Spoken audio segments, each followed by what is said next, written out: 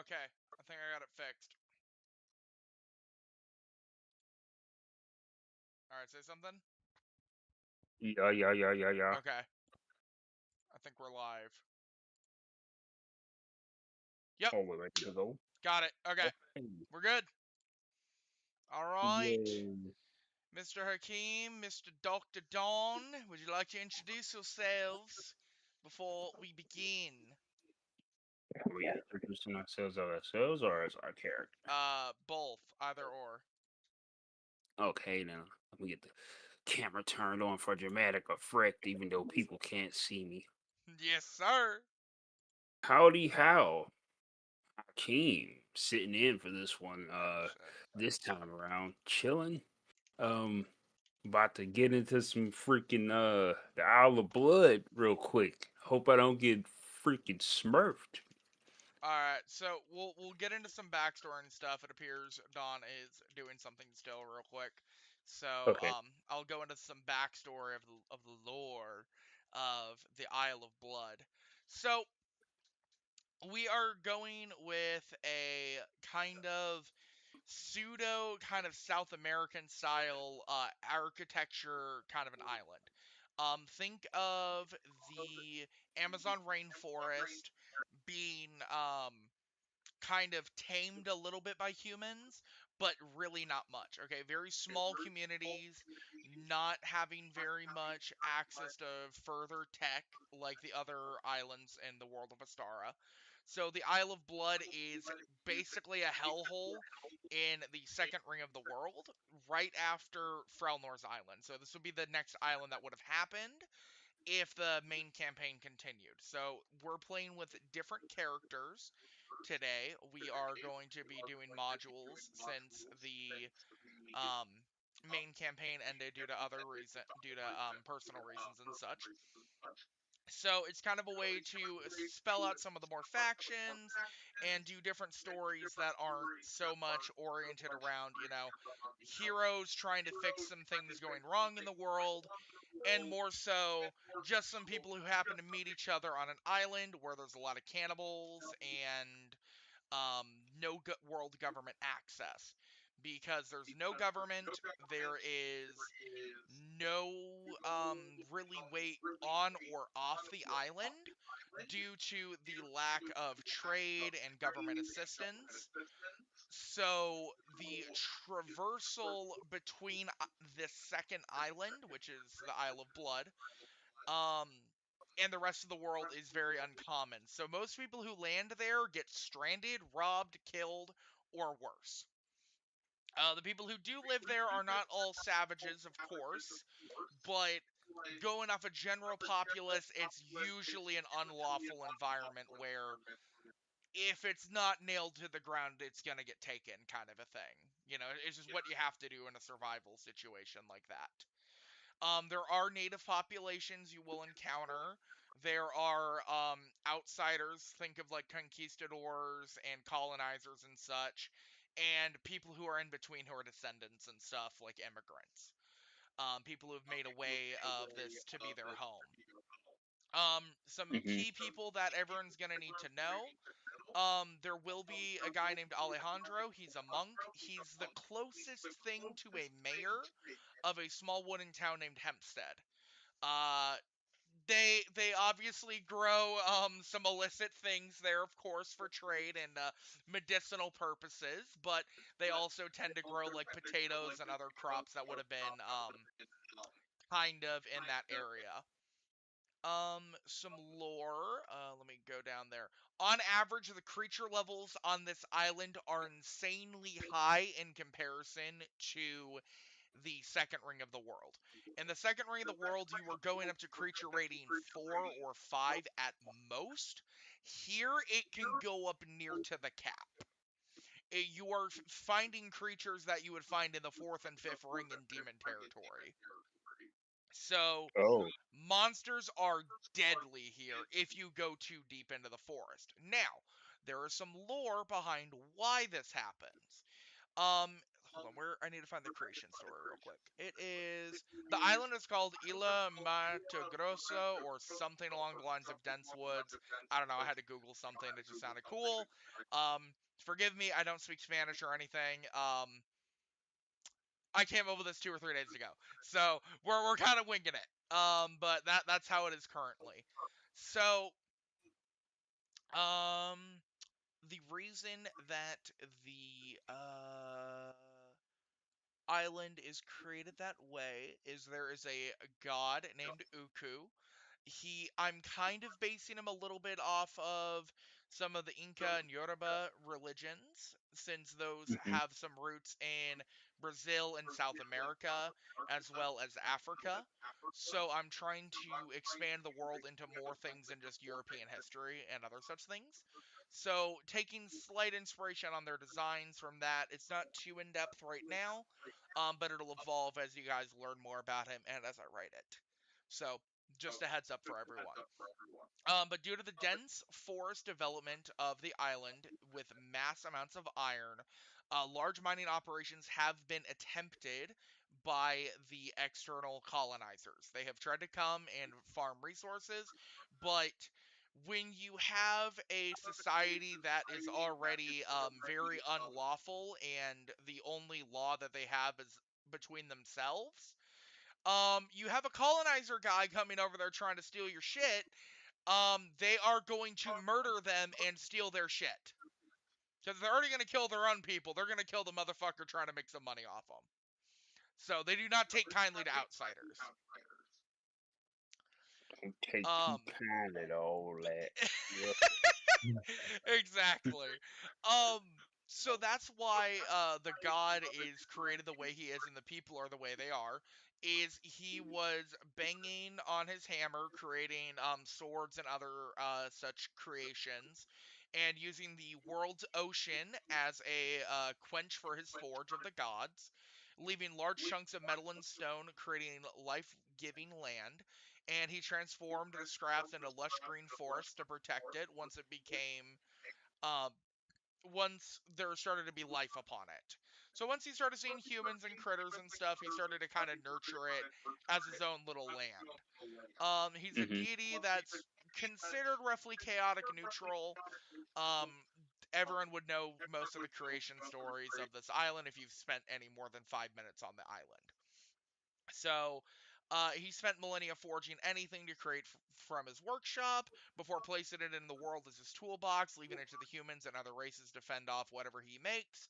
But he likes to give tools to the tribes to help with his trials and just other things. You know, he'll see you dying to a lot of monsters and be like, "Oh, you guys need some more weapons. Here's some technology." But he doesn't like it in the sense of like advanced tech. He's very much a traditionalist. You know, use a blacksmithing forge, use, ancient techniques to make these things. You know, use magic, sure, but not anything like industrial revolution. So roughly we're around the 13 to 1400s tech tree, basically mid Iron Age. Nothing too crazy. So that's why there's some class restrictions in this campaign. There is no artificers, no clerics because there isn't anything holy related here, due to the blood-soaked nature of the island and the gods. And then there is also no wizards because no one has set up any academies and no one has books on it. Anytime you find a book like that, they use it to sell or get the fuck out, usually. Mm-hmm. So Okay. rarely would you find that stuff. Um, and yeah, there will be other gods on the island, but unless you have like a specific reason, you wouldn't really know too much about them as of right now. I'll be right back. All right, you're good. But yeah, he tends to be a reasonable god. He likes to leave people mostly alone. He's kind of like a loner in his forge. So he tends to just kind of do his thing, craft his stuff, place it upon the world, and let, people take over and use his tools. Because there's no point in having a bunch of tools in a forge. You want to see it used, you know? Mm-hmm. So he's willing to give out gifts, but it's more so he just kind of puts it down and just waits for someone to pick it up. Whether tyrant or hero. Hmm. I think I covered most of that. The racial diversity on the island will be pretty vast, but like in the sense of D&D races, there'll be elves, dragonborn, that kind of stuff. Basically, anyone can show up there and get stranded. So it just makes sense that you're gonna see a lot of people. And yeah, at the end of the day, that's about it on the prep work. Do you have any questions, Hakeem? Or would you like to start going Uh, into your character's backstory? uh, no, I'm good with the prep work. Uh, so we just going into backstories now, or Uh, yeah. I'll have you start doing your backstory since Dawn's AFK doing something. I had to leave the call. They're okay? going get their cat. Junni, is your typical person that's just kind of living off the land here. The only reason why she picked up a spear is to kind of defend herself. She uh she noticed that she had gifts at a young age, you know, and it's mostly to kind of keep herself protected, you know. Um, she gets around, she's been around the block a couple times, so she's she has a kind of a silver tongue. She's pretty persuasive. She gets around. She is really into the Ifa spiritual system, mostly based on the fact that her forefathers were, but she herself kind of loosely represents those forces. Um, that's mostly she just like everybody else Hello. here, you know. She's kind of doing her thing, just trying to survive to the next day. All right, makes Uh, sense. yeah. Mr. Dawn, are you prepared? Would you like to go into the backstory of your character?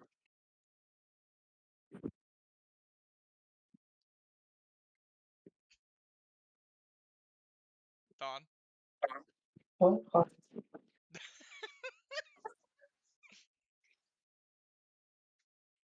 Hold on, I was joining on my iPad.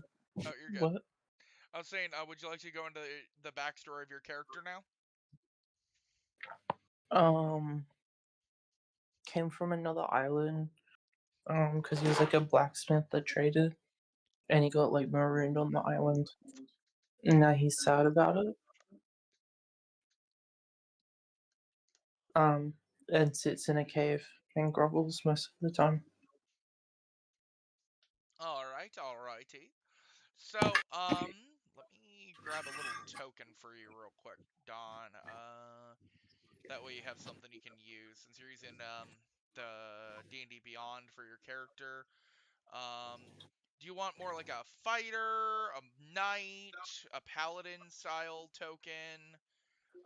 Like what kind of like just thrown away token do you kind of want? I don't know. I can't see them, so Oh, um, do you not have Roll20 open? no. Oh. Am I meant to? I was gonna, if you run into combat, I was gonna place down some basic tokens just so you guys can like see where you're at and for like pack tactics Oh, mentality. Roll20 sucks, but yeah. I'm sorry, I don't have access to any of the books on D&D Beyond. Why not? Give Hasbro your money. Nah, F has, bro. What's Bodin placeholder until you get an actual token, I'll just give Remember you Milton something. Bradley? Pepperidge Farms remembers. Sheesh. All right, so while Dawn's getting set up, I'll tweak it slightly, and we'll start off with Hakeem's character while Dawn's getting Roll20 loaded up. Sound good? Okay. All right, so Hakeem, you were in town doing something. Okay, what would you be in town for? Would you say? Chatting it up with my girl Maria, having girl talks and things and stuff like that. Getting my daily dose of supplies from her, you know. just in case I have to wind up chatting someone up and they need a little bit extra persuasion. Mm-hmm. Uh, so yeah, you know, Yeah. kind of like Yeah. look at my measly thing of you know, what would I be growing in this island? What food will be available here? Like on Um, this No. I I don't know typical what's like historically accurate, but I'm just saying like kind of like potatoes, wheat, that kind of stuff. Is like Guys. just basic staple crops, and the illicit drug Raven. crops would be the green, of course. okay. Even after having So Raven. oh, hold on, yes, Don. Do I need my microphone on here? Uh, like what do you mean? On roll 20. No, you don't.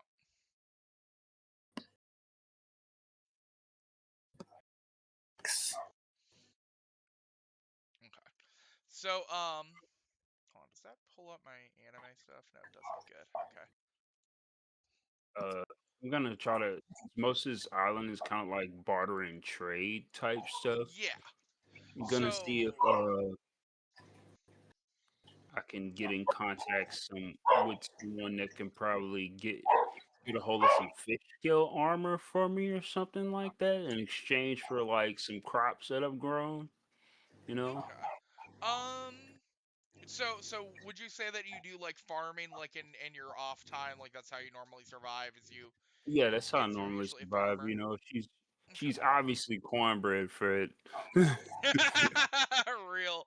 Um okay, what's your background officially in game? Like what were you like Oh my kind of god.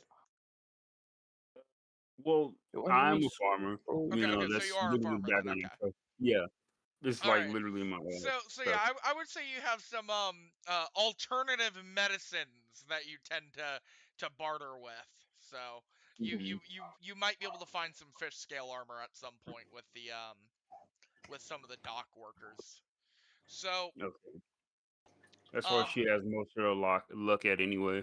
You know, travelers kind of come through. yeah. So Oh, Traveler. traveler. So, Mr. Hakeem, I mean, excuse me, Miss Junni, what would you like to do after talking with Maria? Would you like to try to go to the docks, or would you like to try to just do something else? It's probably um around the time of dusk.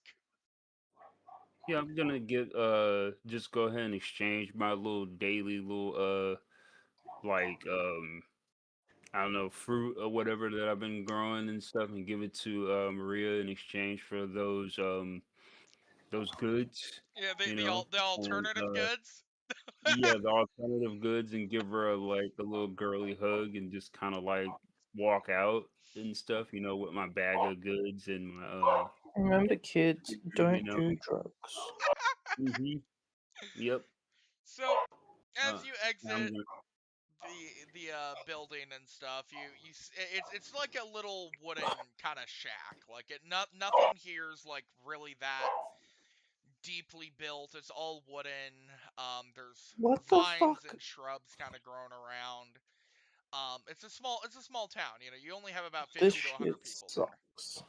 mhm. It does suck. Your character would absolutely hate living here. I'm Bro, gonna make my roll way 20. I'm trying to find a model to and it keeps George stopping me and from stuff at the scrolling. dock and stuff. He's my contact Okay. So you're trying to go to who? to George at the dock worker. You know, Okay. the, So, the one. on your way towards George, you have to kind of go through um either the main streets or the alleys. Which would you rather go through? I'd rather stick to the main streets, stick to where Stick to the everybody else can Bronx. see me.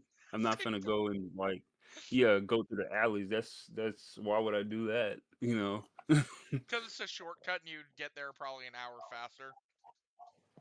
Yeah, no. I kind of know the Depends how long reputation of this the island. depends how I'll long just go getting stick to the molested main street. takes. I'll just take my time. Yeah. Even if it takes me a longer time, I'd rather get there safely because it's already dusk, as you said, right? Yeah. Yeah. So, as you walk through the main streets, you feel relatively safe as usual. You've been down these streets a long time. You recognize most of the faces as usual. Yeah. Hmm. But as you know, with the town, a lot of people come and go, I for ran either these streets nefarious when I was reasons younger. or dead reasons. Hmm. These streets killed me. So you make your way down to George at the dock, and you see George. He seems very angry and agitated, and he's kind of screaming. He's like, "Motherfucking piece of shit!" Fucking, you hear him like kind of banging on some shit. I'm gonna kind of like saunter up to him and like while he's cursing about stuff, just go up to him and like wrap my arms around his stuff, like give him a hug from behind and be like, and kind of whisper in his ear, like lean over to his left ear and whisper in his ear, be like, "How are you doing there, Pookie?" He And get him. immediately starts blushing. He's like a dwarf, so he kind of is Hmm. like, hi, Junni. And he kind of like kind of clears his throat a bit. I it's all right. My boat seems to have been damaged again. And as you kind of Oh. look over, you see that there's like a lot of planks missing. There's some damage to like the mast. It looks like someone got drunk, looted everything, and has caused a bunch of damage on his boat while he was asleep. Hmm. Those coming and goers got a hold of you again, George. Sorry, give a straight face. Bro, seeing it come out of your mouth is throwing me off. Oh. He nods awkwardly with a slight blush. Yeah, they hit the Fucking they hit childish. the ship. I don't really have many supplies to fix it, unfortunately. So I'm gonna probably have to go into the forest and gather some planks and other things to get this stupid fucking ship to work. And Mhm. it's only like a small vessel. It's like a fishing vessel, kind of pseudo merchant vessel, but he really doesn't leave the island too much because it's quite dangerous to go very far from the island with such a small vessel. Hmm. Poor little guy. I give his head like a little pat, and I reach into my bag, and I'm gonna hand him two juicy melons, cantaloupes, Hey yo, and he Oh. um, and he then Not like what is this I'm gonna be like, behavior? could you help me with a little bit of information, George? I was wondering if you could hold up some fish scale armor. you see him very adamantly impressed with the cantaloupe sized melons. I kind of hold them in front of like some other and just hand them to her. He firmly grasps the melons and the look of joy and pride on his face. And you see him kind of zone out for a second, and then he nods and he says, "Fish scale, huh? Well, I don't know quite where you would get someone to craft it, but I could see about getting you some scales if you could find me some lumber and potentially find a good sawmill or someone who can help me make some planks. I would definitely trade you the scales required for some proper fish scale armor."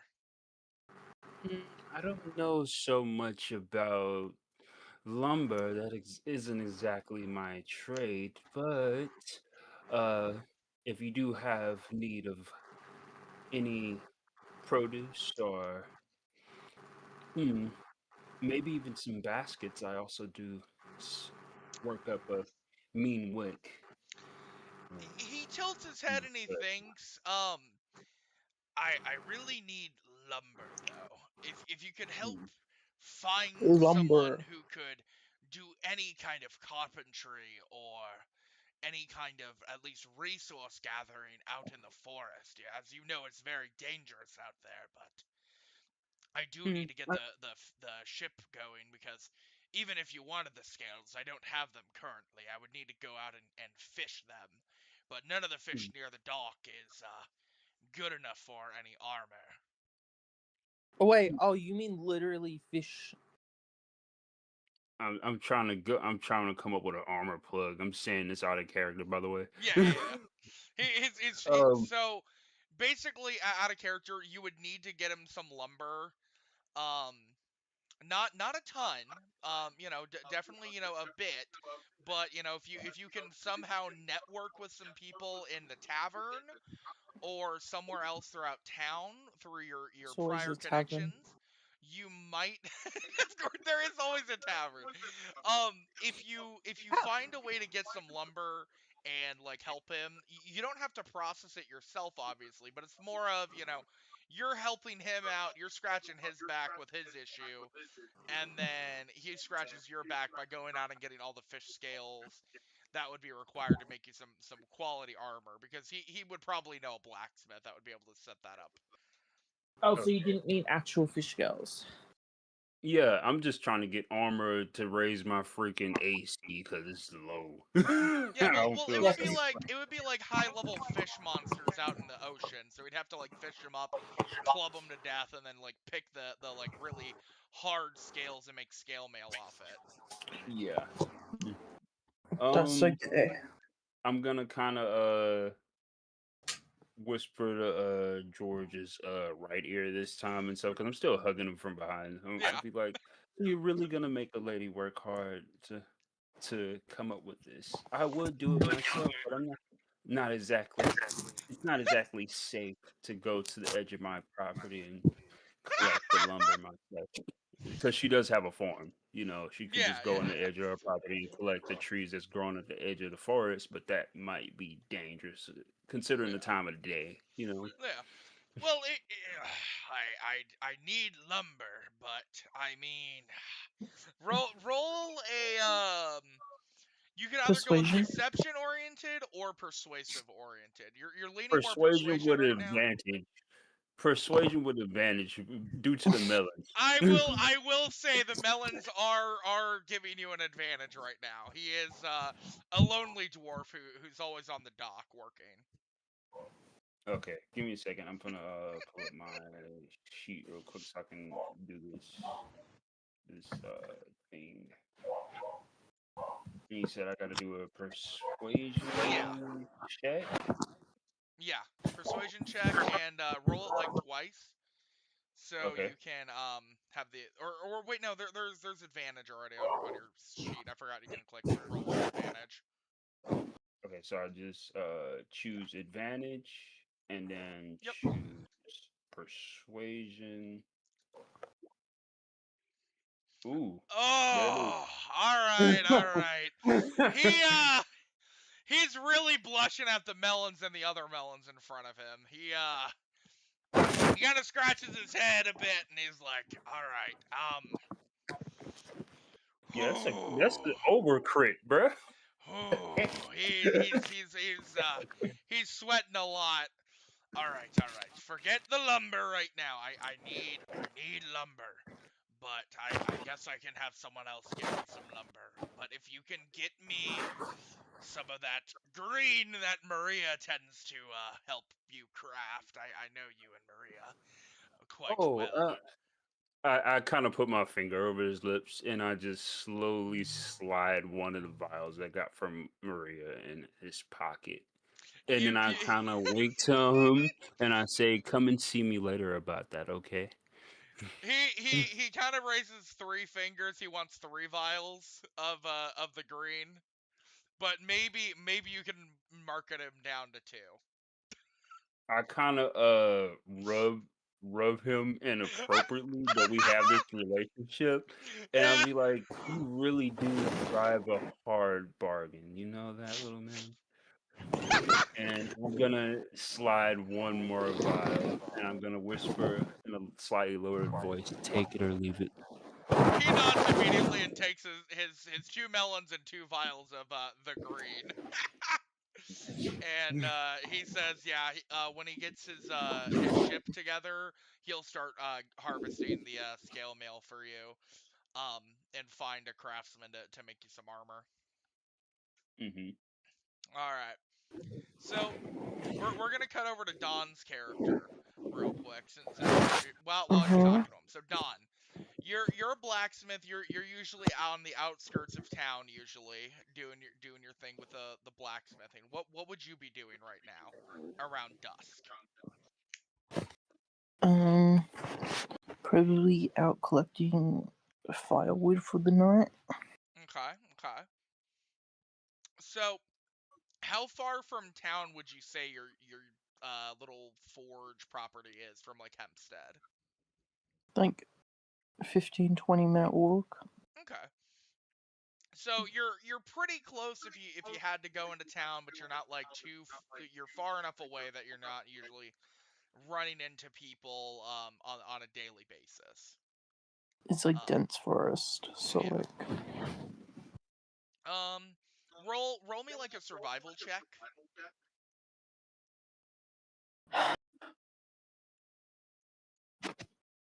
let me pull up the DB on them. Okay. We need to see how good of firewood you're gonna get your hands on. The firewood is deep to the lore. Yeah, or I freeze to death from hypothermia before Yeah. the second session. Well, I mean, you're a smith, so I'm assuming you're gonna need some kind of firewood that's high quality to do your blacksmithing. Survival? See,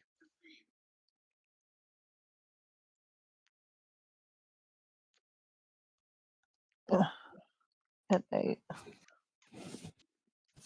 so tonight your lumber gathering is very poor.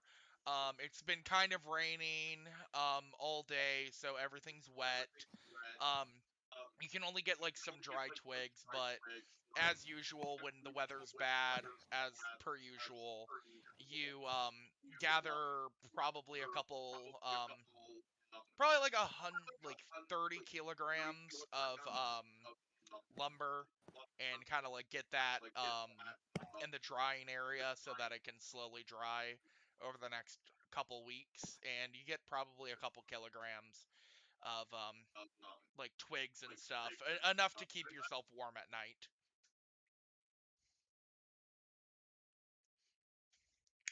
Thanks. All right, You're so so generous. would you want to like go into town at all to like grab some food, go to the tavern or something? Do you have anyone you want to talk to? How much food does he have? I would say he has definitely a couple days worth of food right now at his little cave. Then no. Fuck them bitches. No, you just want to chill in your little yurt area type shit. Don't go anywhere. My little mud hut. Your little mud hut. You don't want to go near any of those native savages. Bruh. That's not what I said. I'm joking. Don't get me cancelled. All right. So with it turning from dusk to night, you're what are you doing like in your little mud hut for the night? Making some kind of like survival food, like stew. Okay. So you Just stew. okay. So you take your basic rations for the day and make some nice stew. I would say it would taste decent. I don't know what kind of seasonings you would have access to. Um, unless you're like kind of going into town often enough to buy some seasonings. How would you describe the stew? Like, what kind of stew would you make? Um, Probably some kind of meat that's easy to find on like a rainforesty island. So probably like pig, Okay. boar. So yeah, I could see that. So you have a couple days rations worth of like some boar meat. So use your portion for the day. Make like a boar stew with like probably some potatoes or whatever crops that they grow on this island. Mm.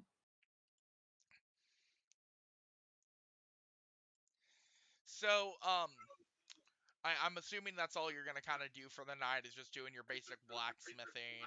Is there something you want to specifically be crafting tonight, or like what kind of project would you be working on? Maybe like some swords. Okay, so you're working on some basic iron swords, like maybe a couple long swords, for an order for some But then individuals. he can't blacksmith because his chakras aren't aligned. What?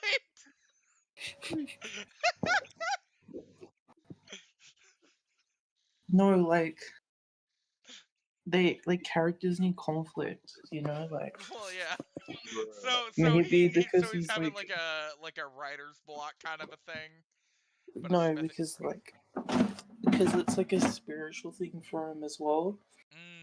Okay. But he's like it's connected to his homeland where he isn't. Like his swords keep breaking. Ooh. Okay. So like he's spending the whole night as usual trying to craft, but there's just something there, something just stopping him.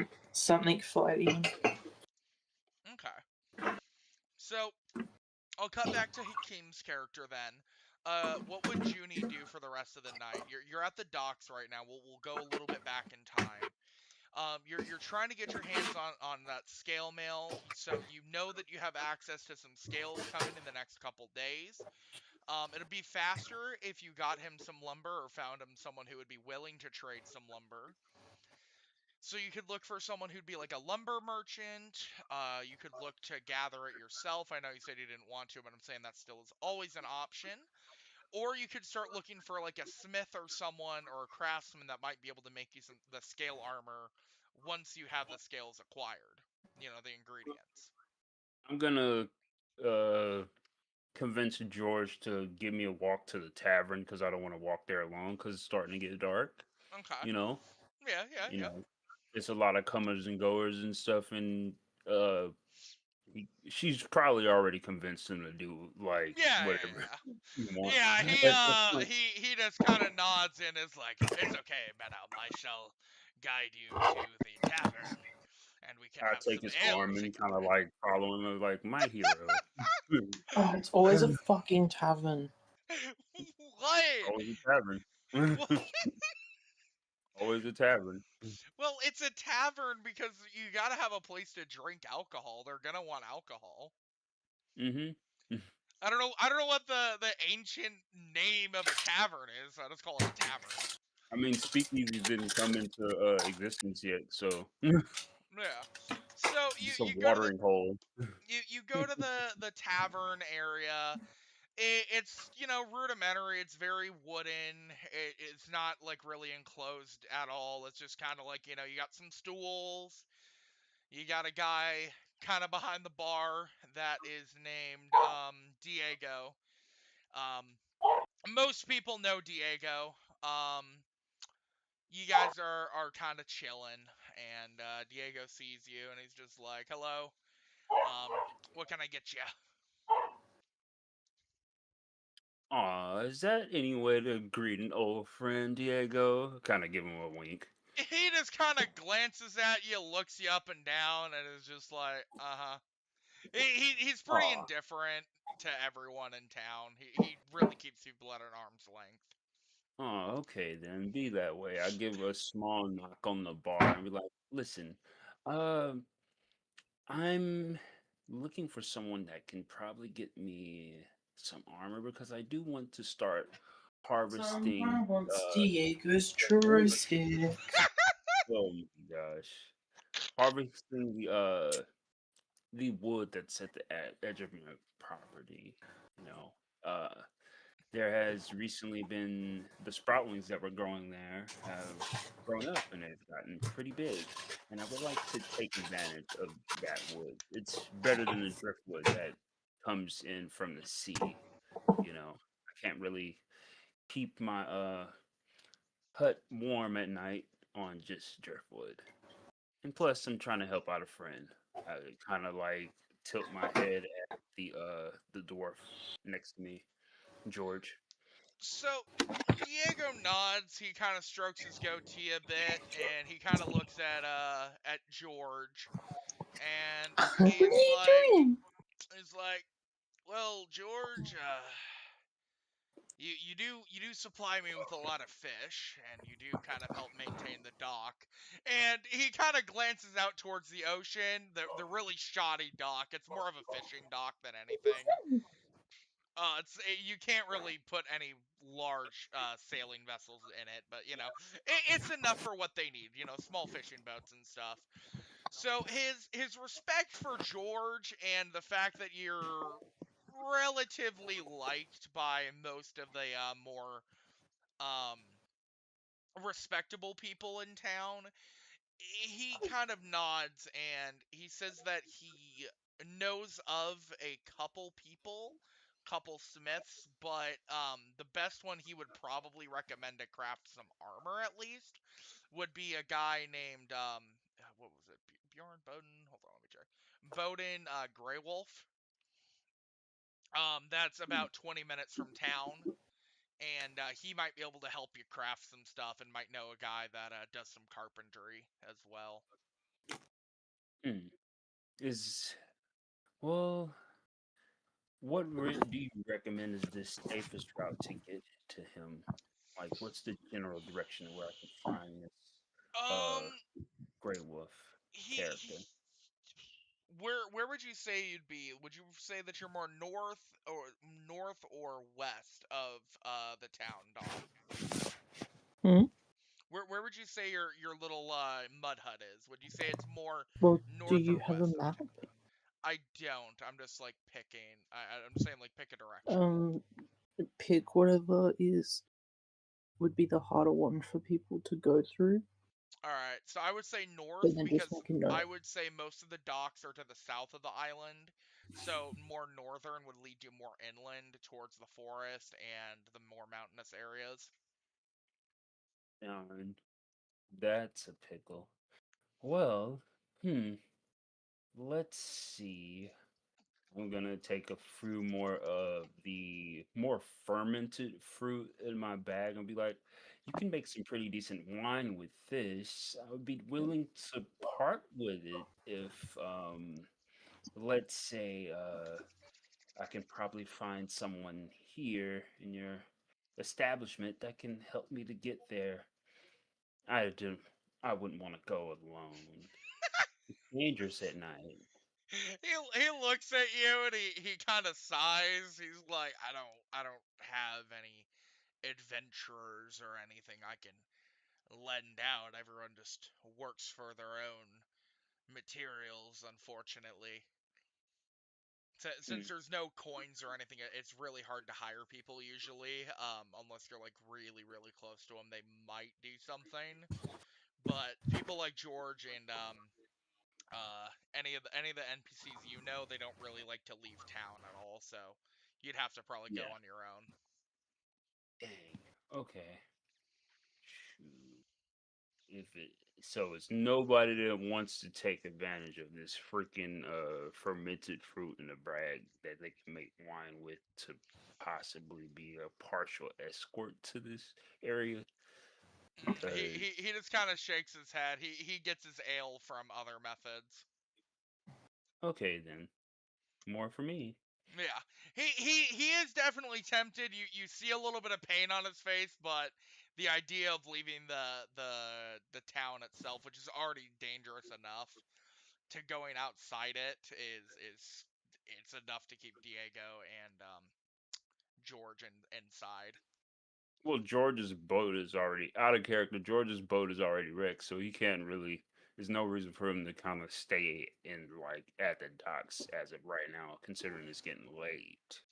Yeah, Technically. he's just gonna wait until tomorrow to try to get like some wood, probably, and has to start making like the risky trek back and forth.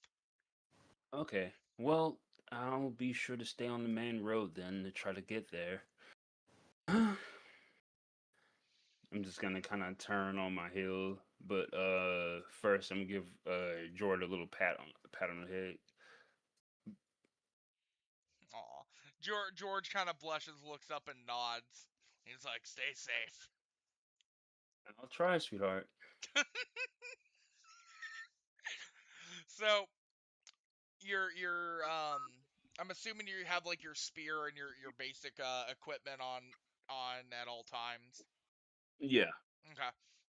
So are you gonna head up north now, or do you want to wait until tomorrow? I have a choice. I mean, I can go back home and wait till tomorrow. I mean, there's no real ways. I mean, it's not like a real tavern where I can be like, "Hey, let me give you this wine and let me stay the night." And does he Yeah, have nah, beds in his tavern? nah. It's literally just some stools and a place to drink, and he just keeps his ale there. Adi, I wonder if he'll let me like just crash at the bar in exchange for the ale, because this is a barter and trading type thing. He does kind of look at the ale. Um, he knows you enough that he knows you're not someone that really steals much. I mean, unless you literally had to, and you're not stupid enough to steal his ale. At least he thinks. So if you give him some fruits to make some wine, he'll let you kind of crash behind the bar and just like lay on the floor and like take a nap, kind of a thing. Okay, I'm gonna do just that then. I'm gonna give him the more fermented fruit. That's pretty much all he has to do is just go about the processing and he can get the ale from it in Okay, maybe like a week or so. all right. So we're gonna cut to morning. Dawn, what would you do when you kind of wake up in the morning? I'd say it's probably like roughly about 9 in the morning for you guys. um, say a little prayer Okay, okay. to like his ancestors, and like,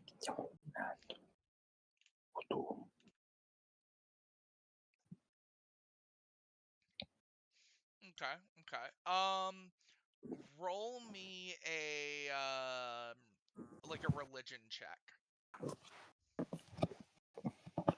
what do we need to do a check for this? What the fuck? What?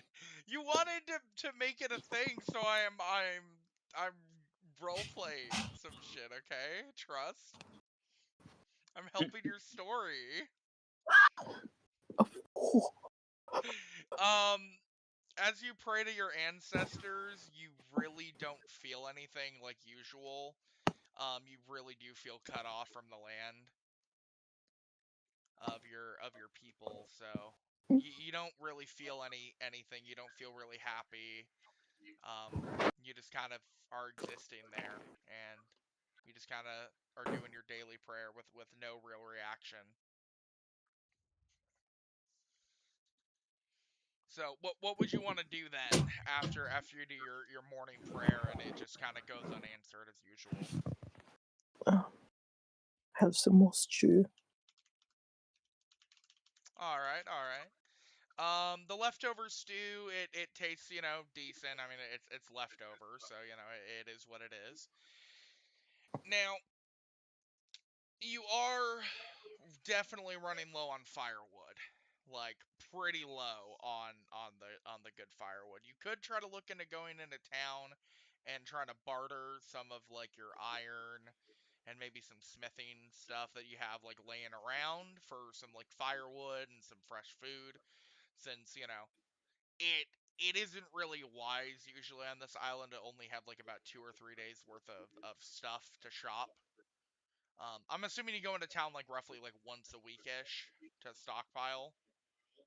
Maybe like once a month. Oh, once a month? Okay. So I'd say it's probably towards the once a month cycle time frame then. I was gonna go into the forest. Okay, so you're just gonna go into the forest and do your thing then. Okay. Mm-hmm. Let me check something. What kind of roles do you have, anyways?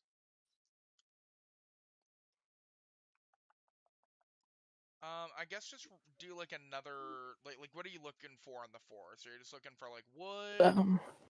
Would I be able to look for other people? Yeah, you can look for other people. Okay. I'm gonna do that. Yeah, roll investigation. Other people out gathering stuff. Yeah, A because nine? you'd be looking. You got a 9.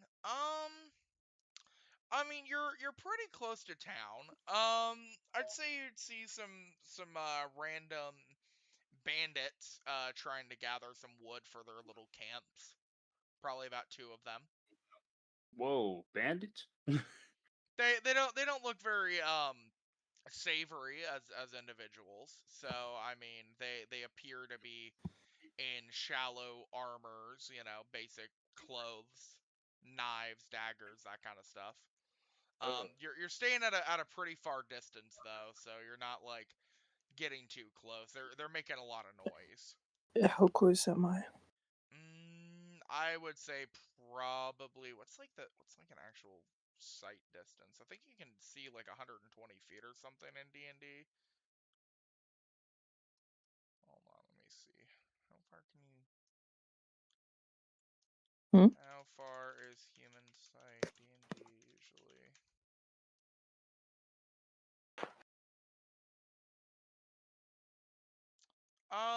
I would say you roughly see them about 30-ish feet away, but due to like the forests, it's not very clear what they are. You just kind of guesstimate it's not the nicest of people.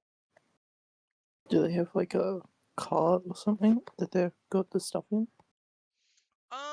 I would say that they are just kind of gathering with like some basic wooden baskets on their back, They have some basic tools. You obviously see them armed with basic like scimitars and swords that most people would keep their hands on. But do they have like any kind of fire? Like do you mean like lumber? Like, do they have anything that's already on fire? No. It's morning, so they have everything like off. Like they're not at camp. You don't know where their camp is. You just came across 2 people. Okay. Yeah. Poop. If it was nighttime, they'd probably have a torch, but it's daytime, so they're just like gathering like sticks and vines and other crap. And How well geared up are they? I would say they're pretty standard, like leather armor. Or like, could I take them? Mm, you would comfortably probably be able to take one, but the second one, it makes it a bit more risky. I mean that's with every encounter. Knowing your gear set, you do have a lot more armor class than them, and your magic might be able to really fuck them up. But I would say probably have a 60 or 70% chance to win the encounter if you were to try to fight it right now. Oh fuck it. Can I use my divine sense to kind of get like a gauge for how good or bad they are? Sure. What is that? Is that like a spell or Um, cantrip or just like in general? Oh yeah, divine it's sense. basically just a good or evil. Yeah. When you okay, so you want to cast a divine sense? Yeah. Okay. So using divine sense, I'll only make you use one on both of them. They're evil. You have a feeling that they've probably killed a lot of innocent people, and Okay, cool. yeah, I won't lose sleep killing them. yeah.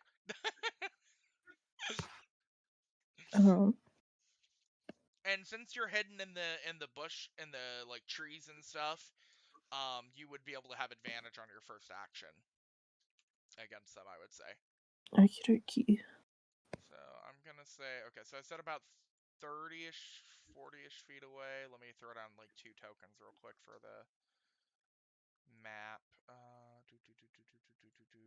I'm just using So? skeletons as the placeholders because I don't have a good token for bandits on here. Well, that is 25, so 30, 35, 40. I would like to cast Guiding Bolt at one of them. Alright. You want to do it at the closest one or the slightly further away one? The closest one Alright. Go is for a... advantage. Actually, the furthest away one. Advantage is on any of them. I'm just letting you get a drop Yeah, on no. I was gonna say, is it advantage on the hit or the damage? On hit. Okay. So yeah, I cast it. So either 15 or 9. Does a 15 hit? A 15 absolutely blasts through their armor. Okay. So roll for damage. 9. Alright. You do most of their HP. He's like bleeding and screaming on the floor. He just, like, out of nowhere, he just gets fucking blasted in the face. Half his jaw's hanging off. It's bloody. For They... flavor, Yep. imagine that, like, he made, like, a hot, like, you know when you quench a sword? Imagine, like, one of those was, like, summoned and it, like, flew into his face. Hell yeah. So, oh fuck, what's one of those characters that got like their face completely burned and mutilated? Like didn't Silco have his face get melted off by the acid? A bit. Yeah, okay, I don't know. So some shit like that. Okay. So the guy closest to you is like kind of on death's door. The other guy turns around and he's like, "Yo, what the fuck?" And he's gonna try to move towards you. He's gonna run as close as he can to you, but his entire turn he can't. Oh wait, hold on. Does he have range weapon? Nah, I'm not. I'll just say he only has a sword. So he spends his turn running towards you, and the guy that you just blasted, he's just gonna kind of run to the side a bit into the forest a bit more, trying to get away from you. So it's your turn again. There's a guy about 10 feet from you right now. And The other thing other about guy. that spell is it gives me advantage on my next spell. Oh my god, that's disgusting. Holy shit, I love it. Oh, my next attack anyway. Okay. Not that all my other spells are like auto hits.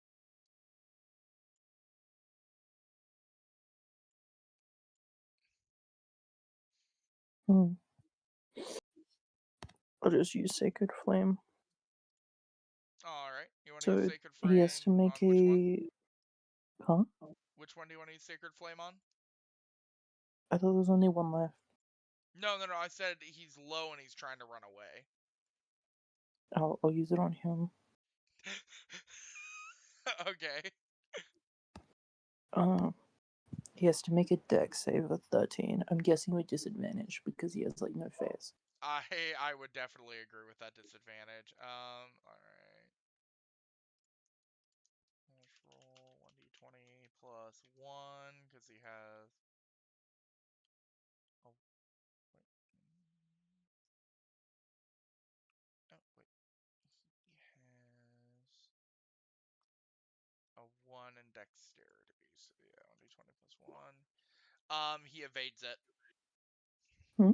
Oh, wait, hold on.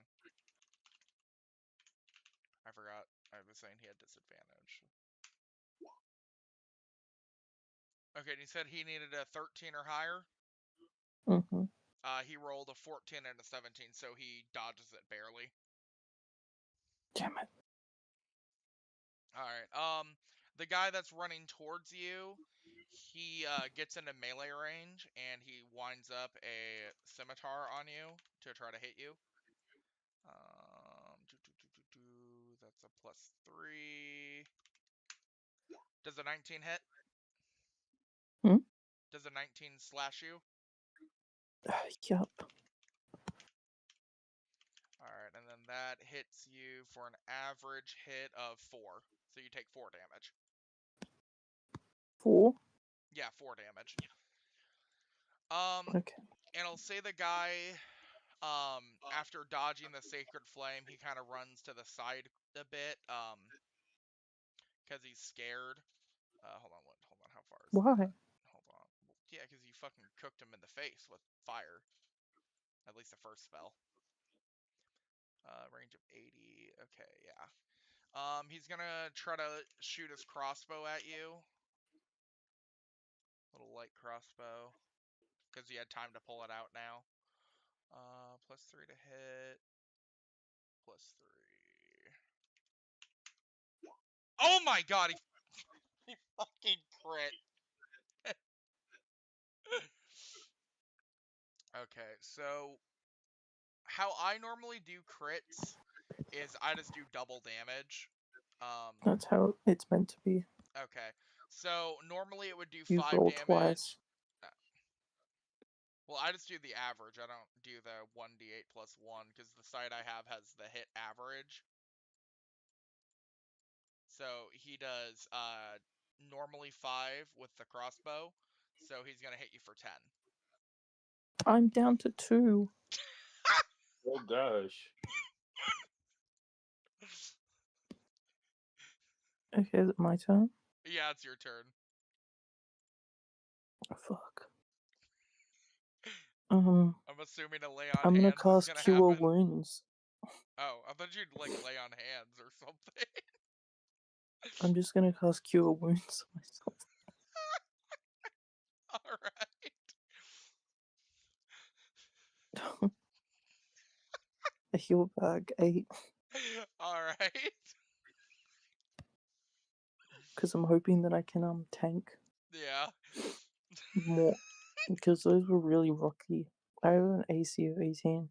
They should not have both given me. Bro, the rolls are just fucking you right now. Okay, the scimitar guy swings and misses, and then the crossbow guy,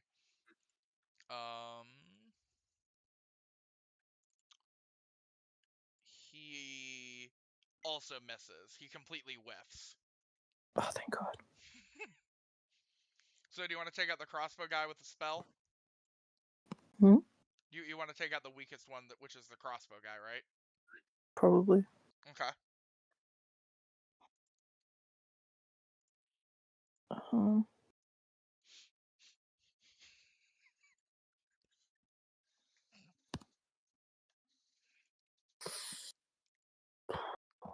You got this, Don. You got this. No, I'm just,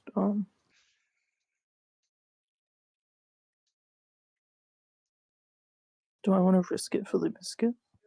Yes. Risk it for the biscuit. Okay, so I want to punch the scimitar guy. Okay. Does a 14 hit? Yes. So he would take 3 damage. Alright. And then as a bonus action, which you take immediately after hitting a target with a weapon or an unarmed strike, See. I'm going to use Searing Smite on him. Okay. How does Searing Smite work? Take immediately after hitting someone with an unarmed strike. As you hit the target, it takes 1d6 fire damage from the attack at the start of each of its turns. Ooh, that's good. Until Holy the shit. spell ends, the target takes 1d6 and then makes a Constitution saving throw. On a failed saving throw, the spell continues. So you keep taking damage until you succeed a con save of 13. Alright, so I need to do a con save. Yeah, on each of your turns. And it Okay, does 3 so damage on its first hit, because it does 1d6 each time. okay, so I took 3 damage already, so I go up to 6 damage taken. If it hits, or I'm confused. No, so you take 1d6 from it being cast, Mm-hmm. and then on each of his turns now, he'll take 1d6 and then have to make a con save to stop the spell. Okay, so I'm taking 6 total damage. Or have you rolled? Is it your turn now? Well, no. I thought I'd take extra damage from the smite on the first turn when it's cast. Yeah, 1d6, which I rolled and got a 3. Okay, so 6 damage in total because you punched me for 3. Oh, yes. That's what I was like. Okay, so 6 total damage. All right.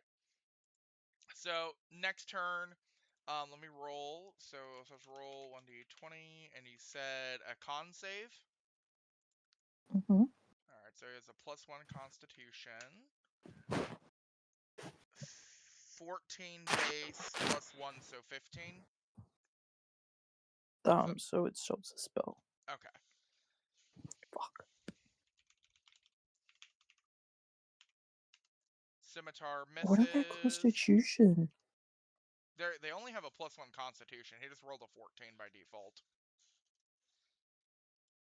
Yeah, but it's a 13 con save. Yeah, so he rolled a 14 by default. Like on the on the roll of the 20, he got a 14. Yeah. That's both my level 1. At least both of them whiffed their shots. Oh, thank God. Okay, my turn. Yeah. Searing Flame. Searing Flame! Yeah. On the crossbow guy. Alright. A 7 big boy points. Does it auto hit? Yes. Oh no, Dex 13.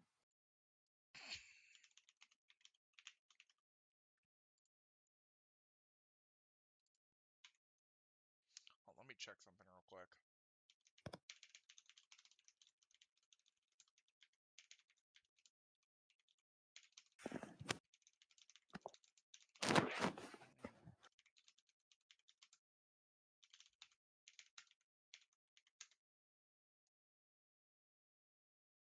Okay.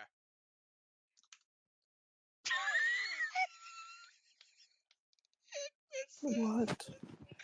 It rolled a 19. It rolled 18 plus 1. Okay, your turn. The crossbow guy just keeps evading it. Oh my fucking god. With one eye. The scimitar guy misses. And the crossbow guy misses. Okay. So it's back to your turn. Holy shit. Can I get to range of the crossbow guy? You would take an opportunity attack if you moved away from the other guy. Oh my God. And I'll try actually, hitting him again. you wouldn't actually even be able to in one turn. He's 40 feet away from you. Okay, I'll just try hitting him again. Okay. Which guy? 13 Dex. Their crossbow? Mm-hmm. He gets absolutely blasted. 5 damage.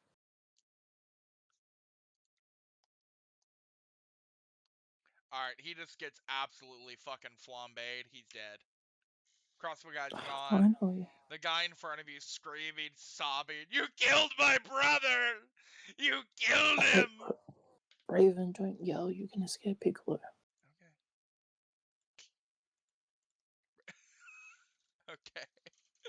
So he's gonna try to stab you and whiffs. You're up.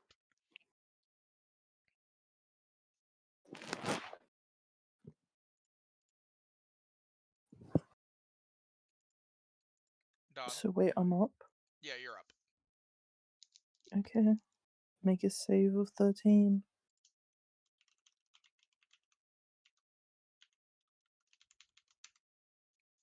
He gets cooked, I'm assuming. How much damage? 4. I'll say he dies. I'm not gonna make you do another turn for 1 HP. So yeah, you get him onto 1 HP. He kind of falls to the floor. He kind of raises his hand. He's like, "You bastard!" trying to grab at your leg. Can I just kick him? Yeah. Okay. Does a 10 Uh, hit? Oh, on advantage. regardless, he's dead. Yeah, he dead.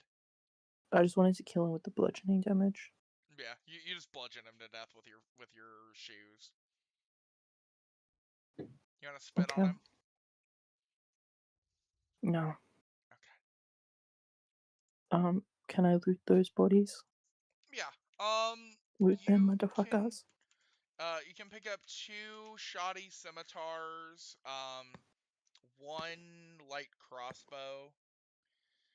Their armor is just completely fucked at this point. It was just basically some leather scraps, so you don't really get any armor off them.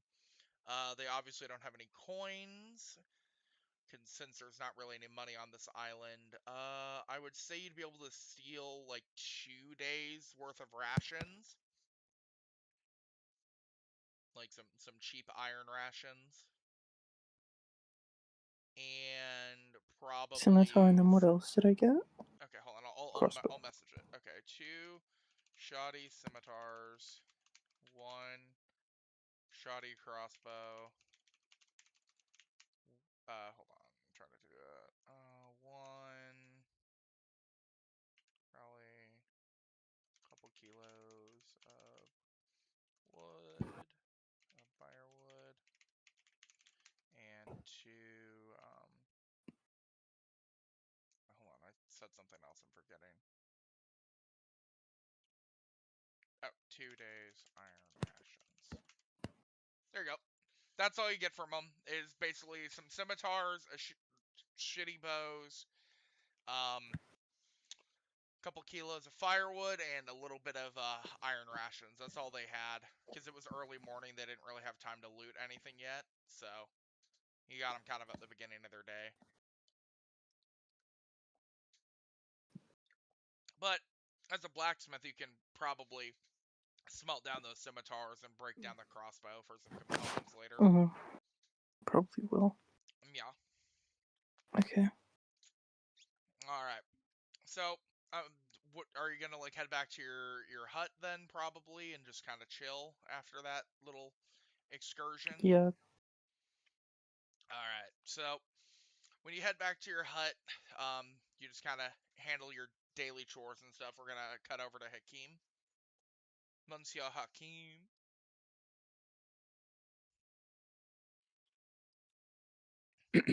All right. So, So, for you, it's about probably 10 in the morning at this point. hmm So, I'm assuming you kind of got up and had kind of a rough night throughout the night, having, it's pretty cold at times, with all the rain and all the crap. So just kind of sleeping under a bench in the little tavern area. You're able to finally get up, and it should be relatively safe enough to walk towards fucking blah, blah, blah, words English names Bodin. You should be able to go to Bodin's place now. okay, so I'm just gonna kind of woke up, did like the best I can kind of do to fix myself up and stuff, considering I just slept underneath the bench, you know, gathered my supplies and stuff, bit into some fruits and stuff, a little breakfast in the morning does the body good, and Yeah. I'm gonna set on off. All right. So it is only a 20-minute trek. So, um, I'll say for you have to go at 8, right? No, I contacted who I needed to contact and stuff like that. They said we don't have to go in until 10 tomorrow, so I got a Okay. little more time. All right. Then what I'll say is, what I'll do is you are going up the road. I'll say it's pretty safe.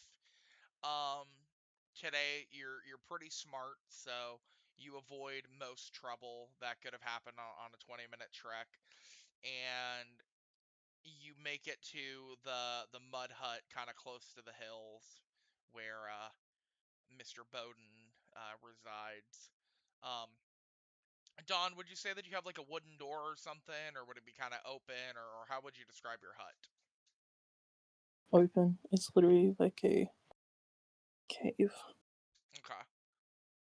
Like a So, cave in a mud hut. all right. So what do you want to do, Hakeem? How do you want to approach this? Gonna kind of start with like greeting from a distance and stuff because I don't really know who this person is. I don't want to startle them and stuff, you know. Be like, "Hello, anyone there?" From like the outside of their hut and stuff. I come in peace. I'm not a stranger of this island. Hello. You kind of just hear like go away from the cave. Well, dang, where's your hospitality at? um, I was told that you're a smith, a blacksmith of sorts. Is that right? Not anymore. Not anymore. Okay, I don't know what I'm supposed to do with that information. Yeah, anyway, I guess sorry for bothering you. Just kind of look around confused. I don't know what to do with this information. I just walked 20 minutes to get here. It's a blacksmith that isn't a blacksmith. She's saying this part more to herself out loud, you know. Mm, she just kind of kicks some sand and stuff, you know, kind of allows a little bit of it to get between her toes. Then yeah, I have produce like fresh fruit and veggie vegetables, you know, that I can trade for your services if you want to reconsider it. Um, he's I'm gonna kind like look over at his rations that are mostly dried boar and like shit. And his stomach's gonna growl. You can imagine like the camera panning over to like really bland food. And he's gonna like roll his eyes and be like, "What kind of fruit?" of well, the island specialties, different types of melons and fruit and all types of stuff. I even have cement here as well and stuff. Hmm. You can probably make a pretty awesome fruit salad with this particular group of produce. You can hear his stomach like growl again. This time is like really loud and it like echoes out the cave. I kind of give like a smirk. Are you sure you don't want to reconsider, you know, making What this do you, trade happen? what do you want? I would like to acquire some armor, but having someone to accompany me into the forest to acquire some wood works just as well because I know a guy that knows a guy that knows a guy. And all I would need to do is either acquire some wood or maybe you can probably make me some armor. And I mean, either or. Leave the fruit at the door and come back in 3 days. Is that for the armor or for the wood? Leave the fruit at the door.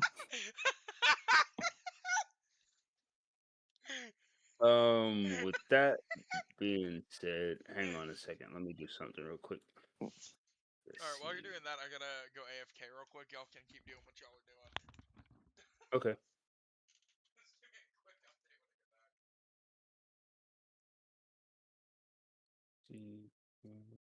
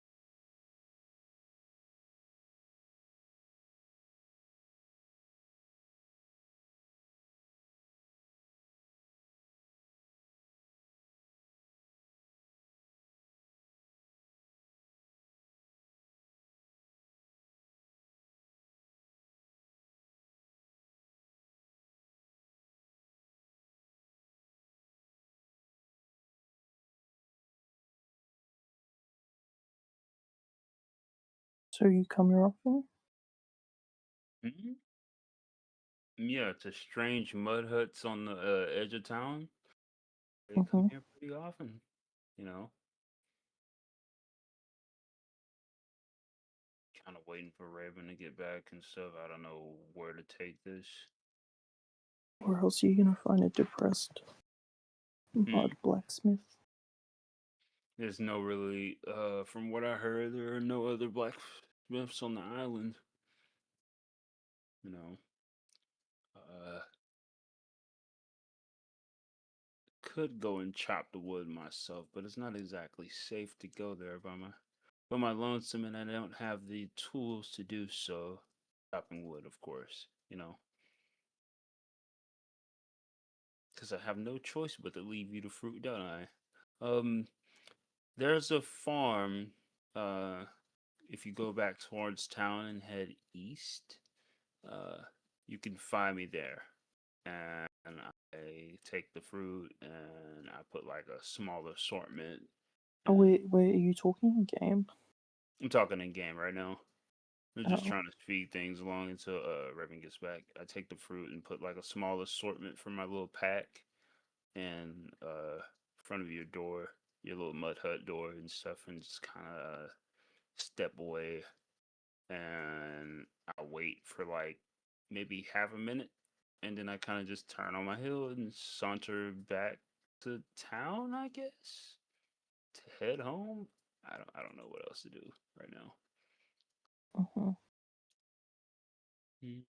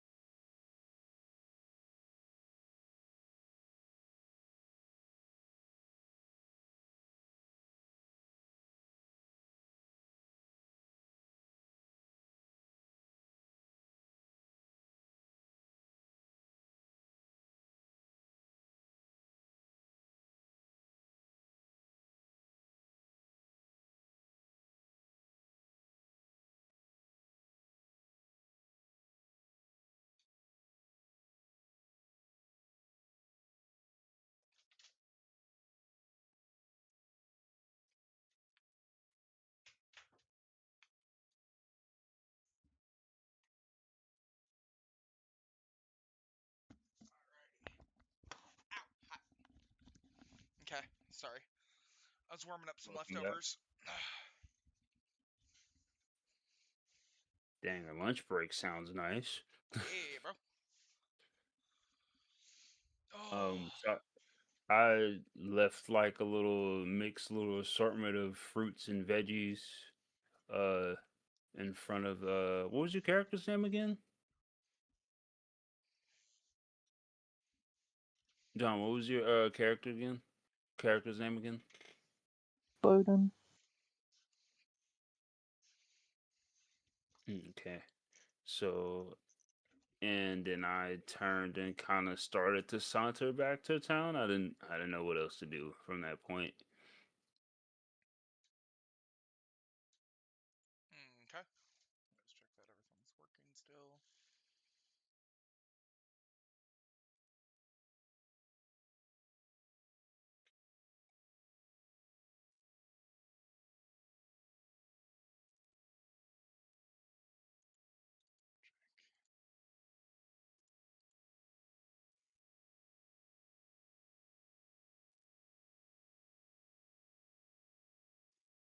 Okay. So, what do you want to do now, Dawn? Then, since you got some food and stuff from him, do you want to go inspect the fruit now, or were you just talking him through the cave? Did you even show yourself to? Um, I was talking to him from in the cave. I assumed. I just wanted to double check. So, you want to go inspect the fruit? Hmm?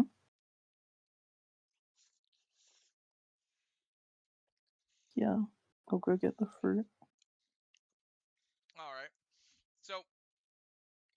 run up to the fruit, or however, you check it out. You see a lot of cantaloupes, a lot of melons. You see a little bit of like some potatoes as well, some starchy vegetables, basically. Definitely enough to make some definitely some good food. At least for the next like week or so.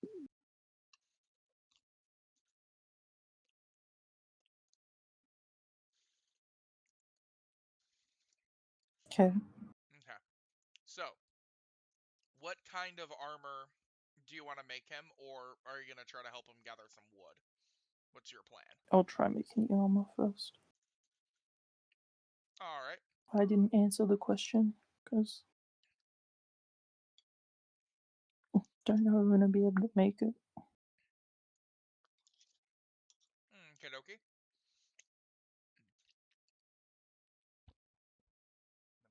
me tweak my settings real quick so you don't hear me eating as much. My mic usually has issues with the voice isolation, so I usually have it on studio, but I put on voice isolation again. Okay. So, basically, you go into your shop and you look around. You have a lot of little bits of iron. You have a lot of chunks and ingots and stuff. What kind of armor were you thinking of trying to make him? Were you trying to like make him like some chainmail? Were you looking into like I was thinking like plate, but like not full plate. You know, where it's only like some parts. okay, so something kind of like splint plate or something like that. Let me see how 85E heavy armor types.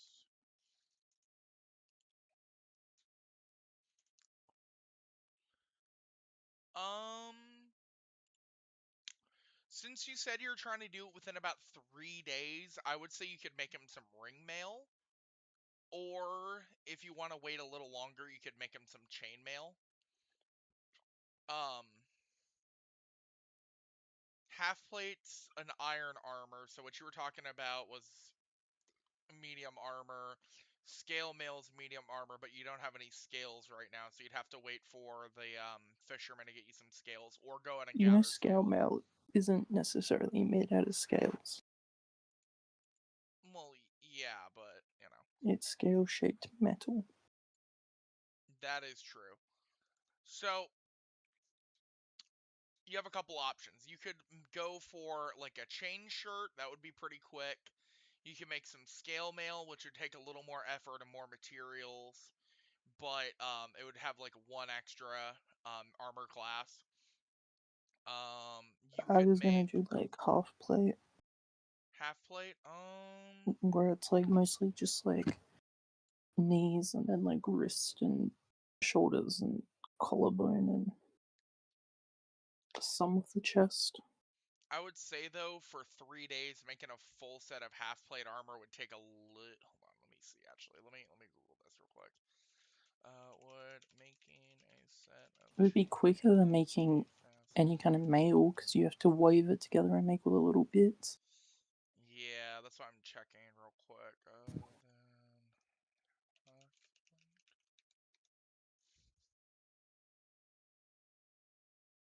Oh, shit. Oh, to take it 1 to 6 months.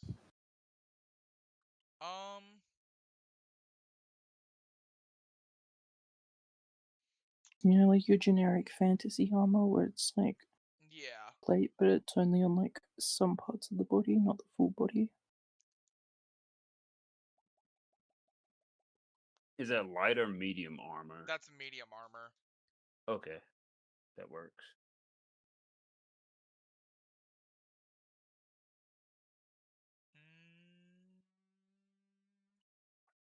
You know what? Okay. I'll allow it. Something kind of like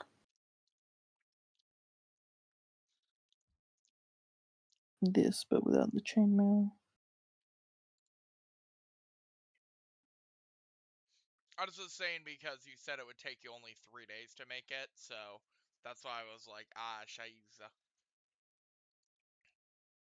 But you also have the power of God, so, you know.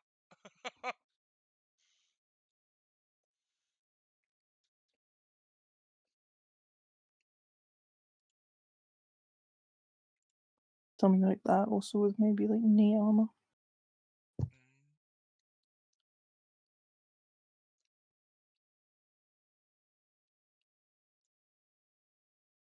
We'll see if I can even make one piece first. Okay. I'll say, yeah. I'll have you start working on that then as a project then. So you're not going to have to worry about getting any ring mail, but it's definitely going to be a little more complicated. Like, more precise technique over more, busy work. How are we going to go about whether I can make it? Are you going to make me take like a heap of skill checks? A mixture. Give me one moment to see.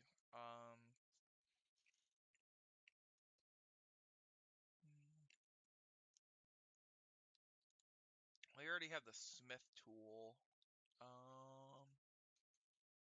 How do you even run smithing tools anyways? How to roll for smithing tools when making armor D&D. I've never done this before, so I want to make sure I do it right.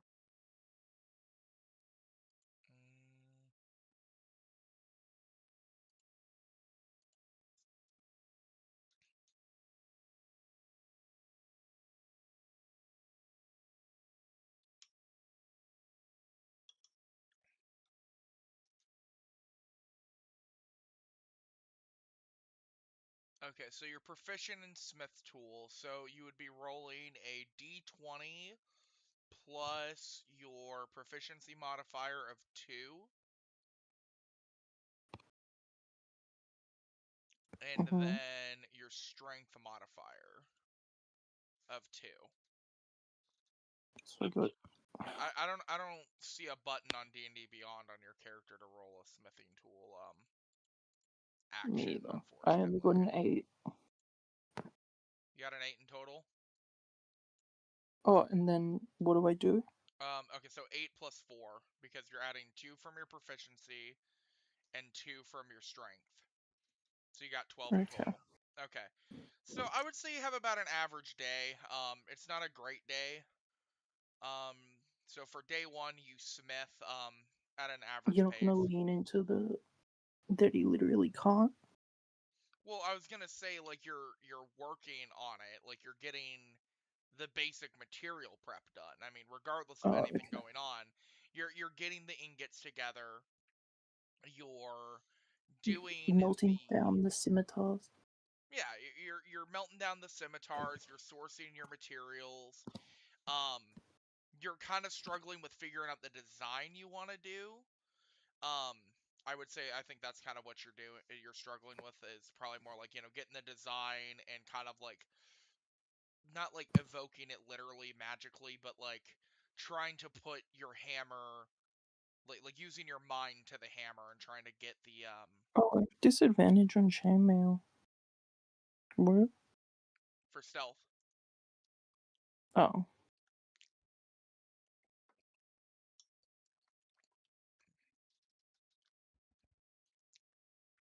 So I would say day 1 goes all right. That's like the easy process is getting your materials together, your stuff. So while you're doing that, Hakeem, what would your character do throughout the days as you're waiting for day 3 to go back and see Dawn's character? So this is like the very next day, right? I'm back at home, assuming, right? I'm gonna same day. try. Oh, this is the same day. Mm-hmm. So I made my way back to town. I'm gonna go and see my girl Maria and check in on her and see if anyone has came through and bought any potions recently, or if she's seen some odd faces come through town. I would say Maria. You're really close with her. You chose to be close with her. Mm-hmm. She kind of looks around, and kind of whispers to you that she's noticed that some of those people have been around the town a little bit more recently. The very unsavory kind of people. There are a lot of different races and such, but they're like the cannibals and the thieves and stuff. They've been kind of hanging around the woods a lot more recently, and that she heard some of the more prominent townsfolk have been having some run-ins with them. So to be really careful on the roads in the next coming days. Hmm. I was right to not go into the alleys or the woods. Then Hmm. some intuition. By the way, did Doc Boy come over here and ask you about anything recently and pertaining to his special stuff that he was looking for? She nods and says, "Yeah, he came by looking for some other ingredients, and that she's trying to help him find some like lumberjacks or something, someone who can like do some basic carpentry to help him fix the boat." Yeah, any words on that? Because my well, I I wouldn't. Well, friend, you kind of say it loosely, kind of like have a look on my face as I say it.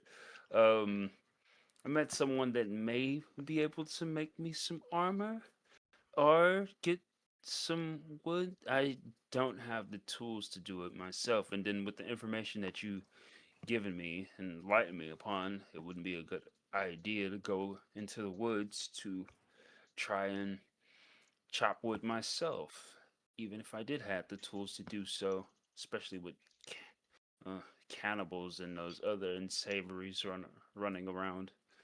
Hmm. She This nods island, and agrees a lot. this island really isn't getting, well, it never really was safe, but it's getting a lot more rough in these parts. It's kind of go on, and just kind of gossip about some other stuff or whatever else. Just kind of to let the day kind of trickle on. Um, I'm gonna bid her a farewell because I don't have any more fruit to give. I gave the last little bit to the To friend Bodin. in the yeah, Bodin. That's Yep. how you pronounce it, Bodin. Okay, yeah, Bodin. Um, so I'm gonna give her a little wave goodbye and make my way back to my farm, Hmm. but I'm gonna stick to where the road and stay kind of in sight of other townspeople and stuff. Just kind of be cautious about who's around me and stuff. That makes sense. So I'd say you make it back to your farm pretty safely. I mean, that's your home. You know the routes around there. I'd say you would have seen probably a couple of the people that you didn't really want to encounter, but you were smart enough to kind of stay away, or let other people deal with the unsavory nature of them. Hmm. They're kind. Yeah, Her farm stretches on for a good little amount. It's more so just kind of strewn country, and she's kind of on the edge of not civilization, but on the very edge of town. yeah, So around her farm area, there's like the woods and stuff, and it's starting to get dark. I want to say, or is yeah. that's I what's would say. going on right now? Okay, so I want to take extra care to kind of collect the fruit that needs collecting and stuff while I still have a little bit of daylight, and then go in and lock up for tonight and stuff. Yeah. All right. So I'd say you have a pretty simple night. What kind of food would you make that night? I am going to. What can I make tonight? I am going to have pineapple. Yep. Pineapple sounds good. Pineapple and a little bit of fish on the side. All right, so you have a nice hearty meal, and Mhm. you're able to like kind of cozy up under whatever kind of bed style thing you'd be able to make in your hut. It's those big old rubber leaves and stuff, you know. Yeah, The not rubber leaves, but you get it the huge like like palm leaves, that leaves, kind of stuff. palm leaves, yeah, and stuff. Is yeah. She kind of cozies up on that and closes her eyes to sleep, but there's a small fire kind of going in like the corner of the hut and stuff that's keeping everything kind of lit. She keeps her spear nearby as well and stuff, you know. All right. Wait 1 second, I want to check something.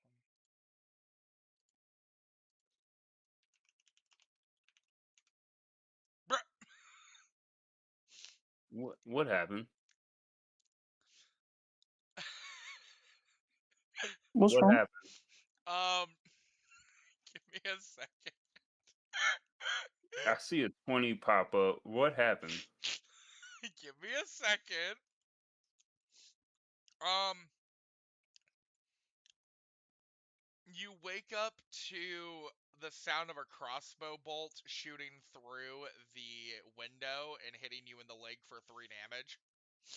Bro, what the heck? Dude, I was only gonna do this if it literally rolled a nat 20. I'm not joking. Oh my god. Your Of house is course. Oh getting my attacked by goodness. bandits. Let me just calculate the damage real quick. Since it went through the Are you window, I'm guys taking 2 of the close? damage off.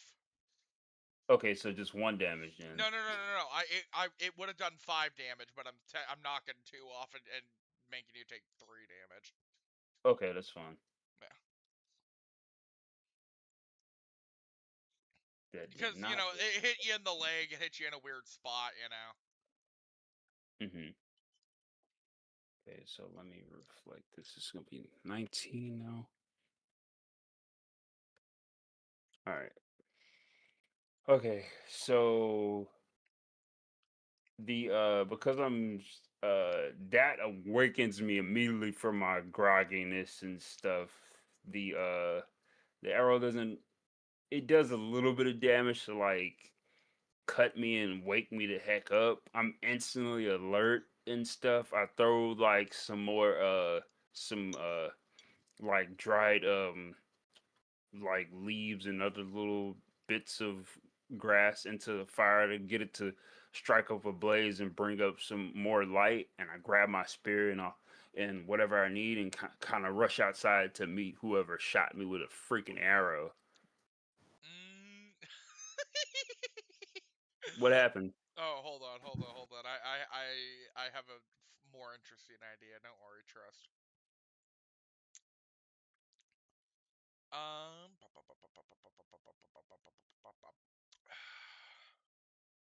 Man, do I really not have any bandit tokens? Damn it, fine. Just so it looks terrifying, it's not an ogre. I just want to put an ogre token down just to Okay. emphasize he's a big boy. Um, outside you see a big ass thug in holding a mace and heavy crossbow, and he's just kind of laughing. He's like, "Fucking Oh, a go." big boy. Oh, big boy. Yeah, he's trying to trying to have a little bit of fun. He trying to take you out and take your Okay. shit. Okay. I see. I see. Dealt with a few big boys here and there. Uh, This guy is stronger than your average bandit though. Like you see him definitely on the bigger end. He looks like an actual thug, not a bandit. okay. I have how much space between him and me and stuff? Mm, Is he like right by the thing or is he at a distance? I would say he's about 10 feet away. He's about 10 feet away. Yeah. He was holding his crossbow, but he pulled out his mace at this point because he heard you getting up with your spear. Yeah. Okay, so what I'm gonna do You said he's about 20 feet away from me? 10. 10. Mm-hmm. Right. I'm gonna move back. So that's what, 15? All right, now I'm 20 feet away from this guy. Mm-hmm. So that's my movement. I am going to, with 20 feet of range, I can throw oil. Mm-hmm. Um, yeah, when I take the attack action, you can place one of my attacks with throwing an oil flask. Target one creature or object within 20 feet of yourself. The target must succeed on a dexterity saving throw or be covered in oil. Okay. All right. All right. So it's a dex of 10 plus my DC modifier, so that's dex 8. So I'm you have to confused. make a dexterity saving throw of 10. Okay.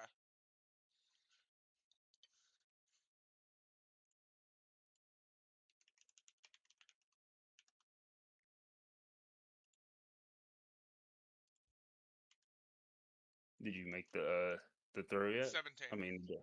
17? Okay, so that misses. I say, well, that didn't work. So instead, I'm just going to use a spell, and I'm going to use. Wait a minute. Is that my attack already? Oh I no, thought that's not with the bonus action. I No, thought that's I not thought with. that would be bonus action. Oh, the spells are bonus Oh no actions? no no no! Spells are full action. Spells are full action. Okay, no, but for the throw in oil, it said to do that. I take an attack action Oh instead. shit! I didn't know that. Oh well. Yep. All right. Well, big boy gonna run Okay. at you, and he Mhm. gonna he gonna try to touch you with a Okay. giant mace. Mhm. All right. So you see a big ass mace swing for 16, and then 22. So both hit. I'm assuming. Yeah, they're both in. All right. So he hits you for 10 damage. Both of them In total, 5 and 5. in total. God damn.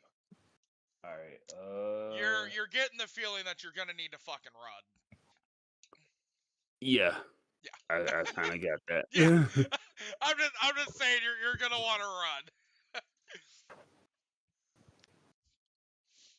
So that brings me down to you 9. you can run toward you can use like a disengage action to get rid of the opportunity attack, but you're not gonna be able to dash. So he's gonna be trying to keeping pace with you, kind of. But I would say he's probably gonna be a little bit slower after a bit. But you also did get hit in the leg, Yeah, that makes sense. so Uh, you're in a predicament.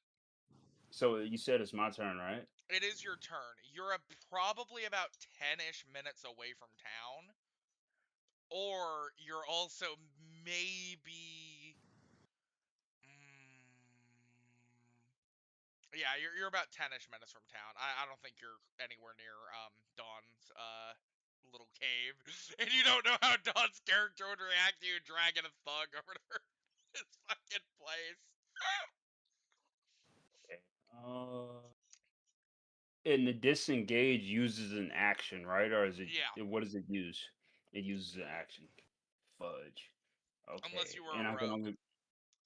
and I can only use the. Hang on a second. I'm looking for something.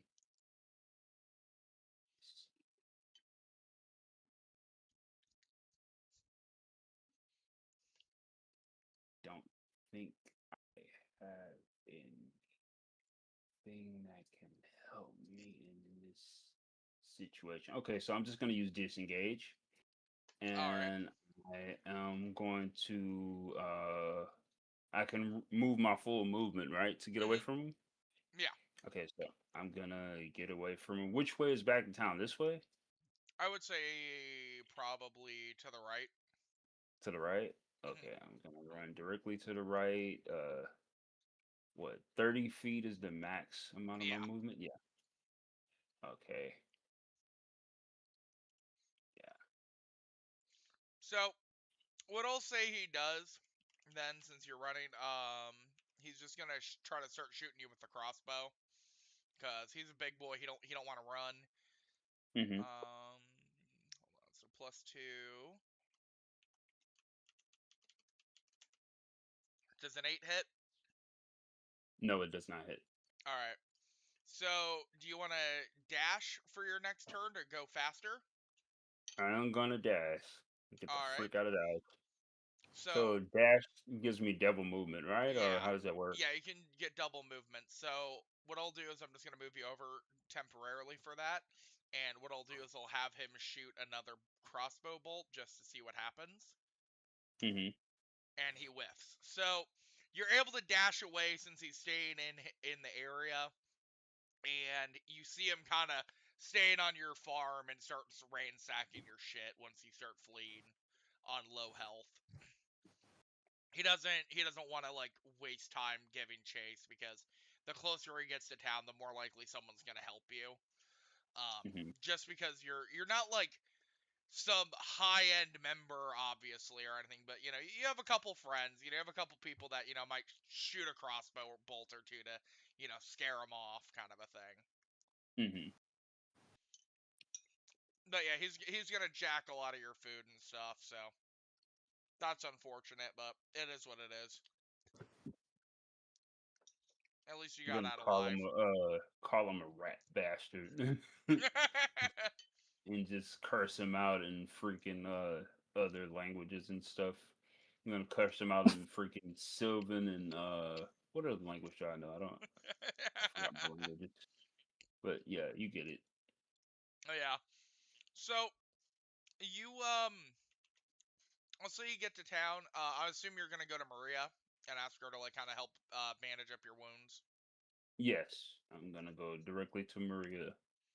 She's like, "Oh my god, Some freaking Junni?" some large bandit attacked me, like just shot a freaking arrow through my. I'm What are you doing? I'm not doing too well, sis.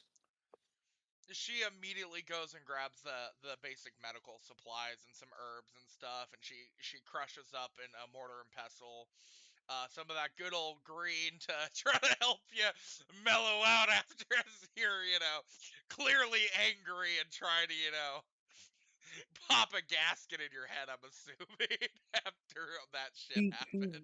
he, he ransacked my place. I didn't have much other than the farm itself, but he stole all my food and everything, all my freaking melons. Like what the freaking bastard? Not the melon. He was a brute. She hands you some liquor and some of that good old green to help mellow you out as she's tending to your leg, and she's like, "What a fucking asshole! I fucking hate these people so much." And Maria's like getting all pissed and shit, thinking about it. She's like, "He didn't touch you, right? He didn't do anything." He threatened to, and then he shot crossbows at me. And It then was bashed you with a scary. mace. Wait, I have I think missed anything that I need to? No, it no. was almost this situation. I'm afraid with that of what he would have did if I was D DOA, I don't know. Dead or alive, basically. Yeah. Yeah, know. So Maria's just gonna let you crash at her place for the night, and yeah. So we're gonna cut over to Dawn now. Like, how would you say that you've like been smithing through the night, like all day, all night, trying to get your shit together, Is it or the like? next day? Yeah, yeah, it'll be the next day now. Then no, I got a long rest. Okay. So you're able to wake up and stuff. You were able to get. Especially because I got hurt yesterday. Oh yeah, true. Good point. Good point. So you're able to tend to your wounds and stuff. You're able to heal up nice and well. Um, you keep kind of looking at your forge. It's pretty much makeshift. There's not anything really too insane. Just some basic, stones, that you kind of put together to, heat the metal. You got a little quenching station. You got, little, basically, some DIY shit you'd set up in the backyard nowadays, kind of a thing. So Mm-hmm. you're kind of able to look at your components. You definitely have all the ingots you need. You have at least the hammers and all the tools you're gonna need. But would you say you're just like struggling with the design, or like what parts like really stopping you from crafting it? I know you're talking about that connection to your people and gods. Literally, read what I DM'd you. Mm.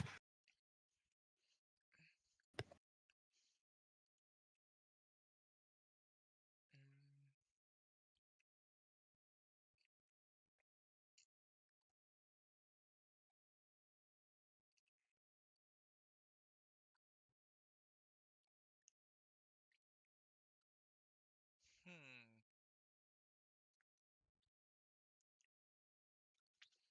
So how would you like to try to go about that then? I don't know, you're fucking DM. Okay. So I'm saying, do you have an idea, or are you just saying like your character just completely has no clue? No clue yet. Okay. So I would say that through living there for how long would you say you've lived on the island? Like 3 years, 5 years? Recently stranded? Like how long have you been there? Like 4, I guess. Okay, so for about 4 years you've been kind of dealing with this struggle, and you keep hearing these rumors of this like blacksmithing deity on this island, but there's not really many blacksmiths you've encountered on this island, as you're very isolationist. So you keep hearing about some god in some books, and some townsfolk will occasionally mention some god named Uku, and he smiths swords and armor and weapons of all varieties from different cultures and aspects of the world. So you know that there's some tie-in to blacksmithing with the deities of this island, but you're not quite sure where to look to investigate that. But you do know there are some monks on this island. Um, and I think you would have gone to the tavern at some point, correct? To get like Um, to get like some ale, like even if you're not like sitting there hanging out with people, like just to go like pick up some kind of liquor. maybe once. Okay. Well, I would say like at some point you would have heard of a guy named Alejandro, and he's a monk. You wouldn't know where to look for him though, because you've only kind of heard of him in passing, but he's supposedly some prominent member of the community of Hempstead. He's a monk. He's kind of isolationist like you, but he tends to have women over often. So that would probably be your best lead into some sort of modern religious restoration for you of some kind, if that would intrigue you.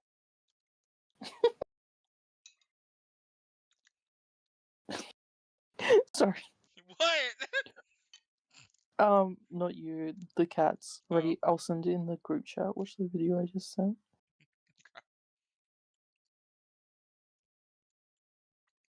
She's trying so hard to get his attention because she's not D6 yet. Some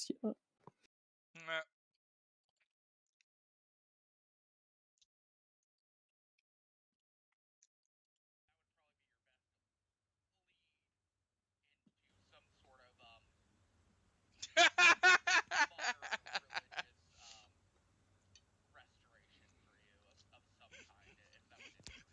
I love the tilting of the head, and then Latte's like, bruh. Latte's like, why does she want to keep bugging me? Please leave me alone. He's like, I am a man of God. Stay so back, funny. you wench! It's fucking funny.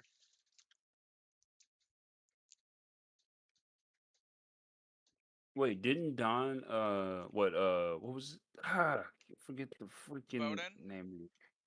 Didn't Bodin gain EXP from taking out those guys? Are we doing XP? I I thought we were am doing doing milestone. milestones. Milestone, okay. Yeah, bitch. Damn.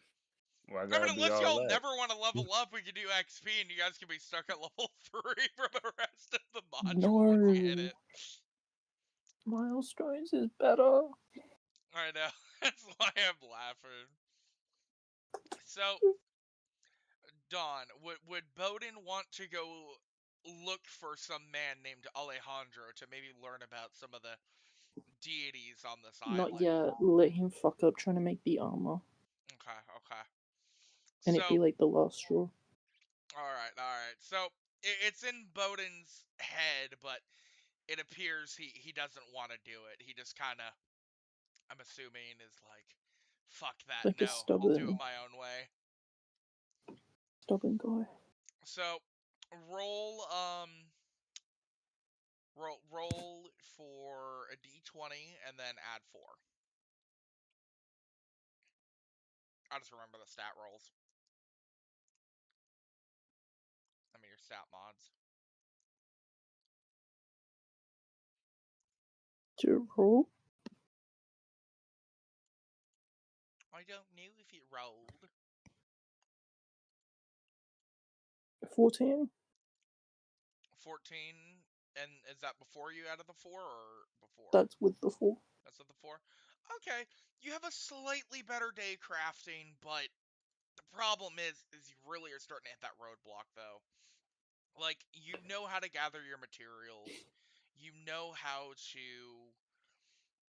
craft the ingots and, like, the basic things, but something about the shape, something about that divine inspiration you normally have when you craft, there's a mental block there, and you can't figure it out. There's just something that's not there, that spark. Whenever you hit the metal of the forge, you're not getting that. You have a weird feeling in your hand when you hold the mallet, like you've lost something. Wait, what? Okay, well, you are saying, your character's struggling with that, so you're kind of losing that spark. There's something going on more mental than physical. You're going through the motions. You're doing the right techniques. You're hitting the metal like you're supposed to, but there's just something gone. But you don't know what's missing.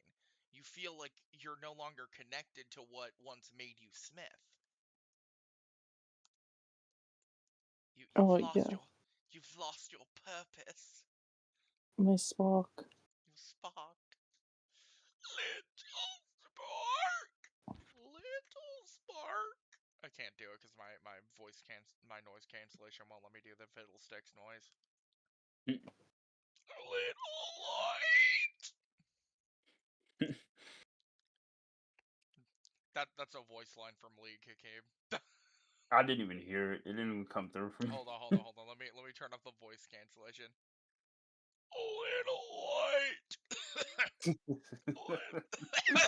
I can do it only once. I have to pull the Adam's apple. God dang. I'm choking myself internally to do it. Anyway, but it's not part of the story. But yeah. So you have a pretty mediocre day, Dawn. I mean, you hit all the notes you're supposed to with it, but you can't figure it out.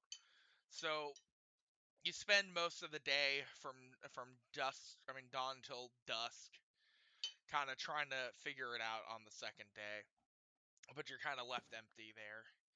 You see kind of a half-assed kind of pseudo breastplate, but it almost looks more like a bowl. Huh? Yeah. Yeah, because you're making the boob plate, Oh yeah. Yeah, because Hakeem's characters are girls, so you're having to make boob plate for him.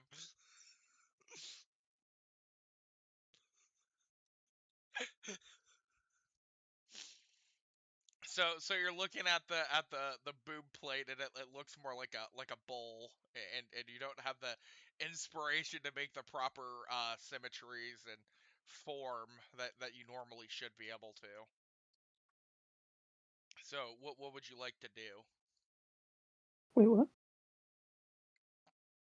I'm saying what do you want to do? Like you're struggling with the smithing, okay? Struggling how? You're I'm like torn between three things. okay. You're not having the proper like visualization of what you're trying to make.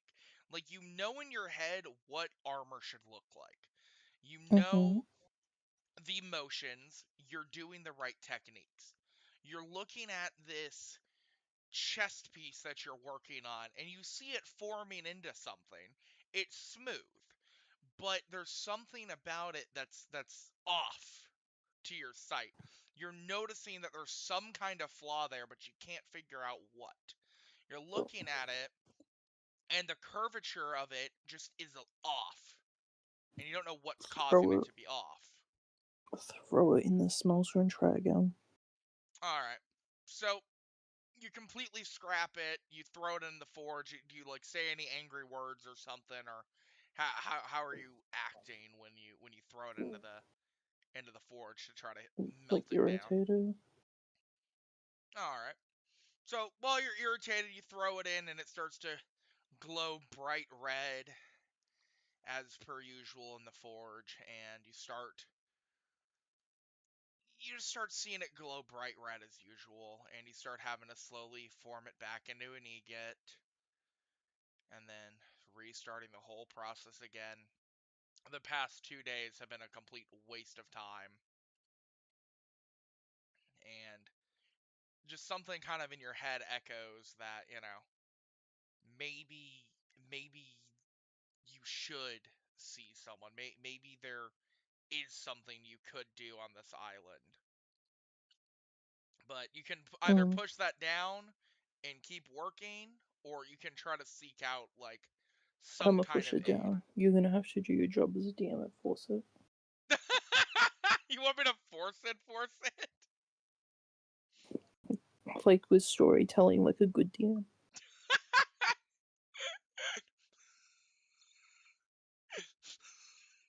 Okay. Well, I'm trying to find a way to get you out of your damn cave. Yeah, force it. I don't. You actually want me to, like, force it on you? Like have people attack. I don't know. I attacked Okay. bandits earlier. Maybe they have friends. Okay. I mean, I have a lot of ideas. I don't know. I didn't want to, like, shoehorn you. All right. You gotta make conflict. All right. All right. So, as you're working on resmelting it, you look at a couple books that you have. I would assume you would have looted some books from some bandits. Okay. And in the pockets of some of the bandits that you killed yesterday, you notice something kind of a little bit sparkly in it. Okay. And there was a little pendant on it. There's a little mysterious pendant with some blood on it. Would you like to look at it?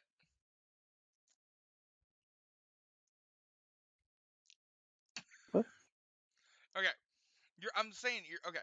You're looking through your shit because Mm-hmm. you're kind of pissed at the forge. So you're looking through your stuff, you're looking at some books and stuff, and in some of the stuff that you grabbed of the supplies that those bandits had, like in the baskets and other things, you just kind of were throwing some stuff in there because you were heated. You got hit a lot. You were just kind of trying to loot as fast as possible and get back to your cave and tend to your wounds. So all you really saw in the moment was that you had some swords and all that stuff, but there was also some stuff kind of scattered about the baskets, you know?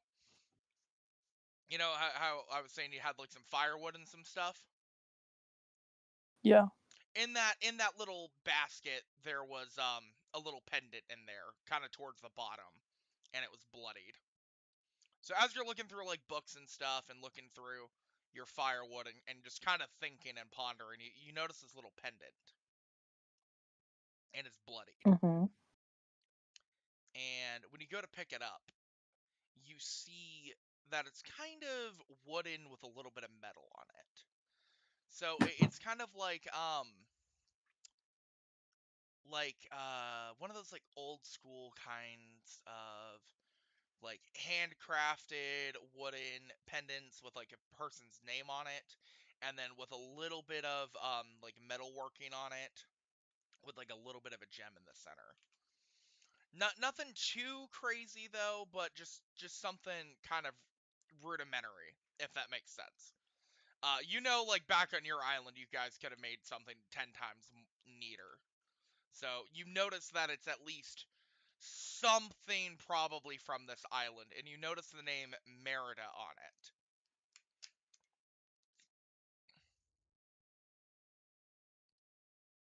it. Yeah. Okay. Roll me a history check.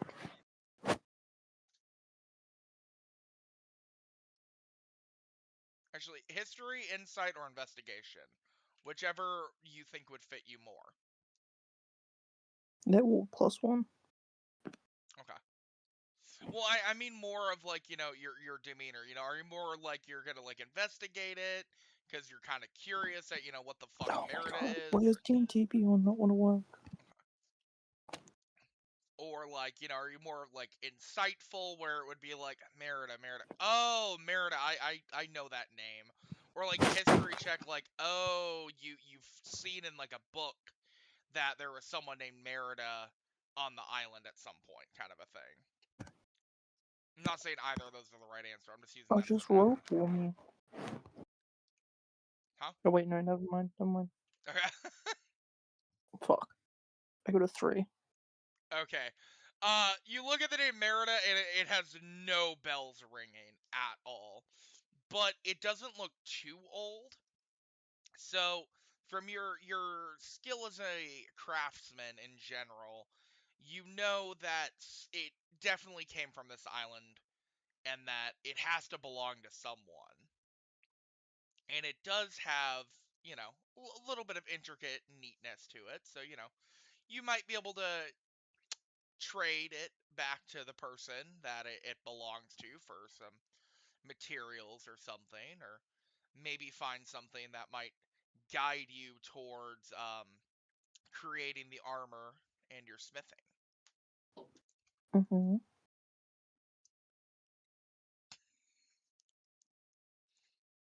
Okay. Uh,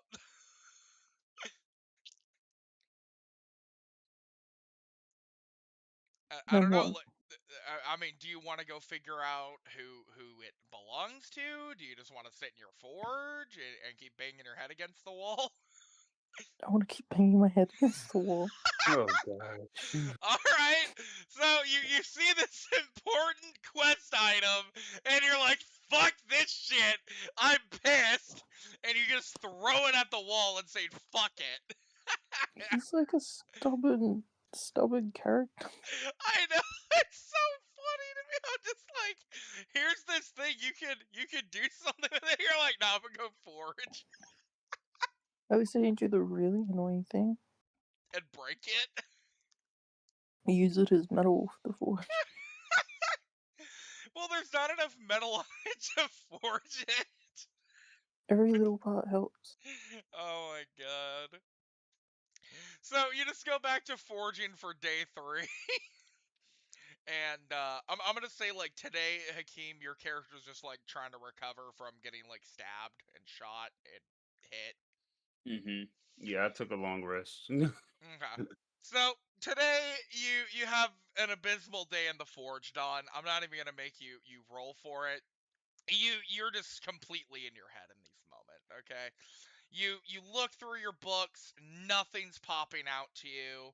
You already know how to smith. It's just there's something missing. You don't feel that connection to what once made you love smithing.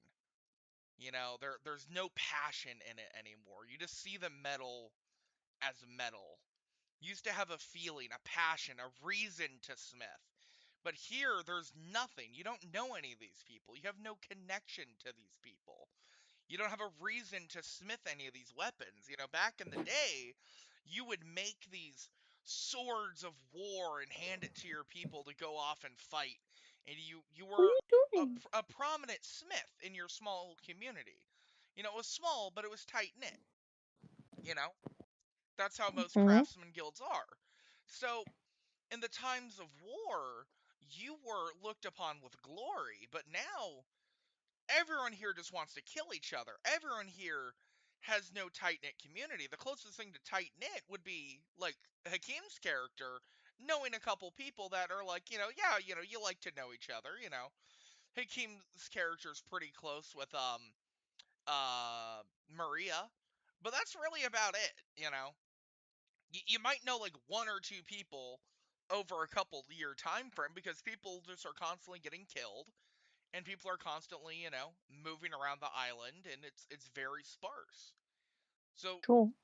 yeah, so I would say that basically this entire third day is just wasted as you're trying to just look through books and books and books and trying to figure Fuck, out. I missed my quota.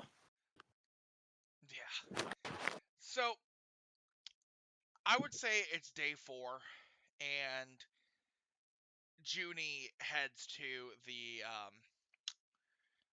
cave that you reside in, Mr. Bodin.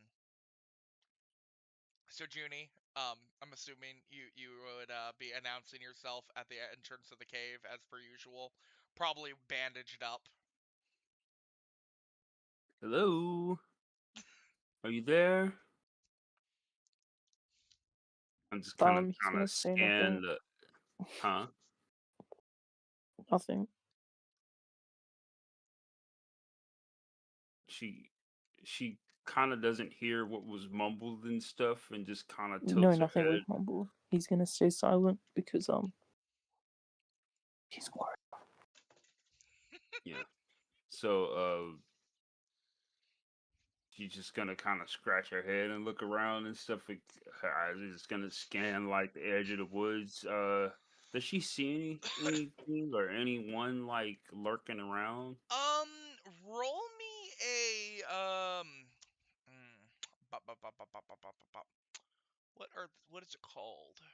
My brain is what is insight technically called? Hold on, no.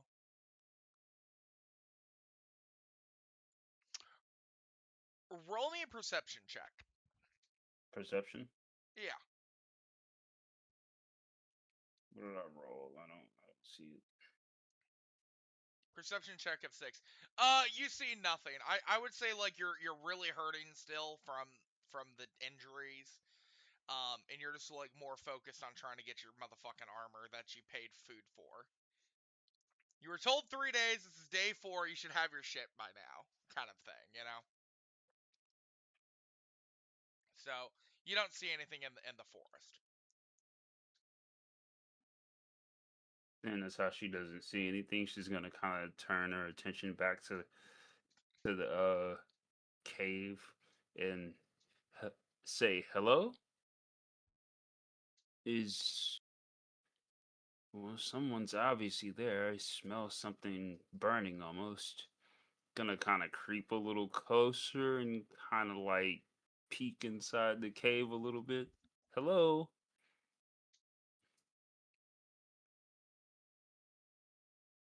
All right. Well, I guess no one's home. Uh, I'm gonna try something. I'm Okay. gonna cast I have spells here. I'm gonna cast my cast Mage Hand. and kind of rummage around just touch around in the cave with Mage Hand and see if like Mage Hand can grasp anything and stuff just blindly, you know. Excuse Go Oh, for it, someone's Hakeem. there. Oh, somee's there. I see. I got a response finally. I heard they excuse me. I gotta kind of um retreat the Mage Hand. I've been outside. Hi, how's the armor coming along?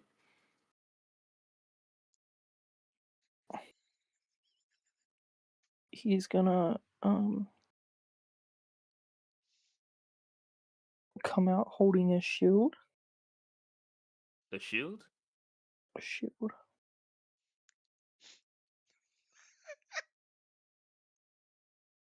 Is that for me or is that yours? He's gonna pass it to you without saying anything, like shove it on your chest, along with like the little bag that's got like the pieces of armor that he like kind of like had managed to work. Just kind of look at the get So shoved like back a light little bit. armor, I guess. Kind of look at the little I guess passable pieces of armor. She doesn't know what she's looking at. She doesn't really. She sees something akin to armor with the at the docks every now and then, but she kind of thinks to herself, "This ain't it." Yeah, you've seen enough people wear even medium armor, and this is like completely unwearable at this point. Like it could have been passable, but through like the last minute kind of prep work and getting pissed, it just ended up breaking in the reheating process when he started knocking on the cave wall kind of shit. So all the failed attempts are kind of, I guess, in your bag, and they're not really wearable. The closest thing to something wearable would be like one of those leather tunics that Dawn's character Bodin looted off of some bandits, but that would be some basic shit you could almost get anywhere. I mean, congrats, it's a +1 AC if you want to wear some really bloody tunics. The shield is +2. It's a shield. He didn't ask for a shield though. It's armor that you hold. It's armor that you hold. Yeah, and he uses a two-handed spear. Yeah. Technically, I can use the spear as a one-hander. It says I can use it that way. I But mean, You're a technically, sorcerer but anyway. Can't you get mage armor? I have mage armor. It brings me up to AC of +5, but it only lasts for like one turn, and it's a no, it's reaction. mage armor is It lasts to the end of combat. yeah. Yeah, I don't have that spell though. Yeah, that spell. I have shield and stuff, and it can only be used as a Oh, that yeah, reaction. yeah, Yeah, I don't have yeah. mage So, armor though. what's your reaction to the shoddy armor that doesn't do jack shit for what you asked? I'm gonna kind of like look at the face of the blacksmith with a question mark and stuff. This is what she's thinking to herself. It's He's like very clearly pissed off. Like you see, like I he's got smut on his face. He's got like stubble. is someone having a bad day? He's gonna respond, take the armor, and fuck off. Well, I can't exactly do that because you know, if my place wasn't attacked and I was ran out of there by some freaking vicious thug and I had decent armor today, I mean, I could probably have fought him off and survived it, but I can't do that. And I was told to come back in 3 days. It's 4 days, so it's actually a grace period type thing, and I've already kind of paid you in food. So I kind of do my arms like, so now I guess this is a you owe me type situation. Whoa. The amount of therapy bullshit you just dumped on me, I think makes this even. Right, that's kind of the unwritten rules of this island, though. I kind of like tilt my head to the side. He's just gonna like drop all the shit that he was gonna give you on the ground and start walking off because he has other shit to do. Well, it wouldn't be the first time I get cheated out of stuff on this island. Life is unfair. She just kind of looks at the shield and stuff like that, or whatever else, seeing that she can't really like use it and do whatever she like. It's gonna be really unwieldy for her. She doesn't have anywhere to put the freaking spear and cast magic and stuff at the same time. So it's just like, It's yeah, basically useless for you it's under most use. circumstances. Yeah. Yeah, I could use it, but it's just like it's like, yeah, I wouldn't be able to use it for.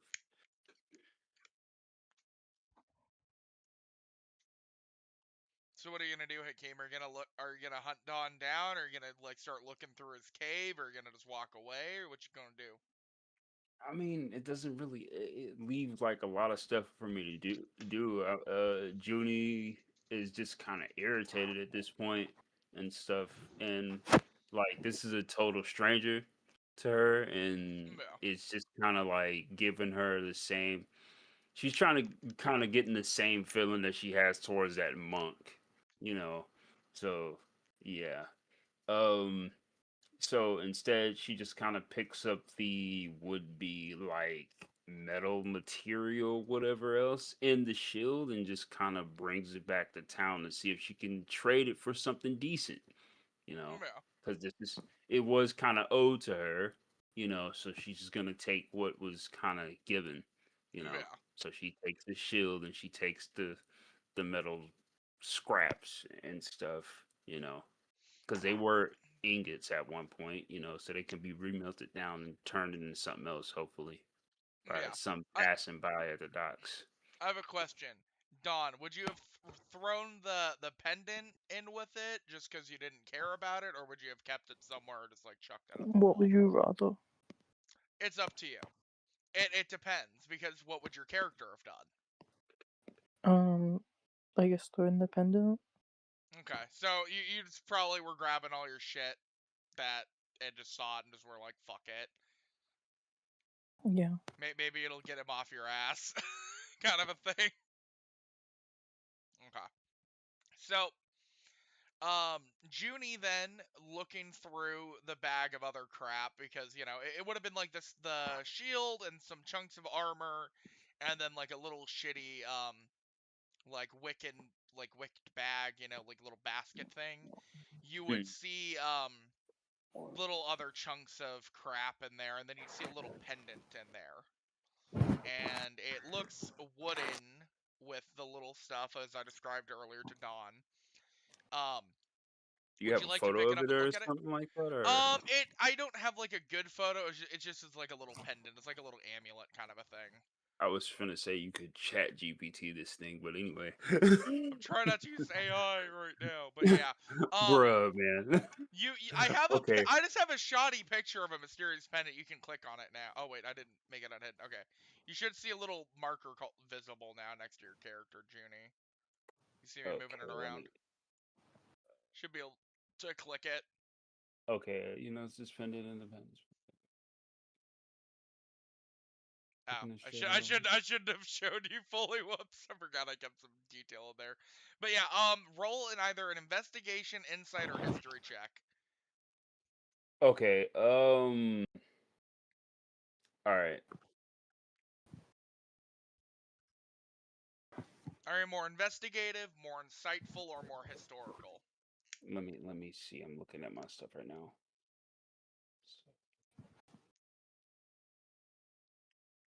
Said investigative, history, or what other check was it?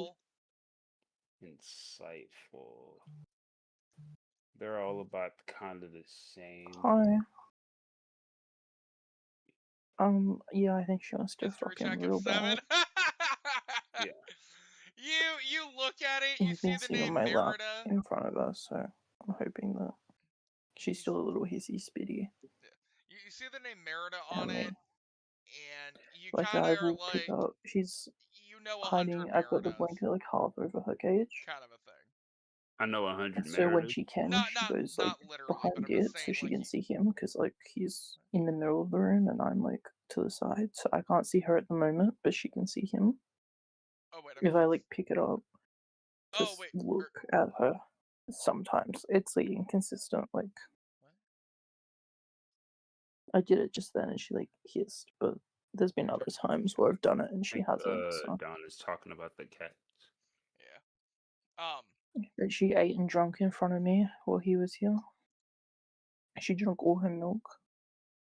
What was Yeah, what in would a front of me. 7 do for me? You said I know like 100 Meritas. No, okay. I'm just muting Don for a second so I can listen to you. So you are you know a lot of different people that can be named Merida. I mean, that's a very common name. Um, but you know you could probably take it into town and start investigating and seeing, if someone knows what it looks like. You notice that it might have some religious element to it. You're not quite sure, but that's really about it. I mean, it looks like something that would be made on the island at least.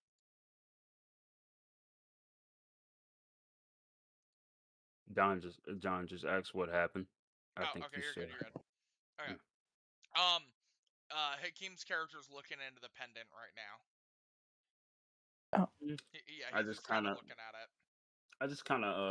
put it around my neck or whatever so it makes it easier to carry. It's like, well, it might be bloody, but it looks nice. Yeah. And I'm gonna kind of take the rest of the stuff and head back to town and stuff. I really don't want to go and ask that monk anything, but I might have to ask him about what this pendant means. Yeah. But first, to see if I can get offload some of this stuff and get something useful from out of this. um. So, do you want to like go back to your house and drop it off, like the stuff off, or do you want to like try to take it to the market? There's not really any other blacksmiths in your area, though. You'd have to like really go hunt someone down. I want Most of to the people see just if I report can it. either go to the dock worker and see if they, because there's people constantly coming and going. They might have somebody that can trade some decent stuff, from the dock worker or the market afterwards. If I can't find anybody from the dock, you Okay. know, So, what I would do because I can't then? go back home. I don't. I think my place is. It's not safe for me to go back Yeah, right now true. from the house. So, also you spend like about an hour trying to hunt down George. And George is still trying to find lumber and stuff to fix his fucking boat. He's getting really pissed. But when he sees you, he smiles. He looks a little stoned. it's mellowing him out a bit. And he's Hmm. like, Junni, Does he hey. recognize that I'm all bandaged up and stuff? He's kind of half glancing over at you. He just recognizes you. He's kind of stoned out of his fucking mind right now. It's the only thing keeping him from throwing shit. Okay. Does he have like any fellow dock workers that work with him underneath his employ or something like that? Um, everyone's mostly they work for themselves, so he doesn't have Hmm. any employees. He doesn't really know many people. The Okay. most thing by dock worker is it's kind of his peers. He just kind of maintains it usually and lets other people use it for fishing, Okay. and he gets like a little bit out of it, since he maintains Uh, the dock. They might give him. anybody Sorry, was there? I'm sorry. no, you're good. Uh, was there anyone that you ran into that I might be able to trade this hunk of stuff for? I show him kind of the bits of half melted armor pieces and the shield and all that or whatever else. And anyone at all that I can? probably trade this for. I can't exactly go back home. He just kind of groans, kind of holding his head. That looks like shit. He I just kind of know. says very bluntly, and he kind of tries to pick one of the pieces up. He's like, I'm a dwarf, and even a child could do better. Kind of So very bluntly, just kind of holding this, and I his kind hands of are tilt kind of my head to unsteady. the. I kind of tilt my head to the side. It's like it's kind of ironic that there's a dwarf that is working at a dock, but instead you're not in a forge, and you say a child can do better to forge armor. I should have just took this job to you. But the He's like, shield is actually decent. I show him the shield He instead. looks at the shield and he's like, this is at least suitable to be used. I'll say that. Nothing that a dwarf and You- true artisan couldn't do. And he kind of cries a bit. He's like, I wish I didn't get kicked out of smithing school. And he starts crying. I mean, you said you could do better than a child could do. Well, this is garbage! It's a hunk of metal! It looks like you threw it in the forge for 5 minutes and welded it I together! kind of give him a massage. Easy, Like, little guy. he Kind kind of of give him a throws it on hug the and pat ground, his. calling it trash. I give him a hug and kind of pat his back. Easy. I'm trying to work on a +1 reputation with Yeah, the dock worker as well. he's smiling a bit. He's like, it's okay, I wish I could have been a blacksmith. Like my dad, but all I do is fish. I kind of kiss his tears away on his cheek and like easy little guy. Listen, I would be able to give you some more fruit, but my home was raided, that's why I'm all kind of cut up at the moment and stuff. Maria stitched me up. The blacksmith guy that you recommend me? Yeah, no good. So I guess the next place I can try is the market, and then I gotta see a certain asshole monk about a pendant. So It's we'll like, see how that Monk goes. Alejandro? He kind of sobers Yeah, up a little bit. He's let's like, say what pendant? I kind of lean forward, showing him like a lot of my cleavage, and the pendant resting right in between it. He kind of like is staring. He kind of like leans back a little bit because he's stoned out of his mind, and he's kind of staring at your tits directly. And he kind of has sees Merida, but he kind of stares for like a solid minute straight with no She words. like Junni knows exactly what she's doing. She's Yeah. trying to work on that +1 reputation. He finally zones back in to his head, and he's like, Merida?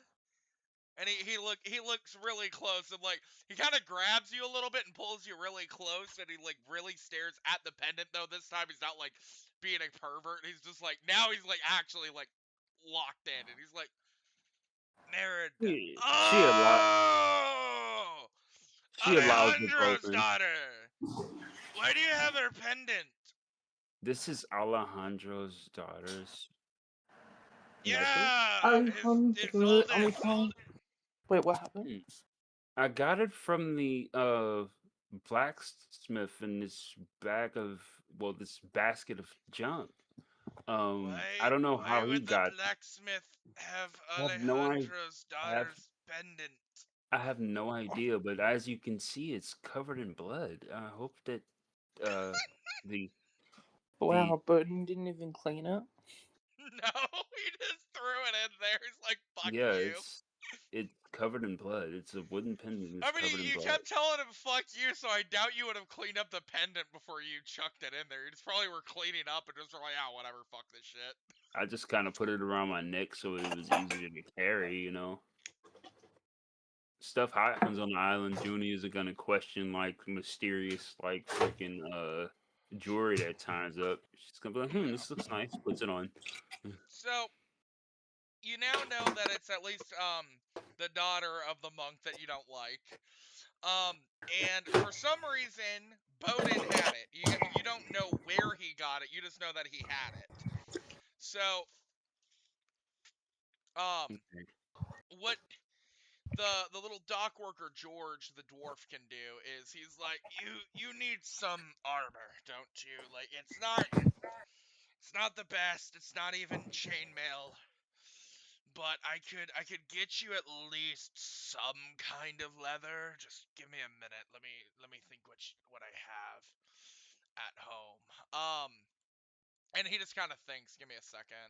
D&D 5e light armor list.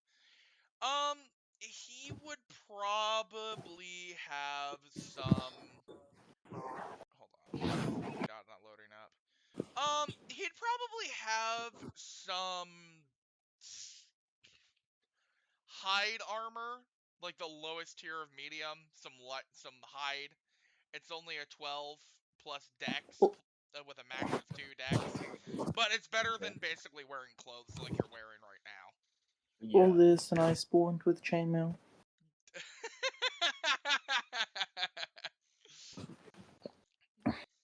So it's something at least that you can say you got, you know, it can help you a little bit, you know, just a little bit better than nothing. Okay. It's hide. You know, there's always boars and stuff. It just makes sense that a dock worker would have like some hide armor on him just for work purposes. But That makes sense. it looks more like kind of like a fisherman's garb. But you can tell it's sturdy and it would at least block a spear a bit. Okay. I don't know how to add items to my character sheet. I don't remember. Let me see. Go into your thing.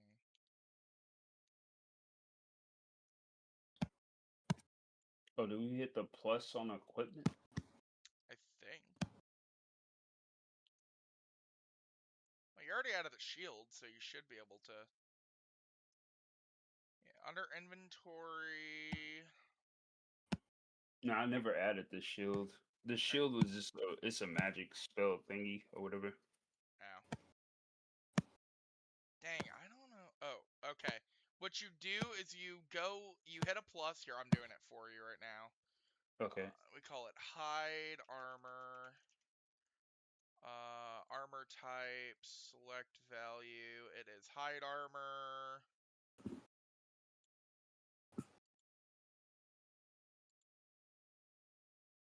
It's not doing it right. It has Oh my god. 12. Hold on. No. It's supposed to let me just click hide armor, but it's being weird.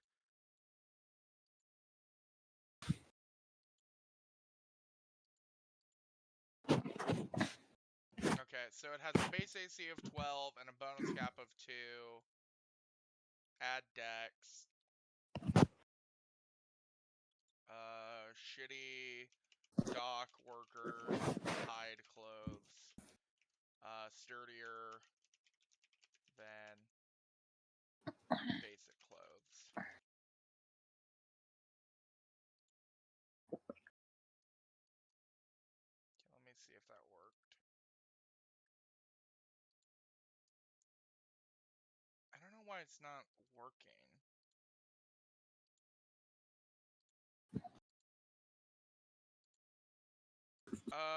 I'm not sure. I added something called hide armor to your inventory.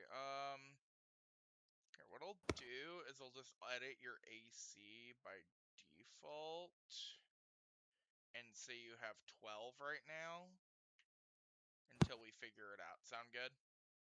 That's cool with me. Okay. So, you have 12 AC right now at least. It's something better than your basic clothes. Yeah. Got you. So, yeah. You put it on, it kind of smells. It doesn't really fit you because it's, you know, more dwarven, but, you know, at least it at least is gonna protect your tits. Kind of a thing, you know? Yeah. Well, gotta protect my melons. Oh my god. So you now have two things, or Miss Junni. What you can do is you can take the little horny dwarf boy and take him to um bug Bodin about where the fuck this pendant came from before you talk to the monk, or you can try to go to the monk and then go bug Bodin. Can I just take the? Uh, I really don't want to deal with Bowden and have to walk all the way over there, then walk back and stuff. I really just take the dwarf, you know, as a witness that hey, I didn't try to take anyone out and stuff. I've been asking about armor for the past couple of days. I just got this pendant, you know. The monk is gonna probably say whatever the heck they want to say, but I'd rather just deal with the monk than Bowden. Okay. So you head over towards Alejandro's hut, and Mhm. Alejandro is at his little monastery hut style thing. You I'm gonna see take him. the pendant off before I get there, though. Make Okay, sure I okay. take that off and put it in there with the rest of the stuff in the little basket I'm still carrying. So you go to Alejandro's hut and you see him kind of meditating as he usually does, What surrounded race by you? three. Uh, Hakeem's character. Yeah. He's a human. Oh, we're with humans. Yeah. Ah, Dios míos. So, um, before you even say anything though, Alejandro's like, yes, kind of in a flat tone. He just can kind of sense your presence behind him. Listen here, you stubborn old coot. I was informed that your is your daughter okay? That's yeah. I'm just You gonna ask see that. Is him your cut. daughter okay? You see kind of a twitch the second you hear daughter, and you hear a kind of choked, kind of agitated, pissed off voice, and he's like, hold on, what did I say her name was? Media? Merida? Merida? Merida. Yeah. He's like, Merida. Listen. I'm raising the peace flag right now. Do Uh-huh. not come at me. All right? My home was just raided by some freaking massive freaking ruffian. All right? I still got the scars on the freaking I still got the bandages on, dude. Like I'm trying not to flare up at this guy. I just don't Yeah. like him. Um I bought our mutual buddy with us, to kind of explain my case. I've been looking and try to get some armor to feel a little bit more safe and try to harvest some wood from the edge of my property. It's been a lot of weird people coming and going as of late, and I'm worried about what could happen to me, but that's besides the point.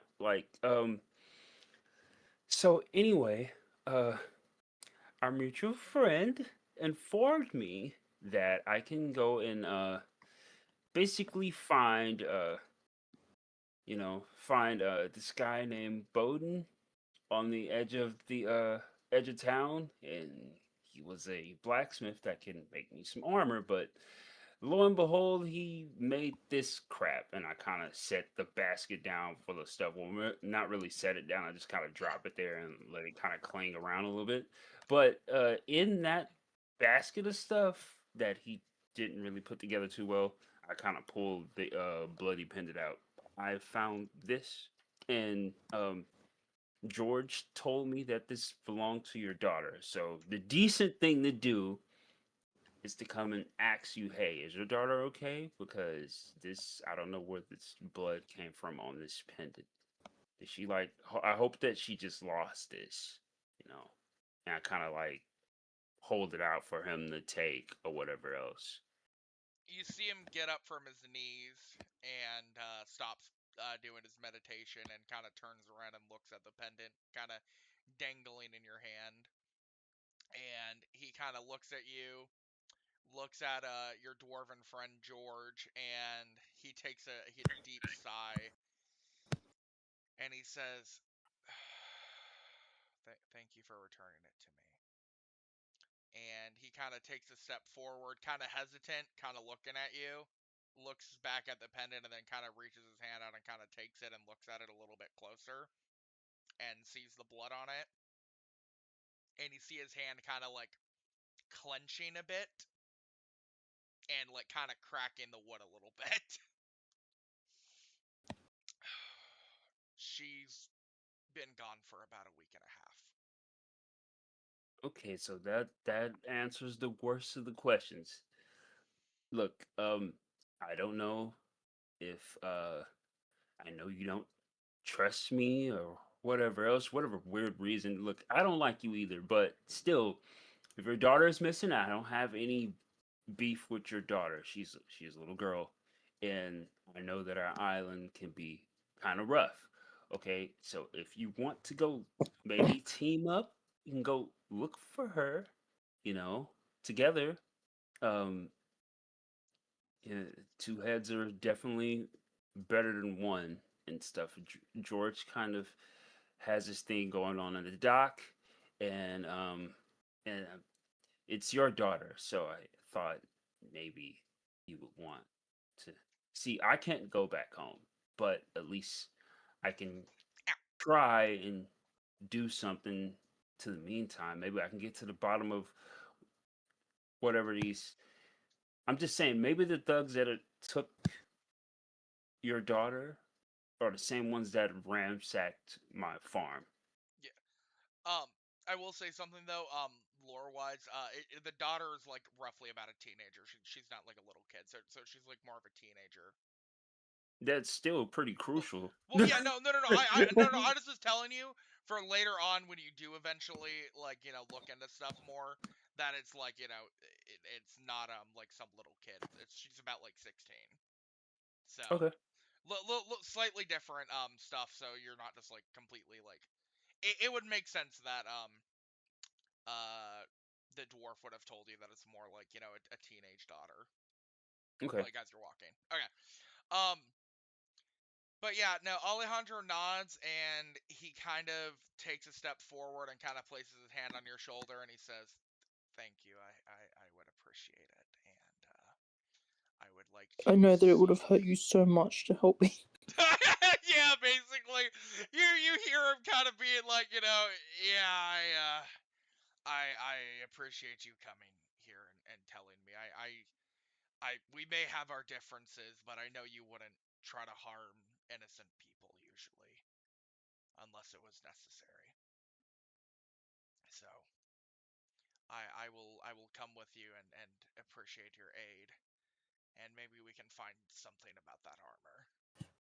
Um, as you know, our history of the island, we once had many proud smiths before the wars of old. But I know many people don't study our history as much as they should. He kind of takes a little sniff and he kind of sends the two wives away. I'm Kind making of a like like as much as my face kind of like scrunches up in almost disgust seeing them walk away because it's just like she like a little bit thing about Junni, like she's a tease, but she doesn't engage. Okay, like she does what she has to do to get what she wants, but she yeah. like as I mean, probably the only person that she would probably like go all the way with is maybe George. Yeah, But yeah. cause she likes her short king kind of Yeah, guy. she likes short kings. Yeah. She's she's only 5 feet tall, but she definitely she likes looking like a goddess to that man. So To she that has a thing little for guy. dwarves. Got it. Yeah, basically. Hmm. So Alejandro. There's your ship, you guys, if you Yeah. guys are watching this. So Alejandro kind of glances at George and asks him, you said a Bodin, right? And Yeah. George nods, you nod, and he's like, I would like to see this Bodin person. Would you guys both like to join me and stuff? I'm pretty sure like it's nothing going on at the docks right now, Yeah, George. so I kind of look at him with like a put some puppy dog eyes and stuff like that. See if I can like convince George him. nods. He sees that Alejandro's going, and of course he has to, show up the horny monk. Of course, his queen is going to danger, and trusting such a ruffian of a monk that acts all high and mighty, but is really a degenerate man. He can't allow his queen to go without without her Risk loyal dwarf. corruption. I basically just recruited the NPCs to my side. Yeah. So so you see the monk kind of grab a couple things, like the pendant, a couple basic potions and some things, and he's like, "All right, I'm prepared. Guide us to Bodin." Okay, I kind of set off walking in the direction of Bodin's thing, leading the charge and stuff. But I kind of lag back with George just a little bit to like playfully like shove him and bump into him a little bit as we're walking, make Oh my like small god. talk on the way. so I'm gonna lean into this. I'm trying to get so that +1. so you show up at Bodin's cave. And do you want to tell him that Bodin's really standoffish, or do you just kind of let him handle how he handles himself? I kind of like hinted at that with George, but I'm gonna like kind of give as we're getting close to where I can kind of see him because it's still a long walk for us to get there, and kind of like let that be known, especially after George had like a little bit of time to kind of come down from his high and stuff. Yeah, I'll be George is like, yeah, stoned as fuck. He it's keeps just like asking where we're going every like 5 minutes. like Alejandro, he kind of. Rem- rem- No, you guys are both stubborn. Yeah, Yeah. yeah, I get. I think you guys might get along actually. You know. So Um. you Junni and party goes to the cave. I'm assuming you're gonna stay out of the cave and not even say anything, and you're just gonna kind of keep George close to you. I'm assuming. Yeah, I'm just gonna continue to make small talk with George and just So let the monk handle it and stuff. He knows the way of Zen and like or whatever he Zen, calls. Yeah, Zen. yeah. So, you hear Alejandro kind of shout, "Wakey, wakey, motherfucker!" and starts bolting into the fucking cave, not even asking questions. I would like to remind y'all, Yeah, Bodin left after he gave her the yeah. stuff. He's So not home. you hear a really pissed off Alejandro for 20 minutes looking in the cave, ransacking shit, fucking turning Shit over comes everything. flying out. Yeah. It's like, motherfucker, where the fuck is this piece of shit?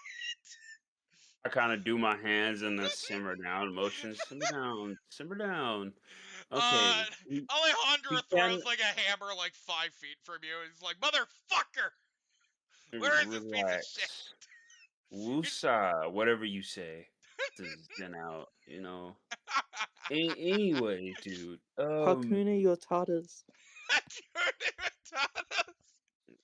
I'm not even. It's like Junie is just like Alejandro is the one person Junie doesn't want to like try to impress in that type of way. She just has a natural aversion to this guy and stuff. The whole like unmanaged emotions and how he pops off and gets super angry just kind of turns her off in every way.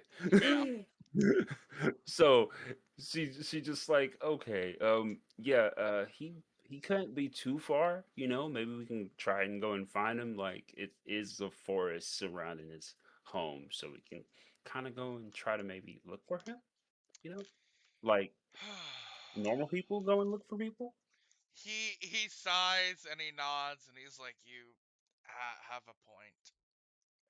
I'm gonna try to kind of pick the hammer up off the ground and stuff like this. I'm gonna hand it to George and be like, dwarves are pretty good with hammers, right? Maybe you might be able to use this as a weapon or something like that if we encounter some unsavories in the woods. Yeah, he picks it up and he's like, "Yeah, this is a good hammer." And he actually looks at it pretty closely. He's like, "This is actually a really good hammer." And it kind of really sobers him up. Like he's sober at this point. So, So am I hearing a +1 or no? oh yeah, he's at a +1 at this point. Yeah. Yes. Trying to get the romance side quest. Yeah. Yep. Always. Um. Every campaign. So, Alejandro, you notice the warrior around him. He's not really intelligent. Okay, he's not book smart. He's very slow to talk, but you notice that there is something about him that he understands what's going on. He just doesn't know how to express it very well, if that makes sense. No. Basically, dude just needs to get high then. Probably. I'm It gonna would hand lower him. his 7 intellect down to probably a 5, but his wisdom would stay at 15. No, his Never wisdom mind goes then. up. Yeah, his Never wisdom mind. goes up, and he can finally talk like a person that's not ready to be a rageaholic. I'm So gonna yeah. kind of slide him one of the green vials. Yeah, the next time you decide to go and get all, don't do it right now. We might need you for dangerous situations, but later Oh my on, god, you please let him do it right now. Nah, you're not here. He can't hear you. He's not gonna do it. He thanks you, puts it in his pouch, and he's like, "All right. What would you say would be good for tracking? Survival or investigation? What do you think? Survival. Investigation. Survival. Nah, investigation. Yeah. Survival leans more into tracking and stuff according to the. How? Yeah. Maybe for food. Is Investigation is like survival or after something happened. investigation better for a tracking check in a forest D&D? Survival is a go-to skill for tracking, it's saying. Investigation is better for deducing clues. Okay, so he would be better at What did I tracking. say? Kill yourself. Yeah, so Get mad. Get so mad. he's gonna roll a survival check and see if he can find some tracks to go hunt down Bodin. Can I He help? gets an 18. You're gonna probably have to help with more investigation, but with an 18, he Yeah, he's looks good. down and he's like, "Is he in plate armor?" Yeah. Yeah, No, he he's looks like not. he might He's have in been a Oh, chainmail? chainmail. Okay, excuse me, yeah. chainmail. Is he in Idiots. chainmail? Yeah. He's like, I see some heavier footprints here. Follow me. So he starts following these tracks through the forest. Dawn, would you have tried to cover up your tracks? He's not on the run. Oh, okay. I don't He's know what doing- you're doing. That's the point. They're trying to No, he's figure out just what you're doing. doing his shit for the day. Okay. So they're under the assumption you're fleeing, and you're just literally chilling. Well, he didn't know what. He just got the fucking Yeah. necklace off a person, off of like murderer he killed. For So all he knows, it's just some like random piece of jewelry. all right. So for the next 30-ish minutes, the party is just like tracking Bodin down through the woods. They're like in hot pursuit as you're just doing your thing, and they finally kind of catch up to you. Would you say you're like probably by like a lake gathering like some food, some firewood, maybe Yeah, something bathing? like that. Yeah. So you're No, just not bait. Oh my god. Imagine. that would be really fucking funny. I mean, you know, you've been in the forge the past couple days. I mean, would it now be a good time to take a bath after all that Oh my stress? god. Anyway, okay, you're just gathering some firewood and fishing at the same time, you know. Or you're just gathering some supplies out there, and you hear like some kind of cracking in the woods because Alejandro's not trying to be subtle, and you're fishing and gathering some wood at the same time. So he sees you with like a little fishing rod set up out in the lake, and then you're just like holding a little like hatchet and gathering like some twigs and sticks and like little pieces of wood with a little basket. And you kind of turn around and see a really angry monk kind of glaring at you out of nowhere. It's better than what I thought was gonna happen. I mean, you see him clenching his fist. He's ready to knock your teeth out, but at least he's taking a second to breathe. I have nothing worth stealing. He's like, where the fuck is Merida? Who the fuck is Merrick? He's like, the fuck you mean who's Merida? And he points to the I'm pendant just in kind his of, pocket. I'm just kind of like simmer down, simmer down, simmer down. Like kind of not exactly step between y'all, but kind of step off to the side between y'all, so I won't come. I'm not trying to get hit in the face, but y'all tripping out. So I'm just gonna be Wait, like, so what simmer does he down, do? What do you do? simmer Oh, down. So in the I'll just kind of explain. So in that basket of stuff that you gave me, there was this pendant. It had blood on it. Uh, the blood had a name on it, and that name was his daughter. Yeah. So that was her pendant. Okay. So we're trying to figure out where you got that pendant from. Alejandro's just From gonna some. try to like grab your neck and like grab you by the shirt and be like, where the fuck is she? As he's kind of getting pissed. I'm Not gonna really kind of listening. grab his arm and be like, "Please calm down. You have to communicate. That doesn't Daddy hurt cello. me." Daddy, chill. I took it from some thieves. You took it for some thieves. Okay, there's your answer. There has been a lot of bandit activity. Like I said, my place was just ransacked with some freaking thug. You know Their what? corpses are probably half rotted, but they're that way. Yeah. Alejandro lets you go, and he's like, "Show me the corpses." So I take him there.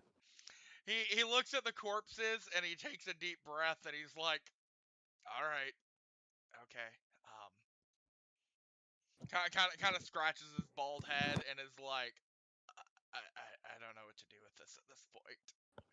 And just kind of looks at you, and he's like, um, and you see like he wants to say he apologizes for grabbing you and like getting all up on you, but he just kind of doesn't say anything. I think what the bald guy means to say is he's sorry. I just kind of translate for him and kind of He, give like that face. That hold on, I'm gonna try to yeah. act it out real quick. I, I'm gonna be like, I think what he means to say is he's sorry. So yeah. Alejandro just nods and just kind of glances away. He's like, yeah, something like that. He's gonna have like a completely blank face still. He's just gonna be like clearly pissed off. Like, Yeah. But Bro wanted to throw some hands, and now he's like not getting to throw some hands, so he's kind of upset. But he's and like, now he's at a dead end where his kidnapped daughter is. yeah, look, Alejandro. I mean, maybe these things, these thieves or these unsavories are moving in unison. Any other clue might be back at my farm. It was ransacked. Maybe they might be using that as a base now. I he mean, we can try it out. he nods a bit, and he's like, all right, that makes sense. And he kind of glances at you, Bodin, and he kind of sees the clearly well-made armor that's on you, the chainmail and stuff, and he's like, that is quite the craftsmanship, I will say, Sir Blacksmith. And he just kind of just something about it kind of catches his eye for some reason. He doesn't really explain why though. Junni is just gonna kind of mutter underneath her breath. Yeah, some craftsman, and kind of like rolls her eyes, thinking about that basket full of Yeah. stuff. Alejandro kind of questions Bodin a bit. He's like, "So, did you make that armor by chance?" And kind of takes a step closer, but like this time he's not like angry or anything. He's just more curious. Years ago.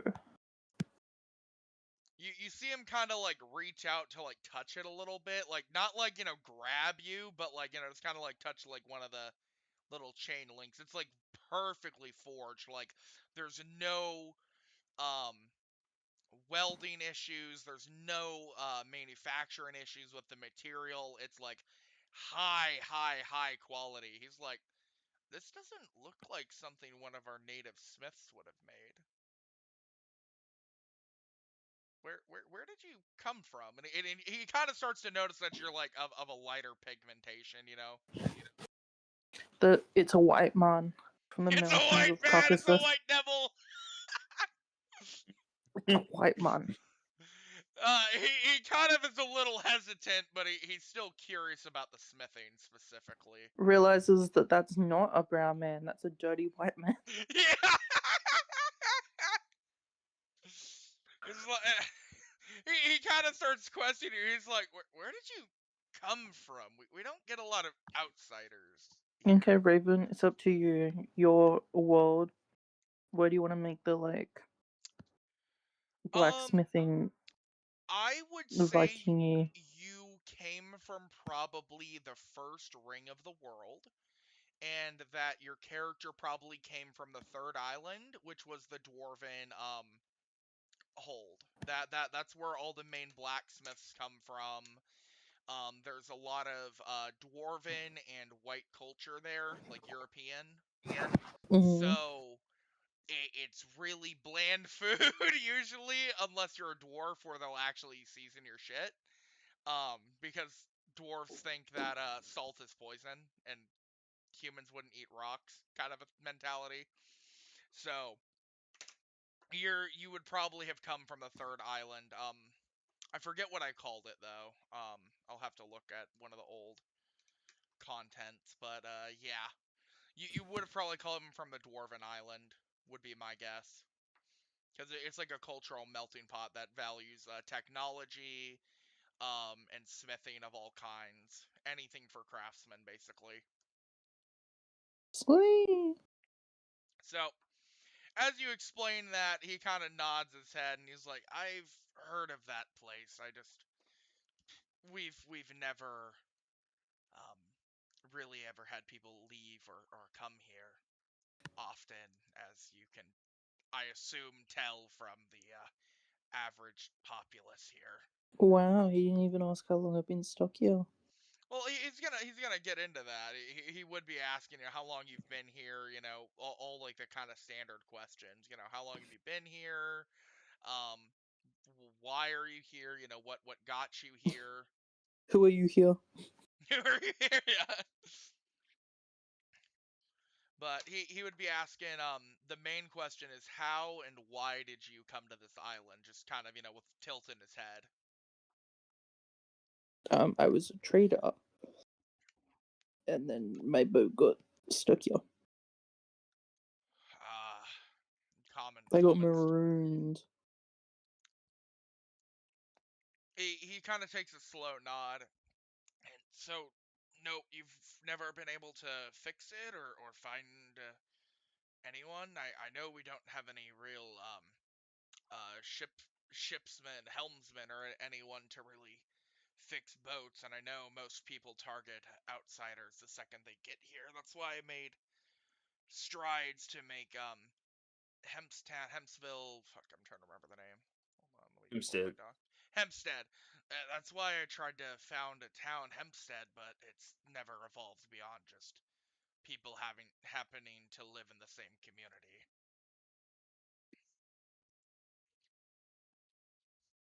No. Kind of scratches his face a bit. Are you looking to get a boat or something? I've tried. Huh. I mean, do you like it here at all, or? No. He nods. It's a pretty common response, but he always likes to ask just in case. Well, I do apologize on behalf of the unsavory individuals that we tend to have marooned and born on this island. That craftsmanship though, it's quite good, but Miss Junni. Yeah, he kind of says it kind of half hesitantly. He's like, Junni was saying though that you crafted some very shoddy armor for him recently. What's up with that? Like I see you've forged quite well. Is it just like the materials? Is it like what's going on? kind of interject and just say, I think he was just having a bad day. Can I try to deceive him and say that she didn't pay me enough for anything better? I mean, that's fair game. I mean, go for a deception check. Oh, I have +5 to deception. How Yeah, it's convenient. perfect. Give it a roll. 12. You can tell that he doesn't like fully buy it, but you deceive him enough that he's not really gonna keep bugging you about it. He's just like, oh, whatever. I don't know this person. Obviously, they're not gonna tell me what their whole life story is, kind of a thing, you know. Junni is Mhm. gonna kind of look taken aback to that comment about not paying you enough. So I gave you a week's worth of food, and I had a witness. I like motion. I like gesture to the short dwarf next to me, the short king next to me, and I'm just like, he He was wasn't there. there. He saw when I was here. No, but he did see me carrying all that fruit around. That was a big bag of fruit. He got 2 melons out of there. He remembers the melons. He nods. He nods vigorously. He's like, "Yeah, melons, melons." Yes, and the Oh remainder of god, he's those gonna fruits start was getting the fucking munchies. Yeah, he's getting the munchies. The second melons were mentioned, and you see him kind of glance at Judy in a certain location, thinking about melons. Junie kind of is aware that she's being stared at and just kind of allows it.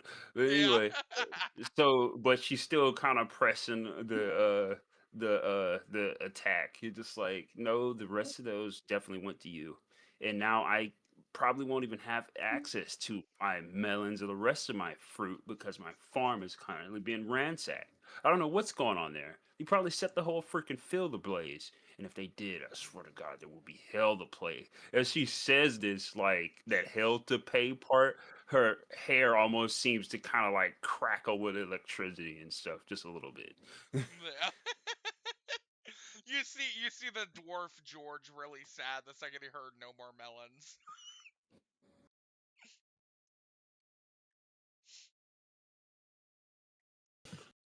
But yeah. Alejandro. Oh, sorry. Go on. No, sorry, I was thinking. Oh, okay. Um, Alejandro will kind of turn around and he's like, "Well, if there's thieves and brigands and such at your abode, it would do me good to help you investigate that, and I should pay you back at least something for helping me. You can tell he's not like as agitated looking at you anymore. He's like kind of gotten to the point of just, you're trying to help him find his daughter. You brought him the necklace. You've never lied to him. You guys just kind of had like a personality clash. So like he's Hmm. never had anything that you've done to him specifically um to like dislike you. It's just more of like, cultural differences kind of a thing. So he nods and he's like, I'll help you with your farm, and we'll see about what brigands there are there. And he kind of looks over at Bodin and kind of tilts his head, and he's like, "Would you smith something better if you had more food or supplies?" Um, he's gonna like awkwardly like look around and be like, I don't smith anymore. but but why? There's gotta be a reason, right? I mean, you clearly at some point knew how to make such great equipment. Like that shield, I assume you made it. I mean, you said you made that chainmail. I assume everything else that's metal is in your shop was made by you. And he kind of scratches his head, kind of glancing away, kind of realizing he let in that he kind of went through all your shit. Why does it matter? Well, there's do you know the history of the god of this island at all? It's not my island. You, you're a smith, and you never. He kind of scratches his head, and he's like, "Of course you wouldn't know. You are a foreigner, outsider." He takes a breath. He's like, "We have a story that might or might not interest you. I don't know if you're a man of faith of any kind, but our island's creation story came from a god named Uku, and he is the god of smithing and war on this island. And it is said that this island was forged from the scales and um, the resources that were extracted from the impurities of his blades and other such smithing materials. So I don't know.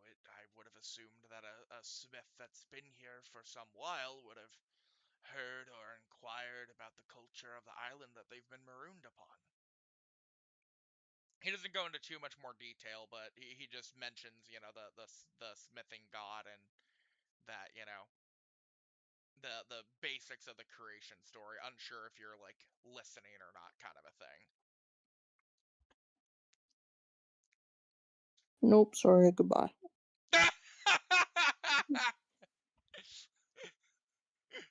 So he just kind of stops talking about the god of smithing. He's just like, all right, this guy doesn't care, at least right now. Junni is just kind of cross her arms and tap her foot impatiently and stuff. She kind of looking at Bodin like uh kind of just reminds her dealing with like another Alejandro, and she's already kind of fed up. Yeah.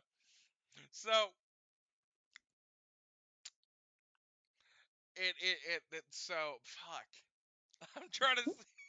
Alejandro's kind of like half interested, but with your abrasive nature, he's kind of dropping off from trying to get a Bodin to come along with him to the farm. So at this point, I think Alejandro's is gonna probably take Judy back to her farm, unless Because, I mean, you have a couple days rations still, but, I mean, you don't really have much to trade at this point, it sounds like, since you haven't been smithing for a while. Can't. Anyway. Yeah. So.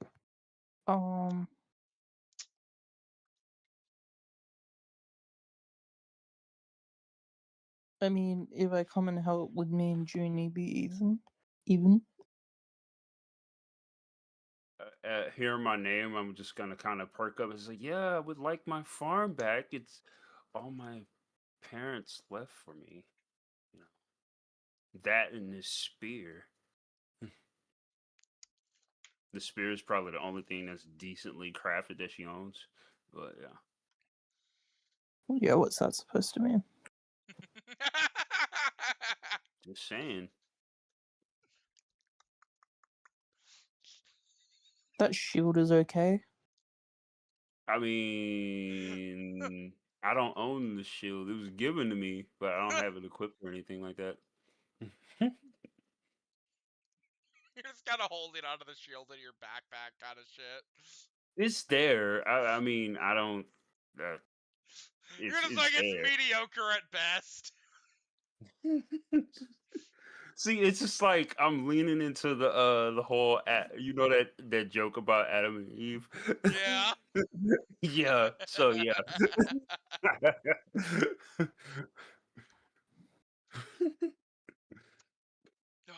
So Alejandro nods and he's like, "All right, so we're going to Junni's farm, it appears. So we should probably gear up. I have some more things back at my monastery if you wish to come and peruse what I might have that might help you in our quest." Well, it is along the way. I suppose we Yeah. could stop, but we can also stop by Maria's first because it's everything kind of goes and flows along a straight line. I haven't really seen my friend today. I'm pretty sure she can suit us up with some more wares for our trip. Alejandro nods. What about you, Mr. Bodin? He's just gonna be like, I'll pass. I'll meet you there. meet him at the monastery. At the farm. He You're not doesn't know even what going a to the farm is. monastery. He doesn't know what a farm is, though. True, you wouldn't know where the farm is. Yeah. Yeah, you Okay, have he'll to meet you tag at the along. monastery. Fuck. You don't even actually know where the monastery is because you never go anywhere. Shit, wait a minute, yeah. I wanted to go check on his house. So My mind is buzzing with that freaking rendition of Ghetto Life. It was like hermit life. Okay, he's just gonna be Hermit like, life. begrudgingly like, make it quick. every time Bodin's like, "Oh, I'll just go," and then it pauses, and then he's like, "I'll just go to never mind." Fine, fuck, kind of energy. Seeing as seeing as Alejandro and Bodin might seem like they might be friends in another universe, I'm like, quick, grab the introvert, let's go. Alejandro just kind of drags Bodin along to Maria's. So yeah, Bodin, I'm sorry, your introvert lifestyle is gonna be very much invaded for the rest of time as you're slowly having to follow along with Judy, Alejandro, and of course George, the short king. So you guys show up to Maria's. I don't think you would have met Maria at this point. So Bodin, you see Maria. She's probably 5'6", something 5'8". I don't know, something medium height. And she kind of glances over and is like, "Hey George, hey Junni, how you doing?" And then she looks at Alejandro and goes, "Alejandro, kind of, half, She's like, Alejandro. yeah, and then she looks over at you, and just like, kind of tilts her head. It's like, and you are. That's Bodin. And he's just gonna respond, not here, and like And go she's and sit in like, a corner. lovely, another introvert piece of shit under her breath. Junni is on kind of almost here and smirk. Maria goes and grabs a couple potions. She gives you one potion, Hakeem. She gives Junni a potion. She gives, of course, little George a potion. She looks at Alejandro, and Alejandro kind of looks back at her. She sighs and hands him a health potion. And then she looks at Bodin and just puts the backup potion away. What kind of potion is it? It would have been a health potion, but she Oh, puts it back. oh no, oh no. I'm gonna kind of whisper like, sister girl, I'll take that extra potion. She glances back at you, Junni, and she's like, "You are good to me. Fine, here you go." And just hands you another one.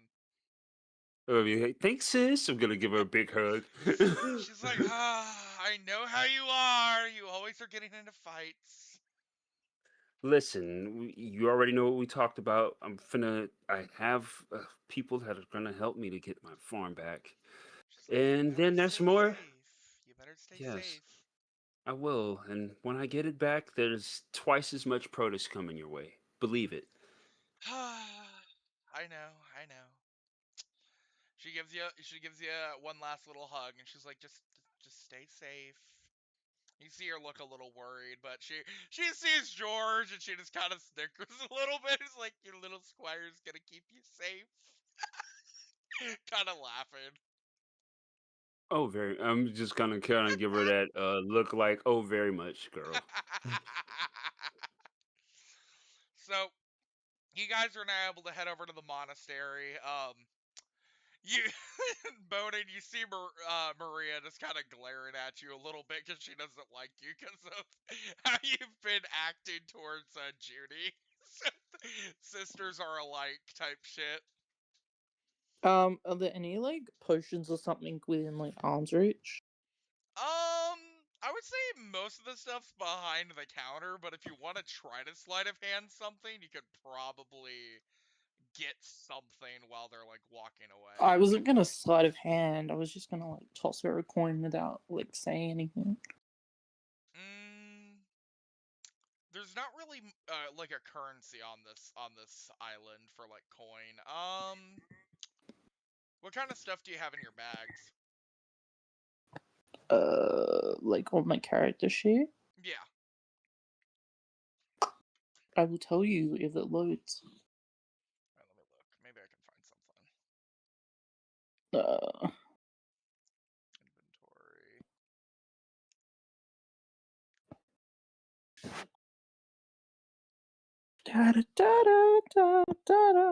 Oh, I can give her a crossbow because I still have the hand crossbow that I haven't used. So you just want to slam a crossbow on her fucking counter and grab a health potion? Is it worth enough? Not really, but she's more just gonna get pissed at you more than anything, but she's not gonna like do anything about it. She'll just probably call you a Otherwise, bitch. I have a bedroll, oil, rations, rope, tinderbox, torch, and a water skin. That stuff's not worth anything. The best thing you could do is probably throw the crossbow onto the countertop and just call it a day and just grab a health potion. Sure. Okay. You do that really passive aggressive. You toss it on there. I'll give her like a wink while I do it, like a passive aggressive wink. Yeah, she sees it, and you see her kind of like half ready to fucking say something, but you just hear her call you a bitch under her breath. He's gonna like have heard it, and then like as he's walking out the door, be like, "Gracias." Gracias. She's like, you fucker! You hear her fucking start screaming at you because she knows you damn well don't speak Spanish.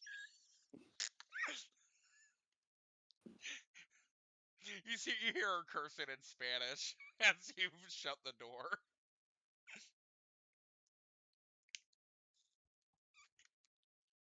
Okay, cool. Okay. I can get rid of the crossbow in my inventory. Yeah. And you at least get one of the basic healing potions. So you guys now head to the monastery. You're able to have a smug look on your face if you want, as you're chilling with the potion in tow now. And yeah, so once you guys head to the monastery, Alejandro tells you that he's gonna take about like an hour-ish to get through looking for his other potions that he keeps on the standby for himself. That he's also gonna see about uh paying some people for some intel about his daughter, and then that you guys have about an hour to kind of kill in the monastery. So you guys can, read some books. You guys can just take a nap. You guys can, I don't know, bother Alejandro while he's grabbing shit, or you guys can, I don't know, do whatever kind of a thing. What? Yeah, I'm gonna kind of do that. Exactly what you recommend. Not so much bother him, but just kind of read up on some stuff. Hopefully that can help later on. Some Okay. stuff we might run across. And what would you like to do? Yeah, look around. Okay. So you both look around and find like a small library. Nothing like too big. It's like, maybe 5 or 10 books. And they're all kind of like made with like, leathers of all kinds, just basically whatever would work um in the moment to write down historical texts. And as y'all kind of like, start poking through the books, Dawn, your character Bodin, he finds a book on smithing, and specifically the creation story that Alejandro was trying to tell you about, and it looks like it's almost like a Bible, not just like a book on smithing techniques. Like it's actually like built like it's like a sacred textbook kind of a thing. Um, would you peruse that? Or are you just gonna kind of put it back? Can I take it? You're not even gonna look at it. You're gonna steal his shit. No, I can't. I'm not gonna read it now. All right. Yeah. I think Junni wouldn't really be paying too much attention to your book because I think Judy would be reading her own book, right? Mm-hmm. Yeah. Yeah. All right. So you just kind of pocket it and just like you can say that you have like a creation stories book of the island. So Okay. yeah, you have that in your inventory, and there's just some other random books. They don't seem as important to you specifically. Nothing's really catching your eye, but for you, Junie, um, you see some more specified history of the island. Um, not specifically creation story, like the religious element, but more so you see books of what happened to the traders, what happened to the outsiders, more so about just kind of like the standard history books that most of the time you wouldn't end up reading, because you don't really have time to read on this island unless you're like a monk or you're somehow wealthy, but there's not really any wealthy people on this island, you know what I mean? Mm-hmm. So you're able to peruse it, and it has some details that you probably wouldn't have known by now.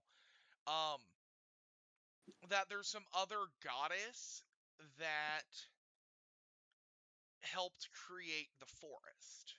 It doesn't say her name, but you keep perusing through it, because it's talking about like how the forest was formed, how different things um were created, how the first town of Hempstead was made was just, the ancestors of Alejandro were trying to build a town before they died, and Alejandro kind of tried to preserve as much of the history as possible. Despite Nerd. his low intelligence, he has a high wisdom stat, so he tries his best to read and understand and do things, but his vocabulary is not very good. So it's kind of disjointed the way he's written down the stories and the books, but you recognize it's his handwriting once you get through about most of the book, just kind of like flipping through. Mm-hmm. So it's not really cohesive literature, unlike the other book that Bodin has. You wouldn't know that obviously, but Bodin's book is a lot more cohesive. It's like best real world example would be like kind of like the Mormon glyphs kind of a thing, the little stone tablets. It would be basically the equivalent of that. It's like that book looks ancient in comparison. I'm So you gonna wouldn't have ask. access to that. I'm gonna ask Alejandro if I can borrow the book that I'm currently reading right now, just as a reference. You know, you Um, never know what we might come across. Alejandro kind of looks at you and he kind of looks back at your book and he's like, "If you can make sense of it, sure, um, take it. Are It's to help are there people. other languages in the book? It's all in common. It's all in common. Okay. Just Yeah. want to say, It, are it's there? he just wrote down basically the history in that book. More so just about like the forest was formed and that there's high level monsters deep in the forest. Um, some stuff about maybe some areas in the forest that the natives once lived in, but is still dangerous to most people because the forest has Mhm. changed over and over and over, and that the island has been recreated dozens of times, practically, Hmm. over the course of millennia. But this book doesn't have all the details. It's more of like when someone's heard something a dozen times and is trying to put it into a book and doesn't really understand what they're saying. So you notice some of the information would probably be it's like third hand account. It's like first hand account is like you were there and you're living it. Second hand account is like you're reading it out of a textbook, and then third hand account is like someone's telling you about what they read in a textbook. Yeah, pretty much like the stories I get from my great grandmother. That Yeah, makes sense. yeah, so something like that. So it's not always the most reliable, but it's at least something that could be useful in a pinch. Hmm. Okay, that's cool. Okay. So you guys have spent the hour in the monastery and you guys can go to your farm. But I mean, it's 10:20. I don't know how much longer y'all want to run. I know we've ran this pretty late. Um, I'm having a good time. I mean, I don't I, know I'm if. I'm down to keep going, but I don't know if Dawn wants to keep going or you wanted to keep going, kind of a thing. I'm fine. Okay, I I Awesome. know sometimes people want to keep it to 2 or 3 hours. I'm down to keep going. Okay, so you guys Hakeem's the head. one that had work tomorrow morning. Yeah. Yeah. Uh, wait a minute. No, I don't have to go in until 10. Okay, so you're good then. Yeah, Okay, I so can sleep in a little bit. all right, so you guys get ready and head over towards the farm. So from first glances, you guys see hold on, do I not have Alejandro's token marked? I need to mark that. We're gonna mark you all in the corner. You guys walk up to your little house, and you were right. Everything on the trees has been looted. It looks like bandits have spent the past 3 days, 4 days, 5 days just ransacking everything. All of your grain stores gone. All of your preserved meat gone. all of your vegetables and crops have been harvested, whether it's early or too late. It's been completely ransacked. Luckily, they didn't salt the fields or do anything crazy like razing it to the ground. Your house, Oh, at least um, they're rational. yeah, they, your house, a lot of your furniture's broken. Um, what little furniture you did have, at least. Your Hmm. bed, all of the leaves are kind of torn apart. They were trying to go through all your bedding and all that stuff in case you hid something. Um, you were too poor to really have anything to hide. You usually kept everything on you at all times if you had something, Hmm. because you've lived there your whole life. You're a native, so you know what it's like You know to, the game. yeah. Yeah, I already know how the game goes. Um, because Junni has lived there her whole life, and she's used to people coming and going and stuff like that. Can I say that this isn't her first rodeo and that she dug something underground to keep some of her extra stuff just in case she was in a Mm, pinch? I would say that you would have stored at least 3 days of rations in a little hole, like a little hatch you hid.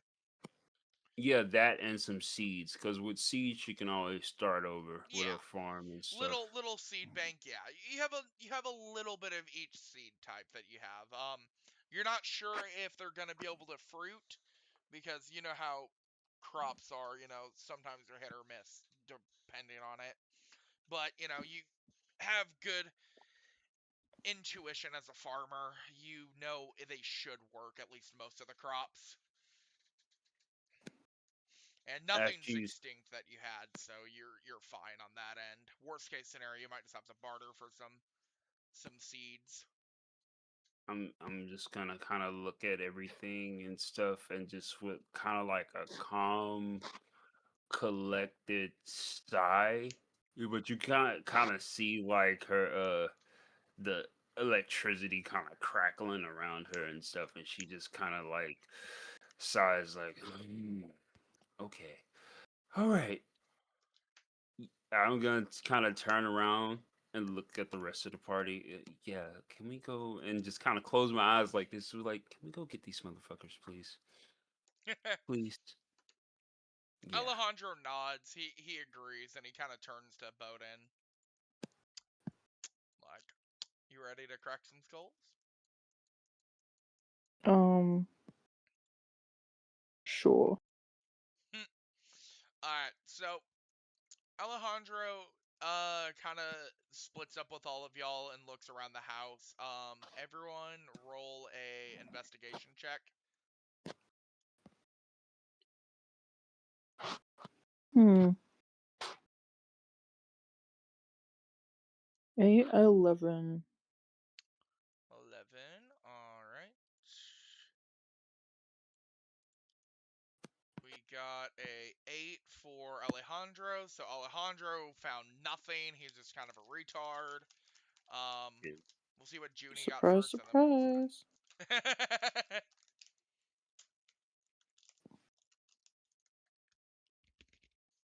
Oh, you got a 10. Yeah. So, ironically, Bodin is the one that finds the most. Uh, you find some kind of half-assed tracks outside in kind of the northern corner. And ironically, it looks like it kind of headed towards your house, Bodin. Fucking what? So, Uh, yeah, you hmm. notice some tracks that were kind of in the general direction of your cave, but it's through the N- forest. Nor.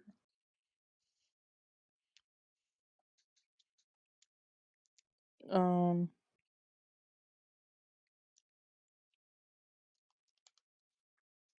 they're just gonna kind of hear him yell shit and then, like, start zipping to his cave, towards his cave.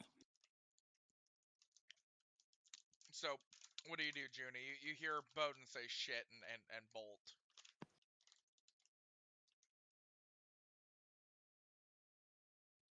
Hakeem? I'm just gonna kind of like run after them because it's just like I'm just gonna as Bodhi. Yeah, okay, I remember the name. As Bodhi rushes back to the general direction of his cave, I'll be like, those motherfuckers circled back and like chase after him. Alejandro a little slow in the pickup. He follows along last.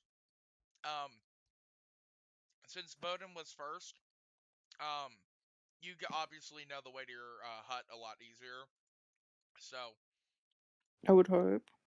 yeah.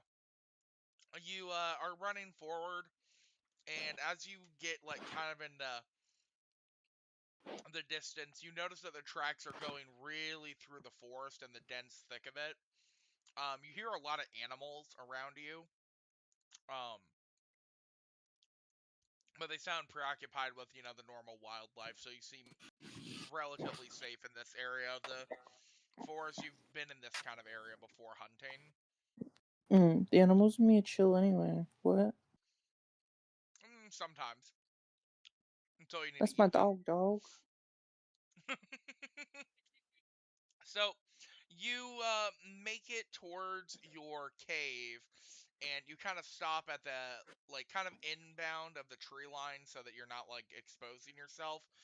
And you see 3 giant-ass motherfucking thugs standing there and kind of looking at your cave, kind of muttering to themselves.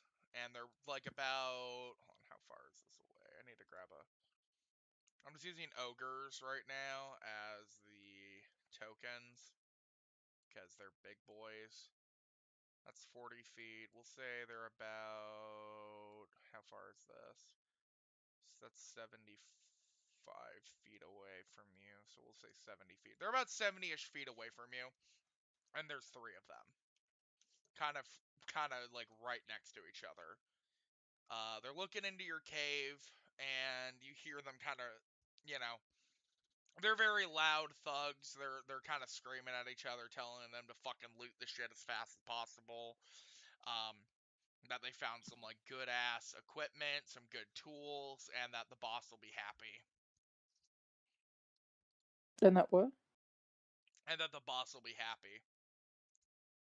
So,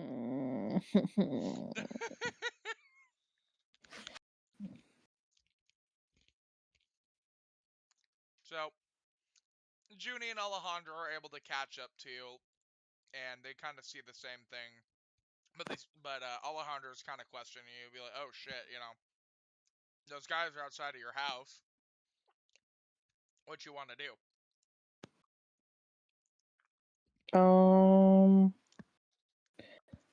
Subtlety isn't really Bodin's thing. I think we established last time, he got into a fight.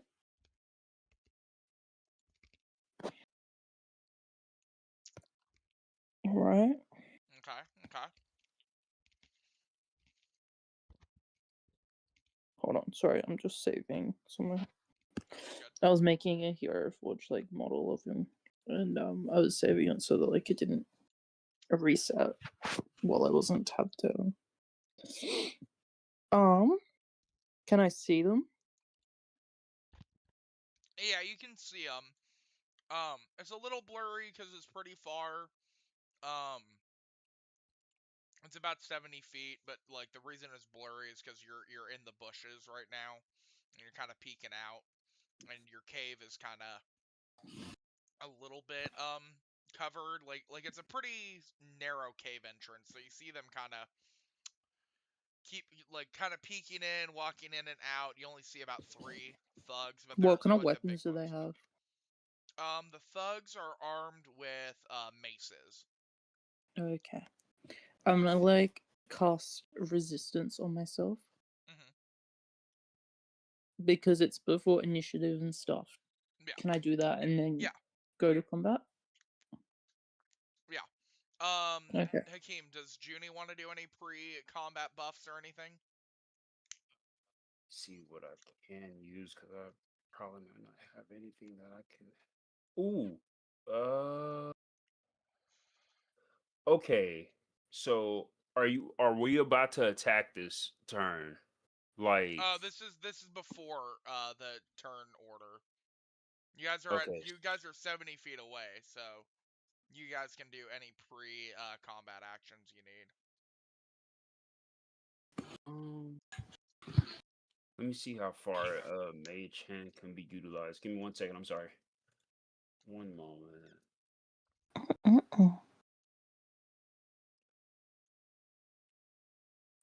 only 30 feet. Okay, yeah, I won't be able to. And you said they're 70 feet away? Yeah, 70 feet away. Okay.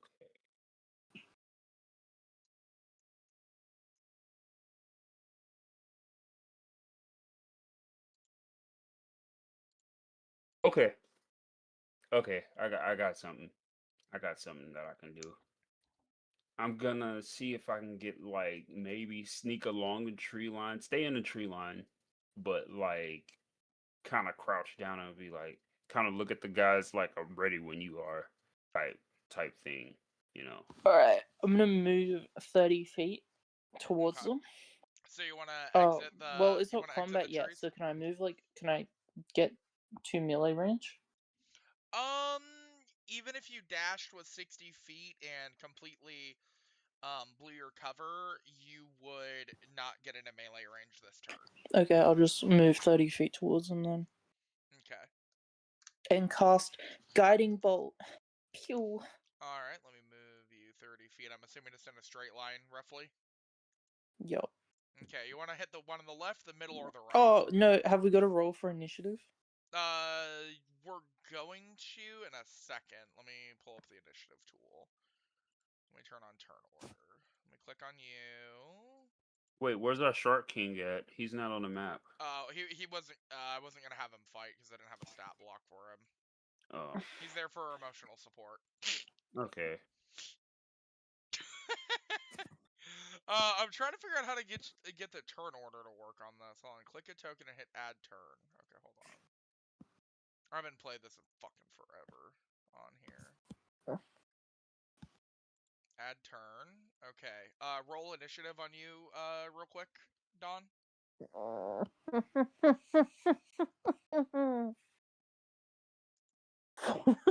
4. 4.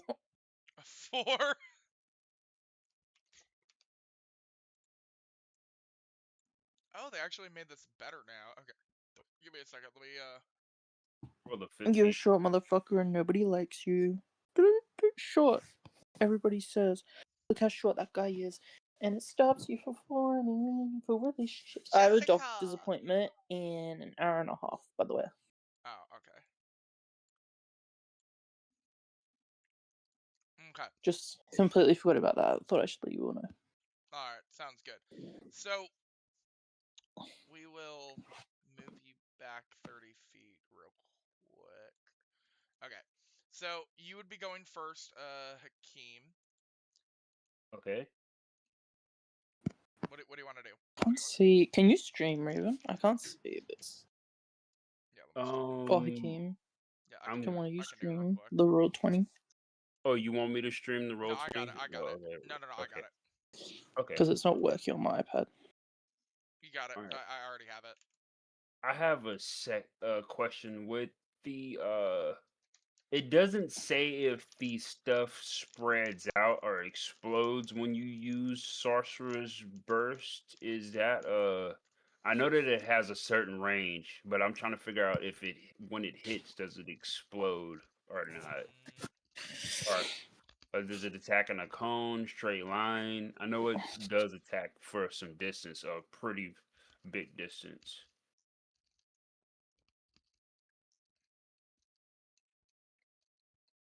Where are you seeing it?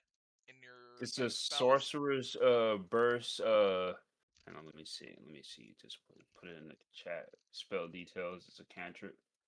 Okay, I'm reading it real quick. Give me a minute.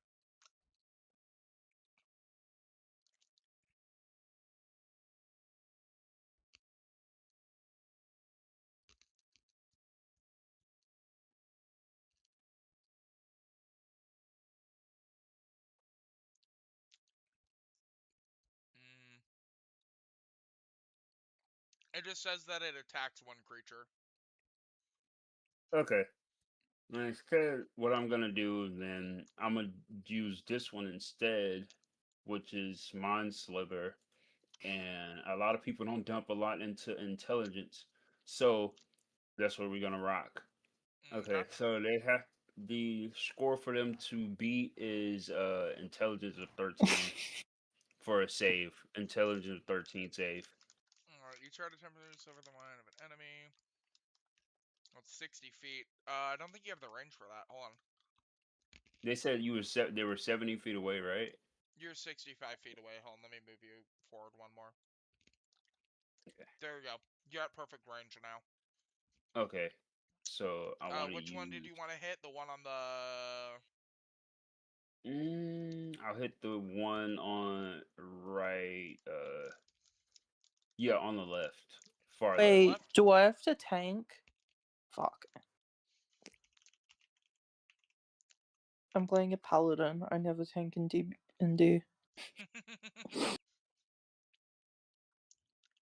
Yeah, I'm gonna use that. Alright, he failed it. He failed. Okay. Mhm. Rolling for damage. Oh no, that's the wrong one. Hold up, I didn't roll the right one. Give me a second. I rolled Sorcerer's Burst. This is psychic damage. Okay, 5 points of damage. Alright, on the guy on the left. Uh, and then I subtract 1d4 for the next save and throw it makes before the end of my turn The and next stuff. turn.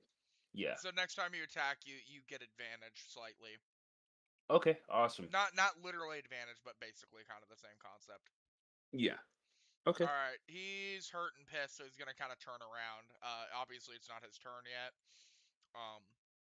They'll get their initiative timers once they're all in combat. So Alejandro's gonna move. He gets a dash skill on his bonus attack, so he's gonna run up 60 feet really quickly for his turn, and he's going to... I need to figure out what monks can do. I'm still trying to figure that out. Sorry.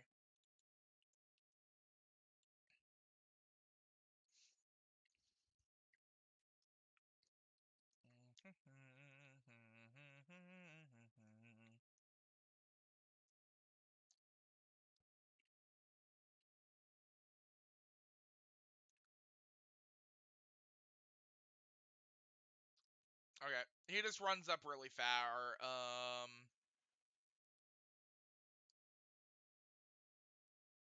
Yeah, he doesn't do anything else. He just dashes up.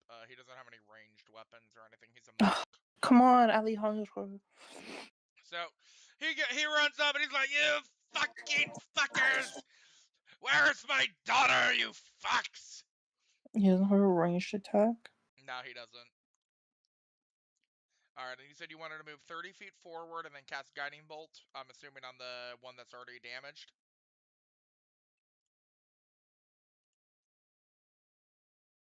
Wait, what? You wanted to cast Guiding Bolt? That was my turn. Yeah.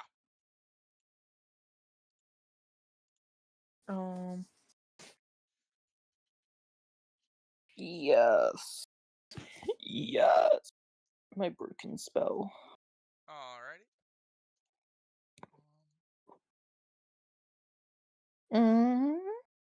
If this doesn't hit, I'm killing myself.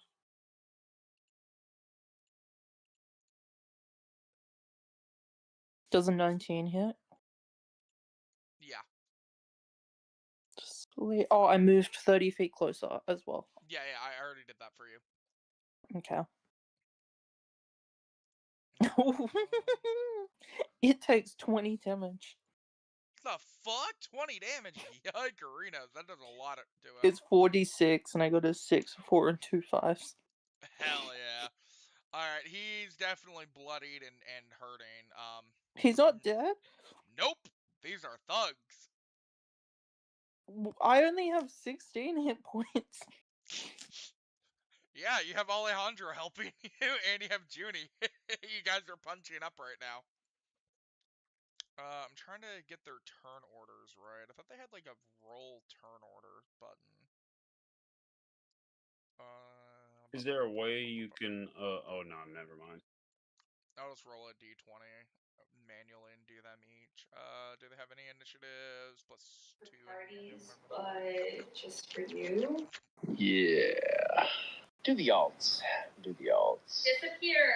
What are you listening Where'd she go? Where'd she go?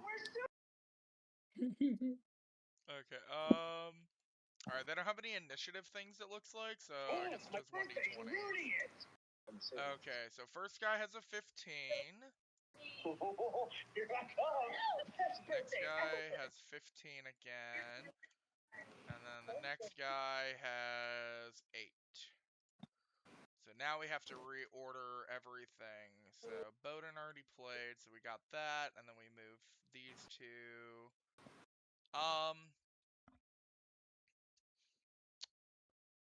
I'll let you go at the beginning of that, and then we go. All right. So now that we're actually in combat now fully, what do y'all want to do? Whose turn is it right It now? is now okay. Sorry, it is now the enemy. It's your turn now because I'm giving that first turn that they didn't get a chance to do any actions since they were caught off Okay. guard. So it's your turn So right the now. guy that I have an advantage against Is on the left. Right, so I'm gonna make sure I have put a advantage on that, and I am going to roll for intelligence again of 13, and then I guess I roll with advantage, so he gets No, disadvantage. he doesn't. No. You only get a 1d4. He said. Oh yeah, 1d4 Subtracting. So against his next saving throw, yeah. Okay. Just makes him easier to hit.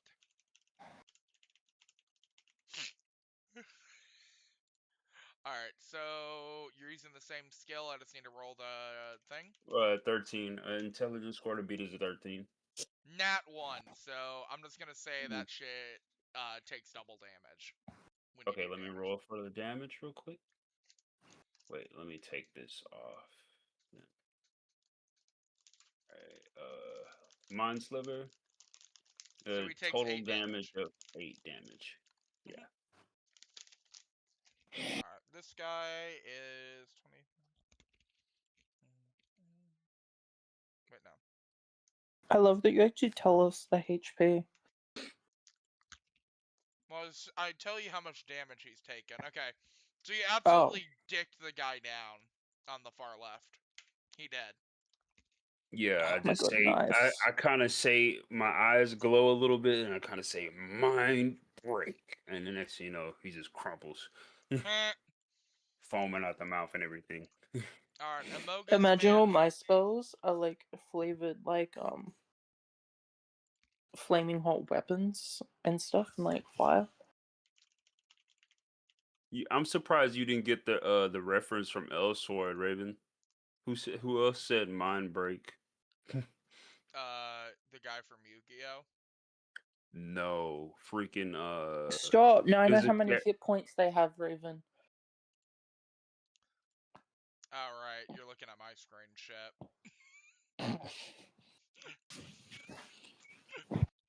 Hakeem, I need you to stream Roll20. I could just Google D&D thug. Yeah, I'm gonna I'll share it. I didn't think about that. I'm sorry. I didn't either. And then like I just looked over and I was like, "What are you showing me?" And then I was like, "Oh, wait." I'm trying to follow the stat blocks. Okay.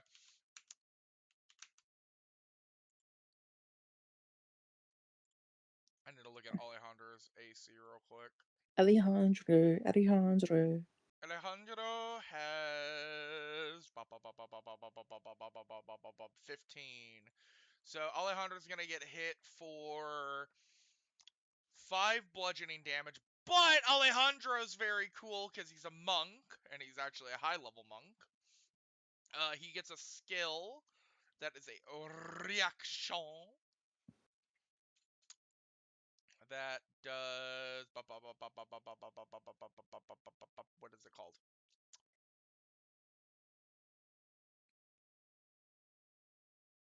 Huh? Where is it? Where are you? Where are you?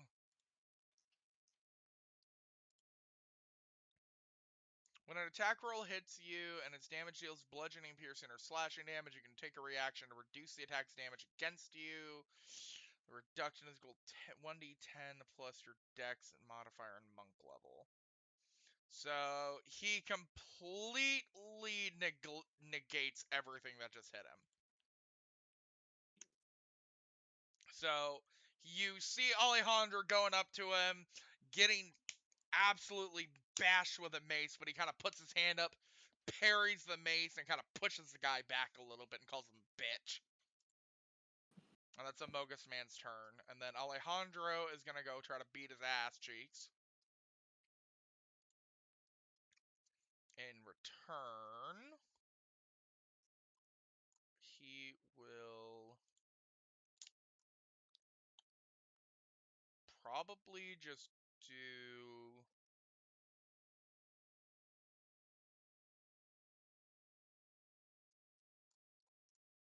Okay, he's going to go for 2 martial strikes. Did I hit 2 martials?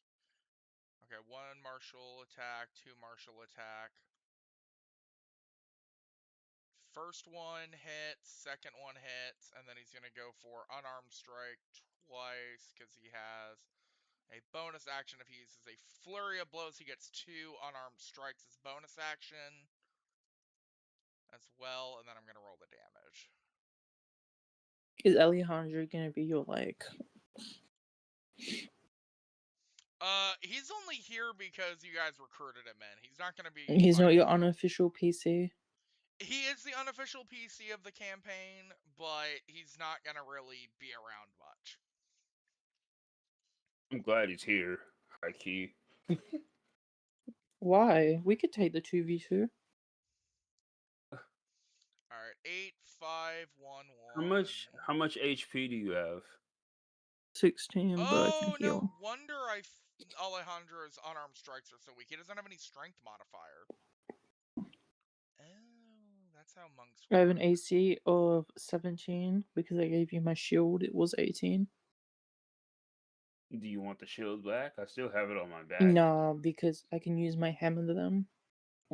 And I was reading my stuff after the first fight, and paladins have like spells and stuff that like are bonus actions after you use a Oh, wait, he missed one of his unarmed attack strikes.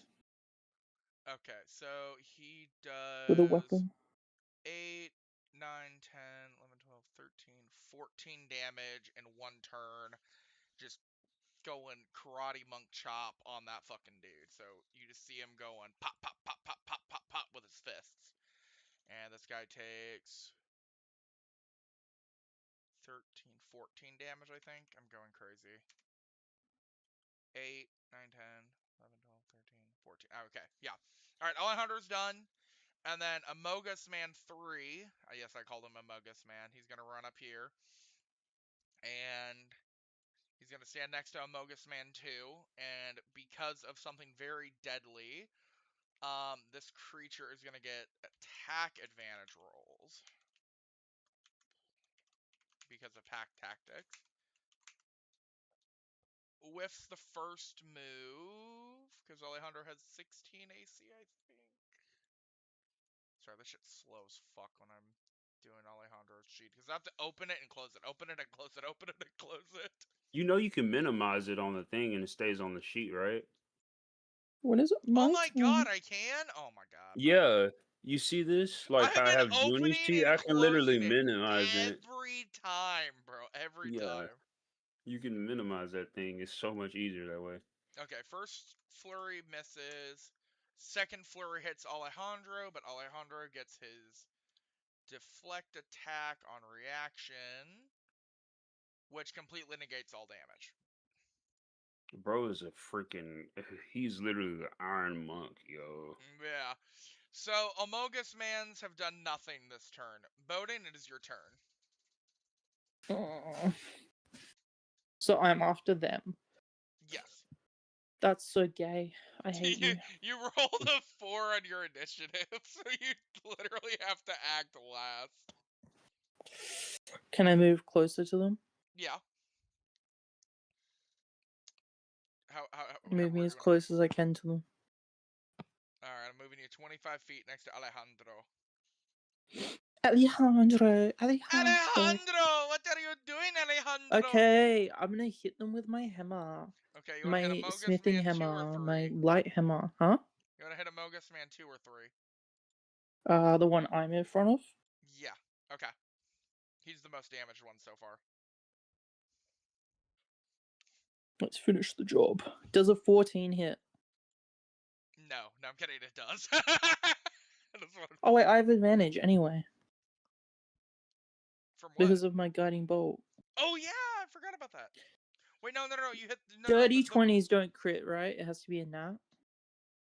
It has to be a nat 20 to crit, yeah. Okay. But technically you wouldn't have advantage on this guy because the one that you hit with the guiding bolt died. It doesn't say the one I attack.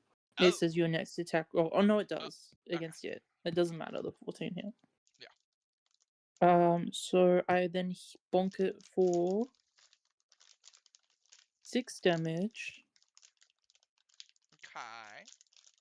and then I used that, and then I also cast on You it. said 6 damage. Yup. And then I also cast on it Divine Smite Okay. as a bonus action. So it would then take, on top of the 6, it would take another 15. 15 damage. Uh-huh. So, Plus 6, so 21. okay. So, you see the guy get hit, cracked in the fucking skull with the mallet, and you see him kind of trying to move his thing, and as your mallet just kind of sitting in his skull, he just starts engulfing in fucking flames as you, like, burn him alive. Nice. Alright, Junni, you're up. Okay, I'm just kind of stay in the background. Seeing as how you guys are kind of, I don't want to hit you guys. I'm just gonna kind of attack from above with a spell. Well, no, I can see him, right? Yeah, you can. Hold up. Okay, cool. That's all I need to know. You're 50 feet away, so as long as your spells work within 50 feet, you're good. Yeah. Okay, that's cool then. All right, I doubt he has the intelligence to go against this, so I'm just gonna hit with a mind sliver again. He has to beat intelligence score 13. Intelligence save of 13.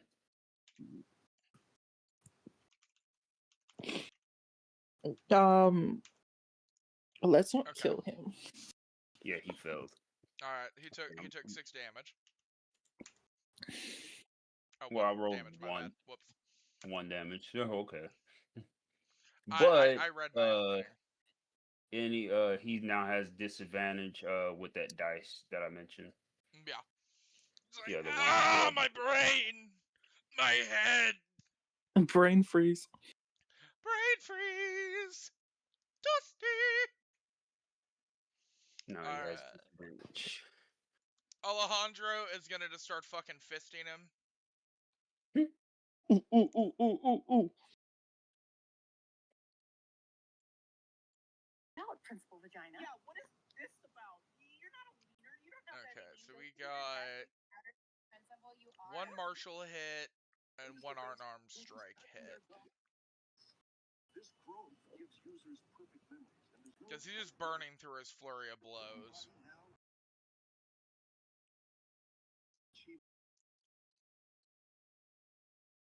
Morty replacing himself with ninja clones. Some are making toilets chant your weight when you sit, and this is their 3rd sci-fi strike this semester. Morty and Summer are officially expelled. Expelled? Can't you just suspend them or something? It's gotten into you two. You're unrecognizable lately. Oh. So, okay, 9 damage. He takes 9 damage from me. Mom gets red when she's angry. Do we have any canola oil? Alright, so Mogus Man, he kind of turns after getting the shit slapped out of him by Alejandro, And seeing that he keeps parrying everything, he's gonna try to hit you, Dawn. Wait, what happened? Huh? Okay. Amogus Man's scared because he keeps seeing Alejandro blocking, so he's kind of scared. So he's gonna try to hit you twice. Rolls a 15 and a 21. The 21 hits. All right, you take 5 damarino. Is it bludgeoning? Si, senor. Then I take minus D4. Ooh, fancy. So I only take 2. Okay. Bitch ass. All right, your turn. You see him kind of sweating when like it hits you, and he kind of reacts like a It's little bit. like how like he hits somewhere it hits is like a like sparks fly off, and there's like a orange shimmer, and it makes like a metal cling sound. You see him start sweating. He's like, It's not even a part that's armored, and yet it's like it hit metal. Yeah, he's fucked. What do you want to do to him on your turn, Dawn? How much health is he on? He's damaged a bit. He has roughly taken I about. want to a third of his health. interrogate him. They mentioned their boss. Can I make like a non-lethal attack? Yeah. I mean, you have a hammer. I mean, you can start beating on him. So I can make a non-lethal attack. Yeah. You just start beating him with a mace. Yeah. Do I have advantage? Because he's like. I'll give it to you for flavor at this point. I mean, Thank you. the encounter is basically done. Like, there's no way he can fight back. Yeah. 4. 4 damage. Mm-hmm. All right. So you kind of crack him over the head. He's like, ah, fuck it, like you see blood like dripping down his face, and he's like,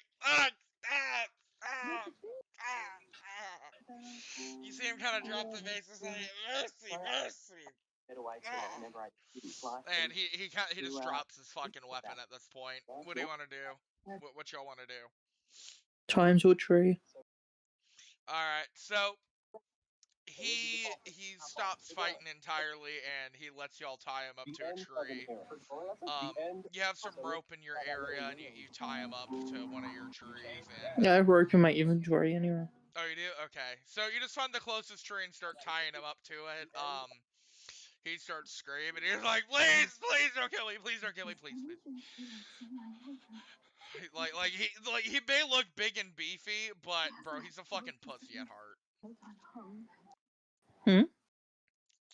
The guy's a pussy at heart, so he's like completely terrified. Okay. You're not gonna Loot kill me, those right? bodies. Loot that motherfucker. Alright, so y'all start searching the pockets. All y'all get are basically some maces and like probably 4 days worth of rations split between the 3 of you. You could loot. There's none of Jin stuff. Who do you mean? What do you mean, Jins? Like Junni's? Yeah, is there any of her shit that she can get back? Not on them, no. They look like they're probably from the same group, but they just were looking like they were looting. Oh wait, no. They would have some of her rations actually. Good point. Probably 3 weeks worth of food on them. Assorted veggies and stuff. He kind of is like, there's a cart, and you know there's he kind of tries to point with his head that's bleeding out, kind of in the corner, and you notice like a little wagon hidden away, and it's got some all of like Junni's like fruits and stuff. At least a good portion of it. It looks like they were one of the last convoys to loot it. Okie doke. So yeah, probably about 3 weeks worth of crops harvested. Good news, at least Junni didn't have to harvest it. You know, it looks like it was from the fields that were picked. You know. I'm gonna give Bodin like a week and a half's worth of it, so like pretty much half of it and stuff, and put it in like you remember that basket I was carrying on my back. Yeah. I'm gonna kind of like reorganize some stuff in that basket and just kind of hand that to him and be like, "There's a week and a half worth of rations just for helping out." Well, veggies and all that other stuff. Did you just want to watch me run again? Or was that enough for you? What? Hi, hello. Oh. He's giving you a week and a half's worth of the veggies and stuff. Oh, thank you. You're welcome. You helped out, so The guy's still like tied up to the tree. Alejandro's just kind of glaring at him, not saying anything. Can I kick him in the nuts, please? Yeah, go for it. I'm gonna kick him square in the nuts. I'll add 1 point of damage to him. Who, Alejandro? Nah, the Amogus man. The Amogus man, yeah.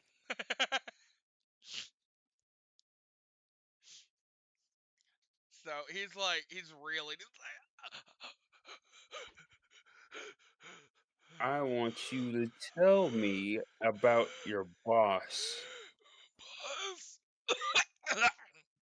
He's like choking over his own spit because he's like wheezing from fucking getting hit in the nuts.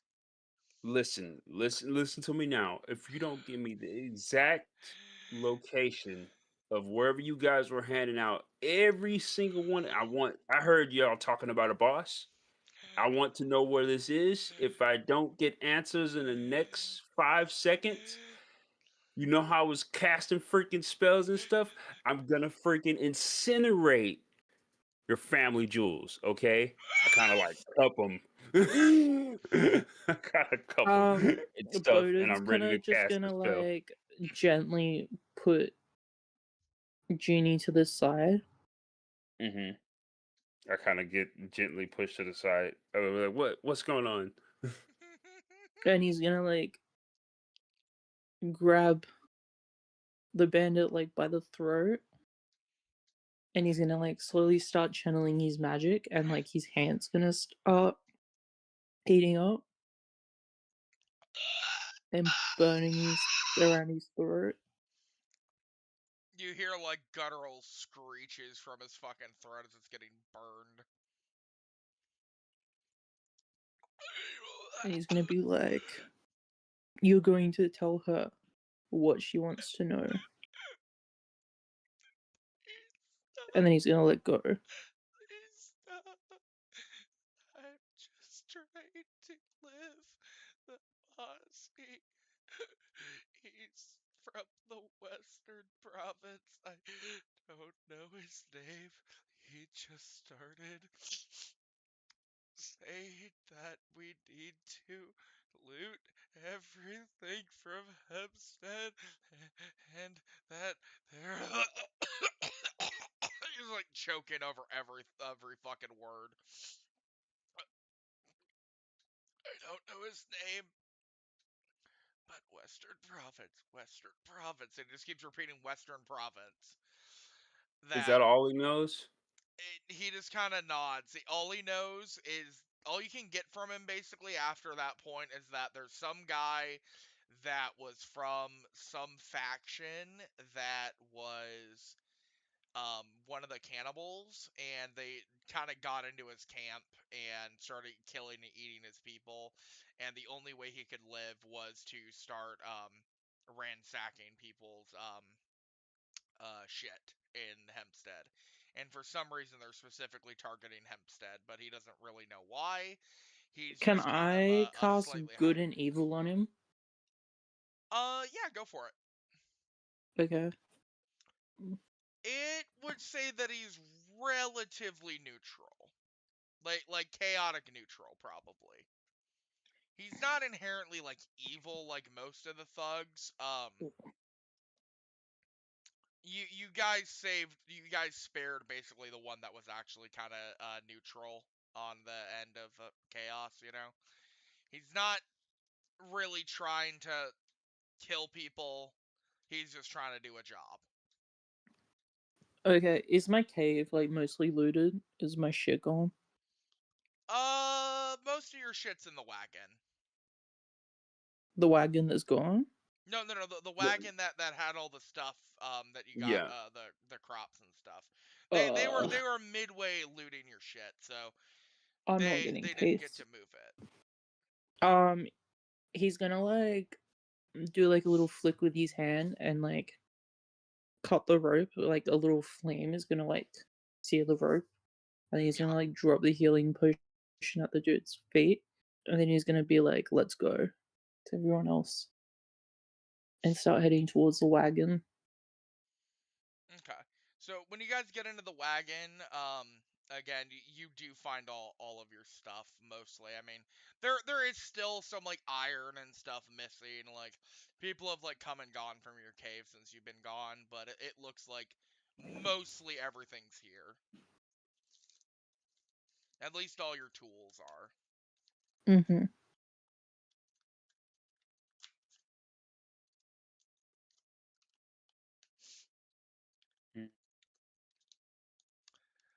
So, what do y'all want to do now? I was so tempted. Have you seen like Lonely Island? Like when the one where he was like, I took it and threw it on the ground and shit. Yeah, I And, love Lonely and Island. then at the end, he was like, I start tasing. They were tasing him Yeah, over and over and shit. tasing That's him what I in was the about to butt. start. I was about to start doing this. Man, I gotta play that now. I want to listen to that. So I guess if you guys want to Fucking keep going, what adult. time is it? It's 11:08. Go to like 12. Got another hour in me if you guys want to keep going. When do you have to do your I appointment? don't have another hour. Yeah, I was gonna say now would be probably a good stopping point. Okay. Because this gives me a Alrighty. good time to prep the next section and start prepping like the Western Province and stuff. Because yeah, now it's gonna have to go into some new lore and stuff, and I'm gonna have to prep that for next week. So now would be a really good time to stop. And yeah. Thank you all for playing. I appreciate it. It was fun. I know it was a bit scuffed at points because I'm a goofball, but I hope you guys enjoyed it. I forgive you. Aw, thank you for forgiving me, Dawn. You're so It was, awesome. it was great. I Fuck had off. Alright, so that's the end of the first session of the Isle of Blood. Thank y'all for checking it out if you have, and if not, see y'all when I see you.